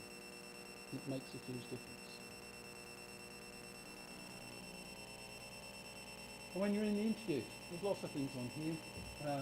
Be prepared beforehand. Go in with confidence. Know what you're going to be talking about. Have your questions ready. Stay professional when you're waiting outside. Some people will be watching you outside to see what you actually do. Think about the handshake, how you come up to someone, how you meet them, look them in the eye, say hello, smile, be confident, be the sort of person that they want on their team. These are all things that we forget when we're panicking and get stressed. You can mirror your interview. They sit cross-legged, you do the same. They sit their hands on the table, you do the same. If they're writing notes, do the same. Be like them. Be part of the team already. Sit up straight, don't slouch. I've interviewed thousands and thousands of candidates in my time when I was in recruitment, before I joined Farmweb, and lots of people around me. The amount of people that sit crouched up, tight, because they're nervous, scared, trying to protect themselves. Don't. You just did an interview. Okay? Happens all the time. So, other things that people pick up on. If you're fidgeting too much, think about how fast you're speaking. My daughter's just left uni. We did probably 4 days of interview training before she even went to interviews. And she spoke very fast because she got very excited. She said like about 200 times in a sentence. Okay? Calm down. It's called taking a knee. Just take a knee. Just think in your head. Okay, I'm going to ask this question. I'm not going to get too excited. I won't forget anything. Calm down. Make sure you approach it, keep your palms visible. Don't touch your face. People touch their face all the time. Watch it when people do it. You see it on TV. Oh, yeah, I don't know. Oh, I don't know. Oh, I don't know. Calm down. Keep your hands on the table. The other thing you can start to think about is think about how you're acting the whole time. When you talk to someone, either emulate them, connect with them, be honest with them, look them in the eye. I don't know. What else can I do? There's lots and lots of different things. And one of the most interesting ones, again, working on my daughter recently, is questions that you might be asked. She absolutely nearly fell off the table. They might ask me all these things. How am I going to answer all those? You don't know what you're going to be asked. But these are some examples of some of the things that you're going to be asked. Why are you looking for a new position? What are you passionate about? How would your friend describe you? Think about these questions and think, actually, that's a good idea. So one of the things I recommend to everybody, a bit like I was doing with my daughter, is start practicing this with your friends, your family, whoever it is. Start to get them to ask you questions and throw some curveballs in them. Ask me something I don't know. And practice coming back succinctly and straight. And again, Andy's covered a lot of these things on online interviews. The biggest thing for me is checking your connection. Make sure it's working. Make sure your technology is working. Make sure your camera's working, your microphone's working. Think about the background. Okay? You see a lot of people with their family in the background wandering around. It's not a professional look. Imagine you're presenting to clients or you're presenting to the board of directors of this company, or Ronaldo's in the background. You don't want your mum in the scene. Okay? Trust me. The other thing to think about is think about the lighting. People always forget the lighting. If you've got a light right over the top of your head, in my case, shines like a beacon. Don't have a light over my head. Have a light on my face, obviously. So think about those types of things. Light on the side's very good. You've got to plan these things. And people will remember that you did a great Zoom interview because you thought about it first. No professional program. Wearing a t-shirt to meet you is never good. I turned up today in a suit because I want you to see me at my best. Because when you first meet someone, that will be the impression that they take forward with them, no matter what happens.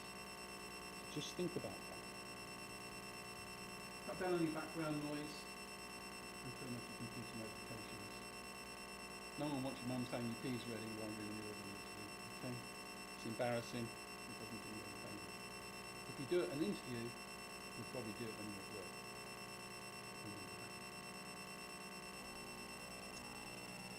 A couple of other things just to finish off really. Consider how you'd normally act if you were face to face, because again this is something that people forget. Just because you're online, you still have to interact with someone, you still have to connect with them, you still have to talk to them. They are a person. It doesn't matter if it's Ronaldo, it doesn't matter if it's the Queen, or it's your baby sister, or baby brother. They're still people. Connect with them when they're living. Keep your eye contact in place and use your body language. You can play with body language. When they start to talk, you can lean a little bit forward. Play with them. That's really interesting.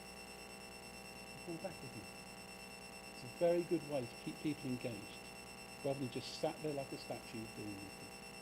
Okay? And don't rely on scripted answers. One of the cheat sheets that a lot of people give out at universities, and I'm not sure if it's been at yours, is a cheat sheet saying, oh, these are all the things you should do, these are all the things you should say in this order, and it should be great, and you finish off with this. If you've got 20,000 people doing that, I guarantee you they've seen it 4 or 5 times before. Be you. Be the best version of you and be passionate. It makes a huge difference. And then when you're doing the posting to your follow-up, send a professional follow-up. Send an email saying thank you for the interview. After feedback immediately. Be professional at all times. And always aim to make that good impression about what you've done. One of the things that I've been doing for over 20 years with anyone that I've dealt with, that I've met, I always write to them personally. Thank you for coming along to the interview. Thank you for seeing me. Do the same thing. That one letter might make the difference. That one email might make the difference, because they remember you're the only one that did that. Little hints and tips all the time. And before we go on, so again, on the fun website there's lots of information about CV writing, hints and tips at interview, anything that you can do. A lot of you today I've actually given my card to, because you've come along to the Topra event. Feel free to contact me at any time. Just drop me a quick email. Vince, could you help me with that? If I can help you, if I can get one of my team to help you, I will do, because we are desperately in need of great people in this industry to help us move forward. Okay, the industry's growing, we need more people, and everyone in this room deserves a place in this industry. Okay, so I will help you. That concludes mine. Any questions? Or are you all stunned into silence? Oh, hands are going up already. This lady here.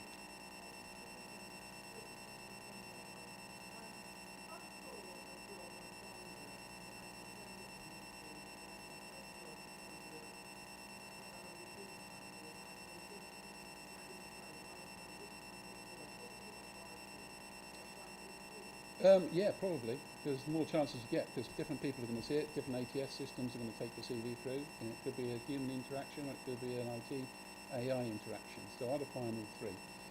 2 of those will definitely probably be enough anyway. But give yourself every single chance that you can, is my advice. Okay. Lady at the back.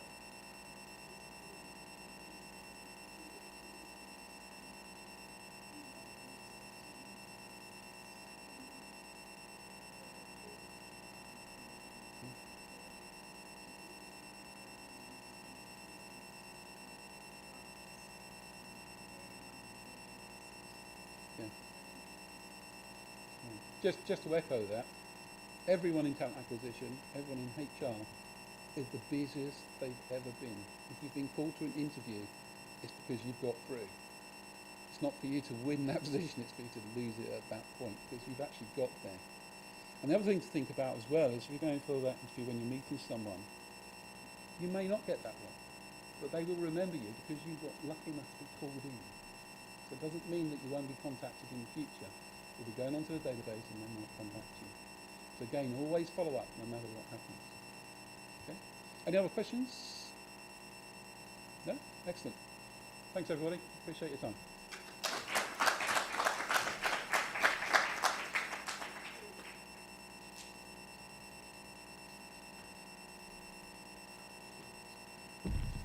Right, well, we come to the final presentation of today, which is how others have transitioned into regulated affairs by Emma Craig, who works for PRA Health Services, Health Sciences. Thank you very much and welcome. Hi. I'm Emma. Thank you for having me. And I just wanted to say who I work for. So, PRA Health Sciences was recently acquired by a company called Icon PLC. So we're part way through like the integration process. So if you are interested in working with us, I work from or in the previously PRA Health Sciences part, and our jobs are still under the careers at prahs.com. So we are hiring at the moment. So this is where our jobs are, but there are others at Icon PLC as well. So just to explain, Icon is a clinical research organisation, so I'm sure you've heard about them through the day today. But this is just one of them. So what about me? So I have worked now in regulatory affairs for 15 years, and I actually started out in drug safety. So I worked in a group that had drug safety and regulatory affairs, and it was a relatively straightforward transition, but it was just one of the possible routes in that I'll go through today. If you are considering a career in regulatory affairs, think about why you would fit in. So there are various different reasons why you might, for example, want to take a scientific background and go into regulatory affairs. But really distill down what would be your reason for moving into it. You know, what would really drive you? What would make you passionate about moving into regulatory affairs? As the previous speakers have said, we really want the passion in the interview. We want to know that you actually want to work in clinical research. So we'd love to hear from you on that. And I'm sure there's been lots through the day that there's a whole array of different things within regulatory affairs. You know, you could be starting at formulation stage, or you could be working really in post-approval. And if you think that, you know, once a drug is marketed, hopefully it will be going on and on for years, making money for the company that owns it, etc. And that doesn't come without regulatory affairs to keep all the licenses in order, etc. But what I would say is, when you're thinking about either entry-level positions or any other positions in regulatory affairs, make sure you understand where your job that you're applying for fits in within that whole big spectrum there. Where would you fit into that whole idea? Because we want to know that you understand the whole process of drug development and marketing, where you would be. So think about where your job might fit in, and if you do something in one particular area, how could that apply to something else? And I actually interviewed somebody recently who works in food regulatory affairs, so formulating of foods, and she really convinced us that what she had learned in foods was actually going to be able to translate in her being able to learn how to use that in regulatory affairs to do in clinical research. So there are lots of different backgrounds that you can come from, and just think about how you could apply what you've learned into the role that you might be moving into. So when you are thinking about your career in regulatory affairs, you know, you can plan your career. You can think about where you might be able to come into the area from. For example, if you, and I'll talk about what I know, so clinical research, typically phase 2, phase 3 clinical trials.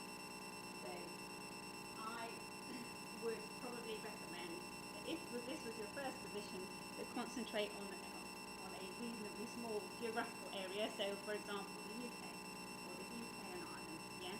This is something, a topic area that you could research, that you could find enough about that you could get into that area.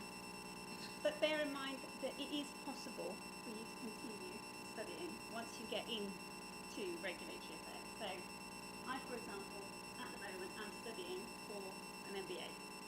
So this is through the company that I work for, and I am able to develop further as part of what I'm doing. So do bear in mind that you don't need to have done all of this studying before you start, and you maybe don't even need to have it all mapped out.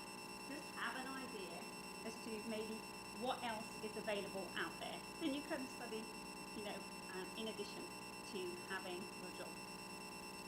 And what I was going to say about my most interesting find during the MBA was a podcast called Squiggly Careers. So look them up. There's two ladies who do a podcast, and they go through all sorts of different topics around careers, and it really does just open your eyes to so many different things. So anything to take away from today, listen to a podcast there. In terms of researching opportunities, you are here, so you are well advanced compared to many people who maybe haven't been to networking events, etc.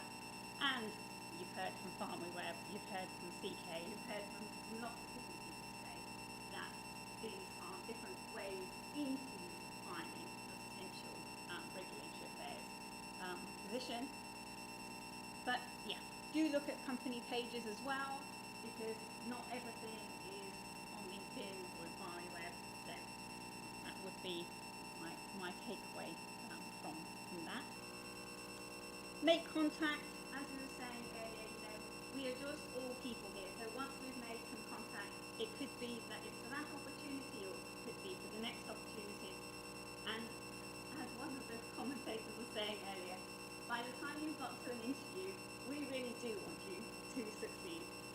We don't want to interview people that we then have to think, oh, okay, this is a bit disappointing, let's move on to the next one. We really, really want that to be something positive. So go into that with that frame of mind. Don't go in thinking, oh, I'm not sure about this. Be positive. And prepare for the interviews. So this lady who I work with, she's been with us for a while, but she actually showed us recently the notebook that she had filled in preparing for her first interviews in clinical research.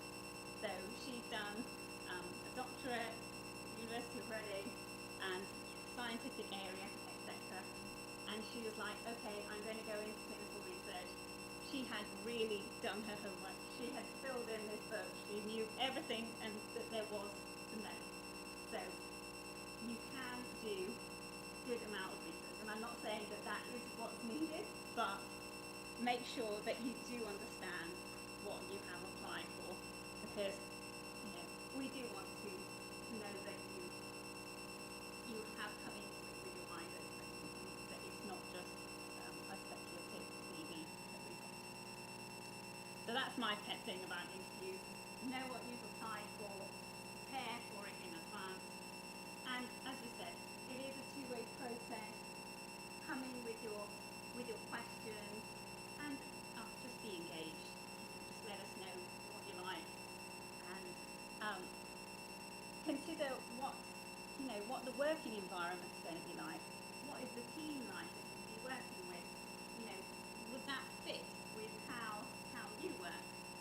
And what I would personally recommend is, if we are asking you a question about you, tell us about you and not about we. I get so many answers in interviews that we have done this and we have done that. I'm like, but what did you do in amongst that? So be specific when you say okay.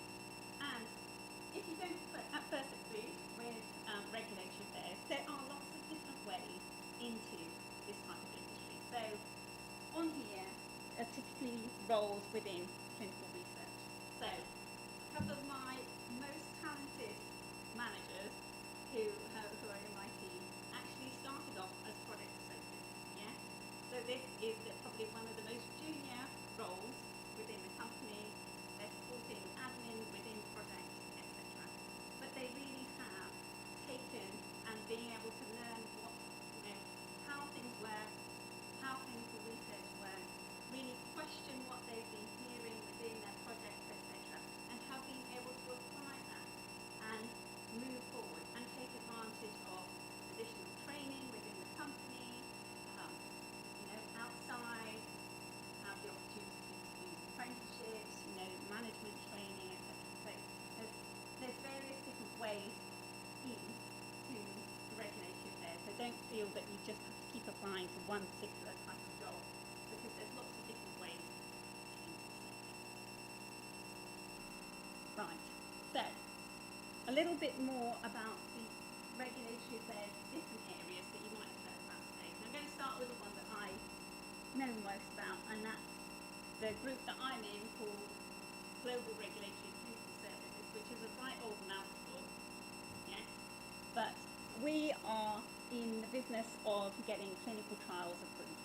Okay, so that is our main task, and we do that by submitting clinical trial applications, we manage consent forms, we manage labelling, and we manage the investigation of medicinal product costing. So this is the type of thing that we would do on a day-to-day basis. So if you were applying to a job within my group, I would expect you to know just what that general stuff would be and make some kind of thought. Now, there's a lot of, or there are things within regulatory affairs about actually just managing the information and the changes within regulations. You can imagine Brexit, within the European Union, within changes in BCP, DA, etc. There's always changes within regulatory affairs, so there are opportunities in managing and providing that as relevant information to people. Regulatory strategy, a lot of companies that come into contact with regulatory affairs professionals are maybe making a transition from being really research focused, they've come up with some brilliant idea, some brilliant new target, etc. And they might be taking that to the next stage, actually going into a clinical trial. And they might not have a good idea as to what their regulatory strategy might be. And they could be thinking, how far do I need to get through the development before potentially I get bought out by a different company? What do I actually need to show? And where do I want to take this? Do I want to take it all the way through to marketing? Is it just a smaller step? And in which case, planning your regulatory strategy to achieve your objectives is going to be really key. So that could be part of an area that we work in. So regulatory strategy and agency meetings, etc. There's a whole science and a wealth of work to be done to go into that strategy and then put it into place and to discuss it with the regulators. And you see, with changes in science, etc., sometimes you're pushing boundaries and there isn't really a defined answer out there, and you need to propose something and get their buy-in for that process. And somebody who started off in clinical research, who worked in my group, he then went off and went into CMC. So he had a chemistry background, he came into clinical research, and then he was like, yeah, I want to concentrate on the side relating to manufacturing. So he went into the CMC arena. And there are lots of different ways in and to show your skills. So don't get too, rooted into one area. You can move around. Regulatory operations, again, as I mentioned, even once you've got a product marketed or even to get it marketed, there's a wealth of work to do with just the management of the submissions and the logistics around that and the publishing and specialist software and actually managing the licenses in lots of different countries, in lots of different regions. So there's a huge amount of strategy and work to be done to maintain that. So there's things to do there. And then there's labelling services. What is your label for this is, what do you actually want your drug to be marketed for? Your labelling, and it can be strategic, so this is what you're aiming for, and then what you've got, and then you want to expand it, because obviously you want to bring more value to the messaging that you've got. So a whole wealth of different areas, and within a large clinical research organisation, you can do lots of different things within regulatory affairs.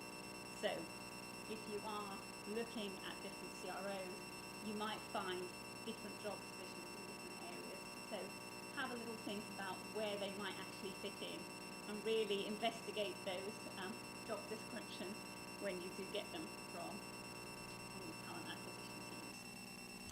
So thank you all for having me, and any questions you have. We're all very ready to go home. Right, thank you.